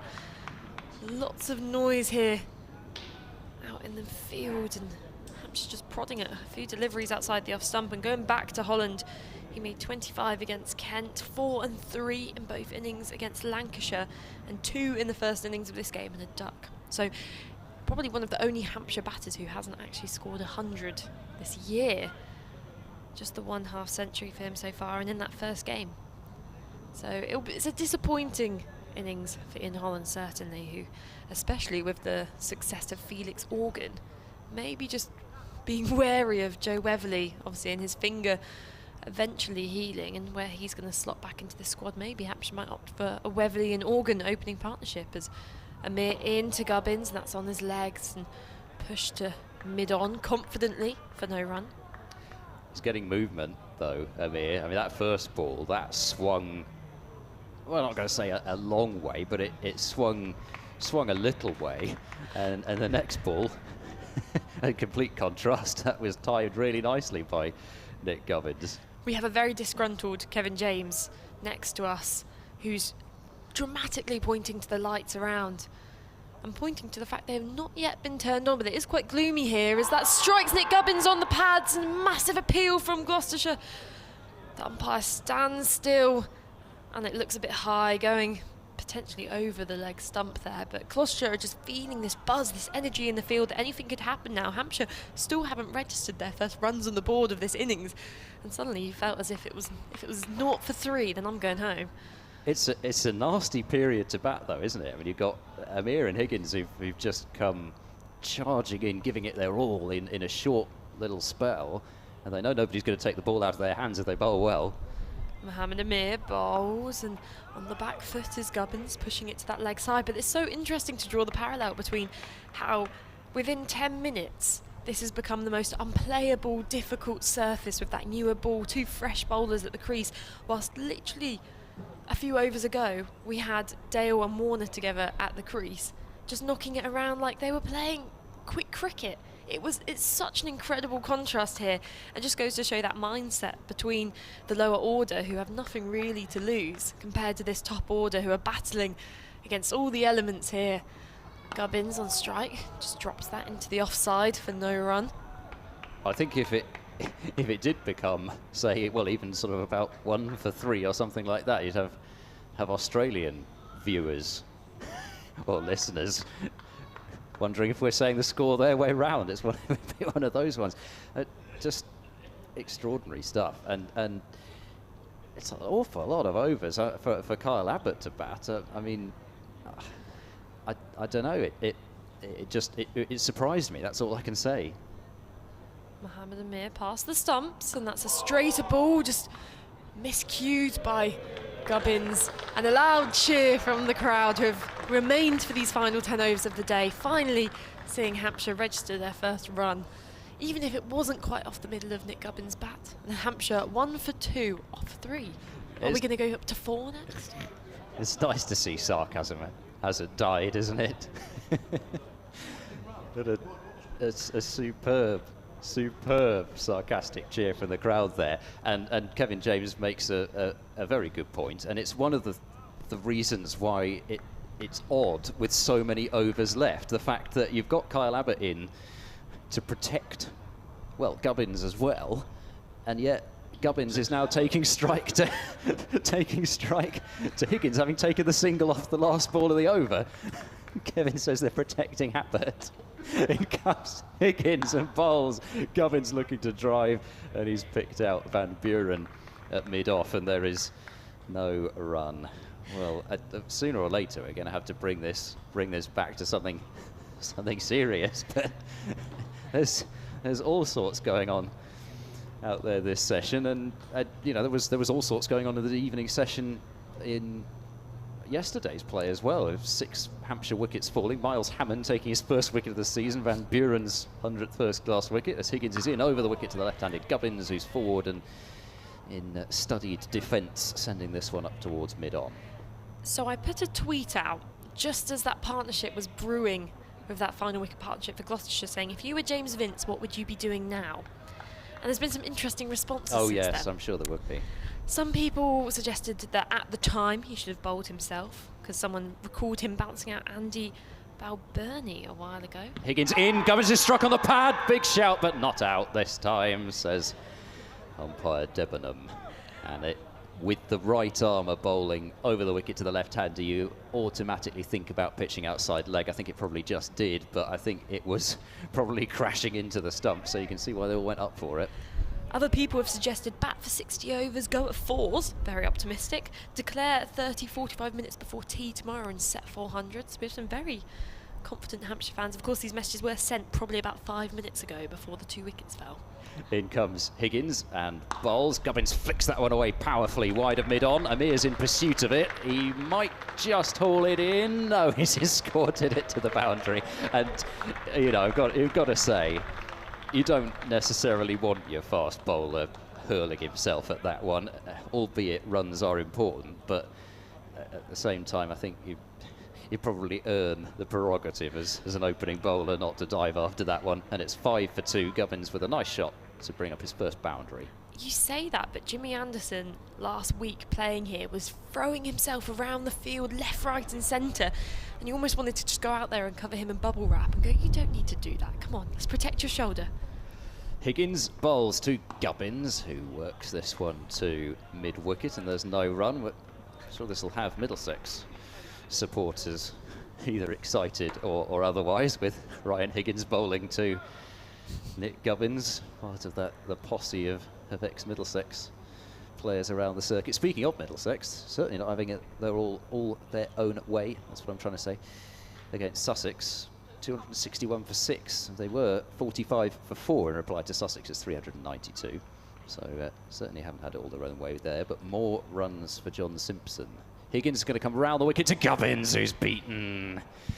And that's a beauty. I mean, to get it that right, first ball round the wicket, that's pretty close to one of the deliveries that Mohamed Abbas bowled James Bracey, in the one in the middle of the dropped catch and the eventual edge. And Gubbins, he's actually, he'll say, I'm sure he's played inside the line, played the line of off stump actually with that one, but it's a lovely ball from Higgins, there's no doubt about that. 4 overs gone, Hampshire are 5 for 2, effectively 168 for 2. Just a couple more of these Hampshire fans' responses. That Ray Palmer said that if he was James Vince or Vincey, I'd have stopped me leaving the ground at 4:45 when I left. Gloucestershire are about 125 for 9. What happened whilst I was on the M27? Quite a lot, Ray. Some cars probably went past, I would say, and hopefully no speeding tickets were accrued. I wasn't out there, so definitely not. And a final one. Good thing you broadcasted that to everybody. The final message from Ben said, definitely have another bowl. No one wants to bat 11 overs, which seems very valid now, as Mohamed Amir to the night watcher Abbott, who drops that into the offside for no run. I mean, it does seem, obviously, it's a big decision to make. You can't just think about the 10 overs when you're making that decision whether to follow on or not. But I guess it could have been at the back of his mind. Again, though, the Hampshire bowlers have been bowling all day, whether they'd want to, especially after that infuriating final wicket partnership, go back out there again, even if it would have been for just 10 overs. Not to have that day in between bowling innings really makes a difference. As Amir to Abbas, 4 slips in play, and this strikes him on the pad. A big appeal from the slips, but not much from Mohammed Amir. Again, the angle he's coming over the wicket to Kyle Abbas meant that this was most likely hitting him outside the line. In fact, I don't think that would have hit a second set of stumps next to that set. No, it was not a bad bit of bowling, because he caught Kyle Abbas in a bit of a pickle with the feet, but yeah, I think it pitched outside leg stump, probably impact outside leg stump, and I'm not sure it was going on to hit leg stump either. But it was the delivery that Abbas was that Amir was looking for from over the wicket, pitch it on leg stump and try and hit leg stump, just didn't quite get there. Mohammed Amir around the wicket now, and that's driven by Kyle Abbas through the covers. Should just get away to the boundary for 4, and a diving attempt from the fielder out there doesn't prevent the boundary.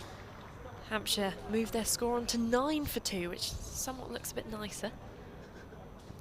The cap went comically flying off Graham Van Buren as he was in pursuit of that one. I must admit, there's something, I do quite like it when that happens. There's something a bit sort of cartoon-like about it. And it certainly happened to Van Buren there with the legs flying as quickly as they could to try and catch it. That's the joy of a ponytail. In women's cricket, you never have your hat flying off at all. It's almost acts as a, can't quite think of the right word.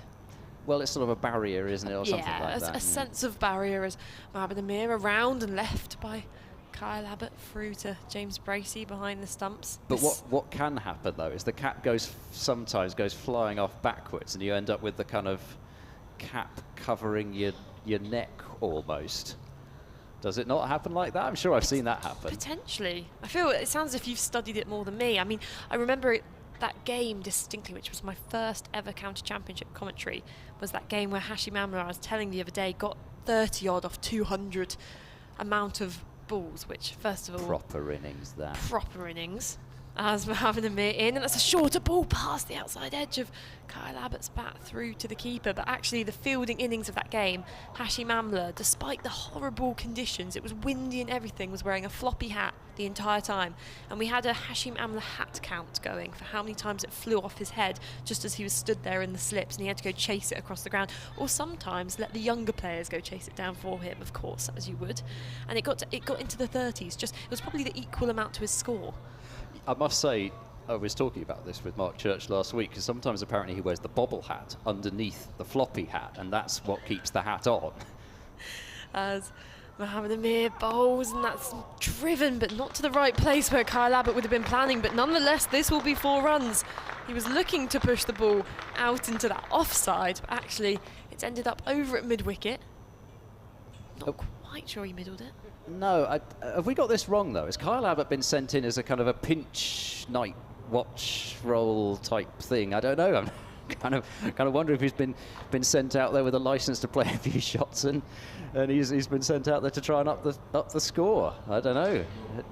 8 runs from 6 balls, and since he's come in, I think it's fair to say Gubbins has had far more of the strike than Kyle Abbas has. There's 6 overs left in the day's play, and I think we can be fairly safe that the light's likely to hold. In fact, I think it's just getting a little bit brighter now as I speak. Just still really watery sunshine, but you can just about see the sun beginning to poke out as Ryan Higgins comes in and bowls to Gubbins, who's defending the ball, and I think he's defended it and then he's almost kind of kicked it for a second time. Anyway, there's no run, and Kevin James is back alongside me. Thanks to Melissa. That's a commentary stint done for this game. Never have I before looked at a board where a side is 176 runs ahead with 8 wickets remaining and they feel like they're clinging on. Yeah. Yes, it's just been such a strange feel to this evening session. Higgins bowls, giving it a chance to swing. Gubbins looking to drive, and he hasn't timed it especially well, and it goes up towards Van Buren at mid-off, and there is no run. Joe's tweeted at Somerset Sports, says, how often would Kyle Abbas have batted just before midday and at just before 6 o'clock on the same day?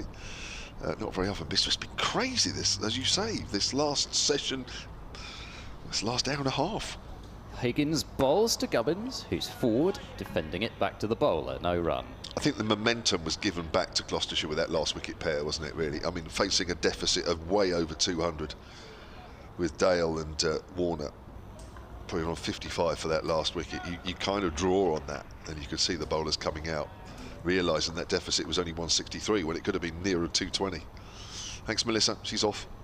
In comes Higgins and bowls. Oh, that's a, I'm going to say leading edge, but either way, Gubbins trying to play the ball into the leg side, and it's ended up squirting out towards cover, and there's no run. I'm not sure it was necessarily a leading edge, but I think it was just the bat coming down at a slightly strange angle, and for a moment you wondered whether it might just go in the air, but it didn't. In comes Higgins round the wicket and bowls, and Gubbins clips that one fairly firmly, and it's fielded at mid-wicket by the looks of things, Jack Taylor, and there's no run. Looks like somebody different on, doesn't it? I think it's Jack Taylor. I mean, you're right, it is a little brighter now at the moment, but a little earlier when Hampshire were losing those 2 wickets, I thought, why aren't the lights on? Very surprised. Here comes Higgins to complete the 6th over of the innings, and he bowls to Nick Gubbins, who's defending away out into the leg side, and there is no run. End of the over. Score remains 13 for 2 after a second maiden from Ryan Higgins. 3 overs, 2 maidens, 1 for 4. I had a tweet from Bobby Dugnut111 talking about Hammond organ. Again, I think I'm not sure whether we actually referenced this on air. So there's a joke in there somewhere. Yes, there is, and my dad will be getting in touch with me saying, why didn't you mention it when I sent it to you on day 1? and the fact that my dad sent it to me. Anyway, I'm sure that will amuse a few people, the fact that Hammond called organ. There you go. You got your wish. Here's Amir then from the pavilion end, and Abbott drives through the covers again. He won't quite go for 4 this time. Van Buren's after it. We'll pick it up well inside the rope, but it's 2 more runs, which I have to say, even in this situation, are valuable runs, because Hampshire were horribly stuck, 0 for 2, and going nowhere. And you thought, what on earth is going on here? Even though they had that 163-run lead from the first innings, but it was all going horribly wrong. But slowly but surely, Hampshire are digging themselves out of a hole, but they've got a bit of a way to go yet. That's nowhere near enough to give them a sizable lead. I don't know if Melissa mentioned this earlier. Apologies if, because you mentioned George Dennett, didn't you, of Gloucestershire earlier. Dave Allen, Hampshire's honorary archivist, said that mention of George Dennett, he and Jack Newman of Hampshire and Don Shepherd of Glamorgan, as Amir comes in and bowls to Abbott is short, and he just keeps the hands low as he goes through to James Bracey. And Don Shepherd of Glamorgan, the only 3 men to take 2,000 plus wickets without playing a test match for anybody. So that's a nice interesting stat, thank you Dave, just to add to your story. Well, there were just so many of those good types of bowlers in those days, and there were well, you know, those names there. I mean, Don Shepherd as well. What a great of his county. Yeah. Used to do a bit of commentary, didn't he, with BBC Wales, I think, if I remember rightly. Short, Abbott keeps that one down. Plays that out into the offside. 4.5 overs to go with the day off. I'm willing the day to end now all of a sudden, because this has been a difficult... It's been difficult since tea for Hampshire, even though they picked up Goodman and Amir. That was okay, but then it all went horribly wrong. Ajit Dale smashing his personal best with 36 not out. Gerald Warner playing very well. I think, how many did he get? Oh gosh, I didn't write down how many he got, Warner. Warner, he 17, got 17, yeah. 17, yeah, but was giving Dale some great support. 55 for the last wicket, as I say. Amir bowls, and Abbott's in behind that one, and that's pushed up towards extra cover. And that momentum that Gloucestershire found right at the back end of their innings was carried on with Amir and Higgins. And you could see it, couldn't you? There was real belief there. And when they got Organ's second ball of the innings, you could almost feel that Gloucestershire were on top in the game. Felt like it, looked like it, and they were for a while. The 178 lead is good, but it's been hard work. It's been hard work for Hampshire here. Amir bowls, it's short, and Abbas just stabs at that one. It goes in the air, but somebody would have to be very close in at silly mid-off to be taking that one. So I wonder if another wicket falls. You almost have to double down, don't you, on the night watch, because you know, if you send one in, then you've got to send another. So who'd be next, I wonder? Would it be James Fuller? Would it be Keith Barker? Mohammed Abbas? I think so, wouldn't you? Somewhere around one of those three, you'd think. Yeah, Brad Wheel used to do it, but of course he's not in the side, so yeah. I'm not sure I want to find out. 3 slips now. There is a man at silly bit off now. Short ball probably. Yes, it is. Abbas keeps that one down. Good positive attacking bowling here from Amir. And Abbas was right on his toes there, keeps it down. End of the over, 4 overs to do. Hampshire 15 for 2. Gubbins has 5. Abbas, the night watchman, has 10. 178 the lead. I think he'd be absolutely loving this, Mohammed Amir. Like I said, he was so enthusiastic last night when I spoke to him about being back playing red ball cricket again. Just loving being back, and I'm sure in this situation especially, I mean, you could see how much that first wicket was of value to him. He gave it that big roar after getting rid of Organ with that second ball.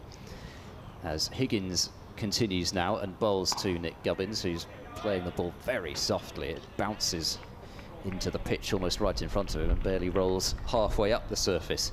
But even now, though, with those first 2 wickets falling as early as they have, I still make the point again of how not necessarily badly, but how low a score Hampshire would have to get in order not to set Gloucestershire something that still looks pretty stiff.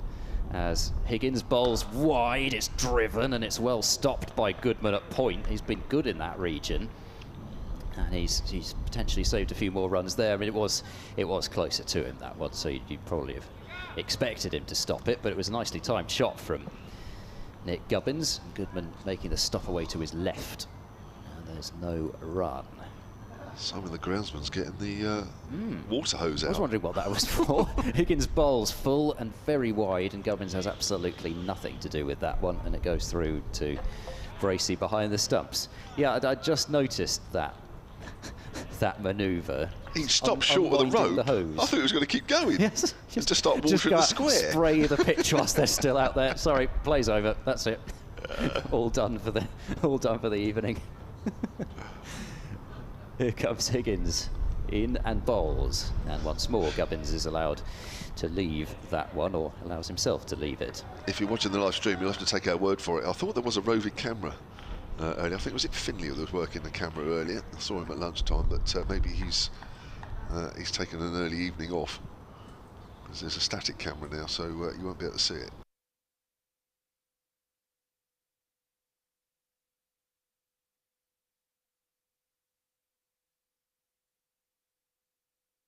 Forward in defence. Run there either, and Gubbins certainly, for the most part now, seems to just be playing for the close. Kyle Abbas, I mean, strike rate's fallen dramatically now down to, what's it, in the 80s now. That was a bright breezy start he got off to. Last ball of this over, Higgins bowls to Gubbins, and is there an edge on that one? Gloucestershire will go up, but Gubbins stays put, and so does the finger of umpire Ben Debenham. Not going to be able to tell a whole lot from the replay, other than the fact that if there were a noise, it's hard to see what else it would be, because of the fact that the bat's well away from the body. But then, of course, we can't hear that there was a noise, so nothing that we can tell from up here. 8 overs gone, and it's 15 for 2. Ryan Higgins with a third maiden there in his 4 overs. That was a heart-stopping moment there for a little while as well. I don't know if he hit the ground with his bat or something. It looked like 1 or 2 of the Gloucestershire fielders at least felt there was some sort of sound. Fair enough if they'd gone up. I've just worked out why the Finley, the camera person, might not follow what we were saying, because I don't think he's got an earpiece, so he won't know what we're saying. So he's fine when the ball's going somewhere, because he can follow that. But of course, if we're saying Oh, of course, right over there, away from the action, there's this going on. He wouldn't know what we're saying. Oh, a wildebeest has just gone in front of the pavilion, actually, as well. And oh dear, they've missed it. So he wouldn't know. So I've just worked that out, actually. And I'm sure somebody will tell me different when I go over later on, but that's what I think has happened. All right, Amir to bowl the third from last over of day 2. There's bowls and Abbas on the back foot. Pushes that out to point, and that's fielded by Ryan Higgins. So 179 lead. So Hampshire have only increased it by 16. It's been hard work. There's 16 runs in this second innings. My word, it's been hard work. And the great thing from Gloucestershire's point of view is they can just bowl Amir and Higgins all the way. It was almost sort of tailor-made for the fact that he could just bowl the opening bowlers all the way. And tomorrow, of course, yeah. Amir again. Abbas played inside the line. Still good bowling from Amir, who's working hard here to pick up his second wicket. Signalling that one came back into him there. Kyle Abbas just doing that manoeuvre with the hands. I'm sure Nick Gubbins will be delighted to know that it did that.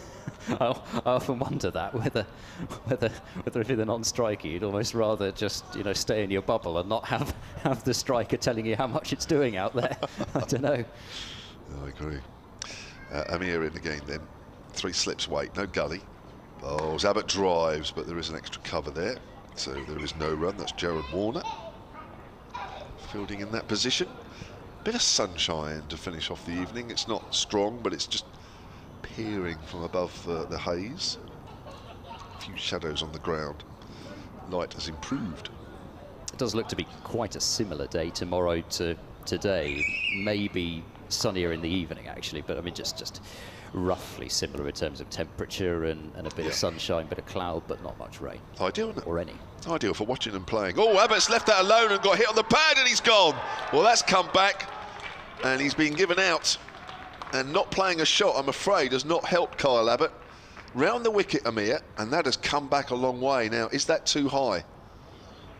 Well, if you're watching on the stream, judge by yourself. I have to say my first thought is maybe, but if you're not playing a shot, it doesn't help.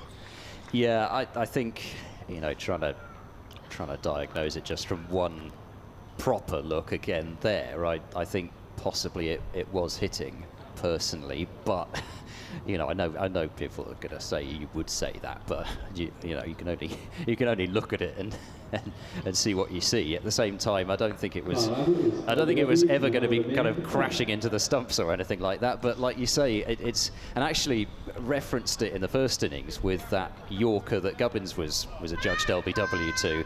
It's almost a case of umpires get a little bit extra twitchy if you pad up to a ball like that, and I think they just assume that you're almost given out on the lack of shot almost. Sometimes you talk about being feel as if you've been given out on the shot, but I think sometimes you can be given out on the lack of shot. And well, they had to do it. Mohamed Abbas had to come out, because if you put in one night watcher that early, you've got to put in another one. Wow. I can hear them. This is fantastic. I hope you can hear this wherever you're listening from. But there's this magnificent kind of hubbub around the ground. You could just hear the murmurs of the members down below us and the spectators just discussing this, whether they would have done this, whether they wouldn't have done, and we could end up in a way with quite a misleading score at the end of the day should Gloucestershire get rid of Mohamed Abbas as well. But if you go for one and you go for it that early, you almost can't do anything else but put another one in. But that now puts Fuller effectively at number 11, Barker at 10, and at 9 you've got Ben Brown effectively. Yes. Wow. Dear. Anyway. There's still 2 and a bit overs to go, which now does seem a long time as he's round the wicket. And that's a great Yorker. That must be out, LBW. Oh, yes. Oh, yes. Well, that was out from the minute it hit Mo Abbas's toe, and that's a worry as well, because he looks like he's in a bit of pain with that. And you just knew what Amir was doing. He's just going to check that Abbas is all right. That has certainly hurt him, but that was out from the minute it hit him. And that's the danger when you bring in a number 11 who's not really particularly known for batting. That Amir, with the experience that he has, bowling a ball like that, then Abbas, well, I worry for tomorrow for Abbas now. Anyway, it's another wicket, and Hampshire are 4 down for 15. Well, again, this has just been the most extraordinary session, and Mohammed Amir is on a hat-trick, and I don't think he's got any idea, and I certainly have no idea who he's going to be bowling it to. I've got a clue who's going to come out next. This will be carnage in the Was anybody even padded up? This will be, honestly, I can tell you now, there'll be carnage in there. I mean, it was a huge risk putting Kyle Abbas as early as he went. Who on earth is coming out now? Is it Vince? I think it is James Vince, isn't it? Well, I suppose you have to. There comes a point when it just gets ridiculous.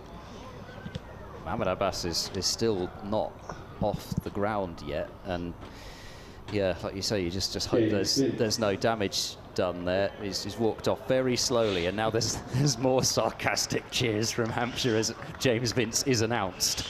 Well, I mean, you know, listen, at the end of the day, when you're in that changing rooms and things haven't gone Hampshire's way after tea, and you do get a little panicky, and there's all sorts of input from this person and that person, and when things aren't quite working, and then I've been there in dressing rooms, and it's not easy to actually think properly. But certainly this is not going Hampshire's way at all, and it's horrible. It's great for Gloucestershire. Well done them. And if they pick up another wicket here tonight, well, I mean, that really is carnage tonight. But at 15 for 4, the lead of 178, and there are still 13 balls left in the day. And Amir, 3 for 11, coming towards the end of his 5th over. And it's James Vince to face on a hat-trick, and it's a length ball, and Vince, a little bit of calm from the situation. And I think that applause there is as much of relief from a Hampshire point of view it is to congratulate Amir on what has been a fine over, a double wicket maiden, 15 for 4. I've had a look at the replay of the Mohammed Abbas LBW, and it's what the interesting thing is, and I think he is trying to play a shot at that, and that looks to be quite a distance outside the line of off stump there. Just looked out though, didn't it? Well, that's the thing, isn't it? Well, especially from this angle, because from this angle we're slightly on, I suppose, the offside of Mohammed Abbas's stumps, and it's going to look way more out from up here. I mean, it just looked like the perfect in-swinging Yorker, and he got him LBW from up here.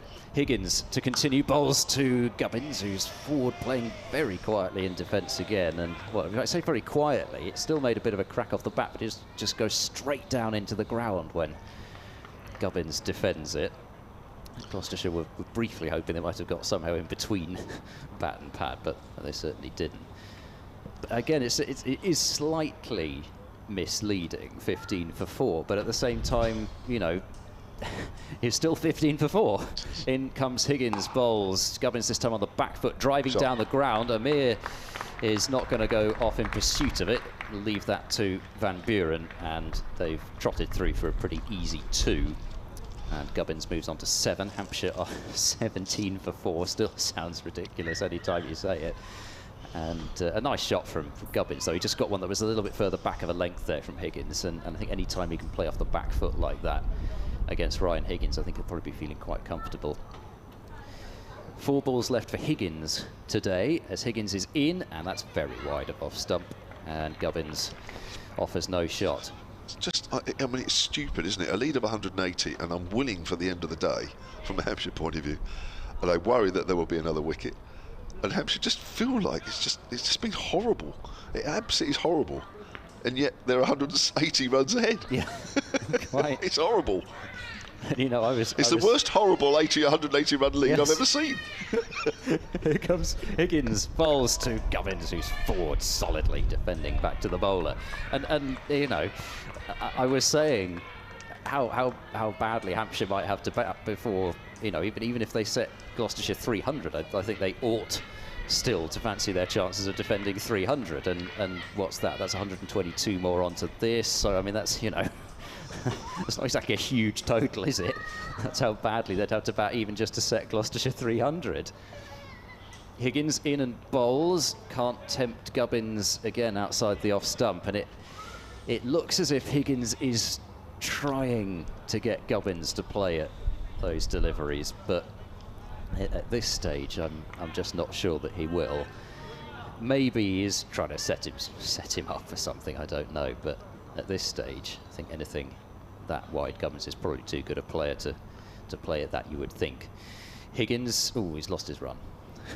He's lost his run. That would have been his, well, it will be when he resumes his run, his last ball of the day, with just 1 over left to come from Mohamed Amir, but Higgins just building up the drama and the tension here. Rounding at the end of his mark, and is in now and bowls, and Gubbins is forward once again and defending to mid-on this time. Very positive from Gubbins in defence there, just rock solid, not getting past me. 17 for 4, Hampshire lead by 180, and theoretically there are 6 balls left in the day. Yeah, well, I don't want to speak too early, but Gubbins has been a calming influence out there, has to be said. 7 off 34 balls. He's had to just really try and just stay calm amongst absolute carnage. Organ 0, second ball. Holland 0. Abbott 10. Abbas 0, first ball. He's leaving the Hampshire second innings in a tatters here, really. 2 night watchmen been and gone, and here's the final over. Amir to Vince. Vince drives through extra cover. What problem? Calm as you like, and whenever James Vince is out there, everything seems all right again. Well, you see him play a shot like that as nonchalantly as that, and you wonder why on earth didn't he want to just come out and bat? I mean, it could have been, well, there it you could are. have only been 2 down at the end of the day.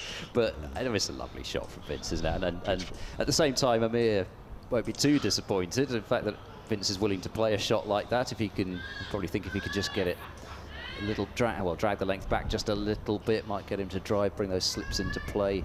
But at the same time, it's always beautiful to watch when James Vince is driving successfully. I'm sure there's a short ball coming somewhere, as that's a length ball, and that's worked through mid-wicket. There'll be 2, I think.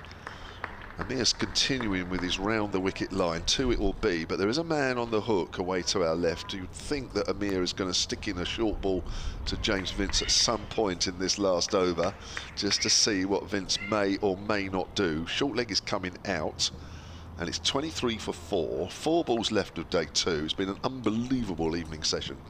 One of the best, I have to say, entertainment-wise, for many reasons. And it's, I don't know about you, Ed, I think it's certainly kept me on the edge of my It's seat. extraordinary. What were we at tea? Gloucestershire were 111 for 7 at tea. Yeah.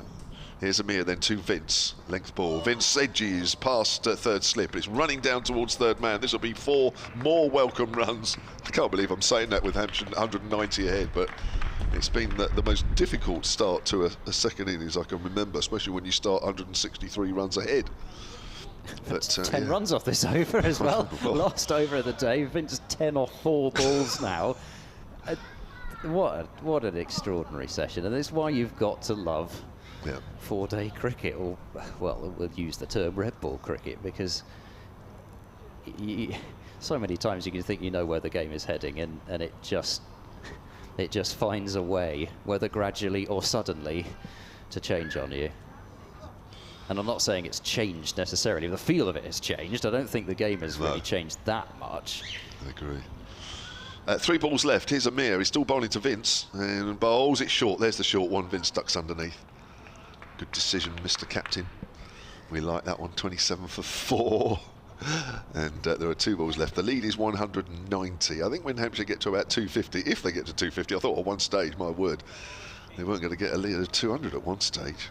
0 for 2, 15 for 4. Gosh. Got Barker batting 11, I think. No, Fuller will be 11. Yeah.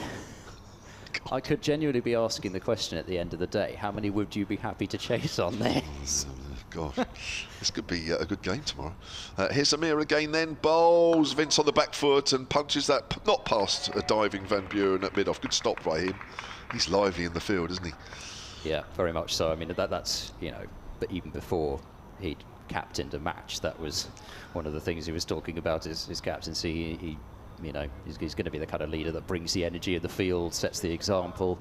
Certainly has has done that. Of course, he hasn't quite got the runs yet, but he has picked up 3 important wickets in the first innings for Hampshire, and who knows, might have an important part to play tomorrow. Here we go, last ball then, and then as long as there's not a wicket, we can all breathe out and breathe a huge sigh of relief and come back tomorrow morning and regroup. Gloucestershire, my word, what a wicket this would be if it off the last ball. Here's Amir, and it's a leg. Oh my word, he could be out LBW. No, and they're going to run. Oh my word, that was the Yorker that got Abbas, or it was pretty close to it. And I think it's come off the bat because Martin Saggers, the umpire, has not given any signal at all. So fortunately, Vince has got a small part of the outside or the inside edge onto that. Otherwise, he was a goner. Well bowled, Amir. What a start, or what an end to day 2. And that session has been one of the more remarkable sessions ever, I think, Ed Seaborn. Oh, wow. It never ceases to amaze you, this stuff. And actually, I'm going to say Gloucestershire cricket, they just seem to find a way to make it interesting. It doesn't matter what, you know, what's going on out there. And I'm even going to go back to last week with the 400 odd for 2. There was plenty happening in that to keep me interested. It was just they just find a way, Gloucestershire, somehow to make dead games interesting, whether it be rearguard action with the bat, which they've had, whether it be coming out in the second innings with the ball and taking early wickets, which they've done a couple of times last season to come from way behind. But this, I still think Hampshire are, you know, I'm not even going to put a number on it, but they are such heavy favourites still in this match. Gloucestershire, I think, would have to bowl Hampshire out for, you know, to have some sort of a chance. They'd probably, you know, any kind of realistic chance, it's got to be around about 320, and I think even that, you'd think Hampshire would be heavy favourites to defend. So I'm certainly not going to say that Gloucestershire are, well, I mean, I think you can say they are just about sort of back in the match by a couple of fingernails, but it is still very much Hampshire in control, because 2 of the 4 wickets to have fallen were those of Kyle Abbott and Mohammed Abbas. But tremendous bowling from Mohammed Amir. It shows you the value of having somebody with his versatility, pace, ability to move the ball, and he's proven more than his worth in this match for Gloucestershire, for sure, with 3 for in the first innings, now 3 for in the second innings. And yeah, well, what an amazing session of cricket. I've absolutely loved watching and calling it, and who knows, we may yet have plenty more drama tomorrow. Thank you very much, Ed. We've enjoyed that, haven't we? And well, if tomorrow brings even half the action that we've just seen in the last couple of hours, then we're in for a mighty fine day. Thank you, Ed, and thank you to Melissa. She's not around tomorrow. Emily Windsor will be joining myself, Kevin James, tomorrow from 11.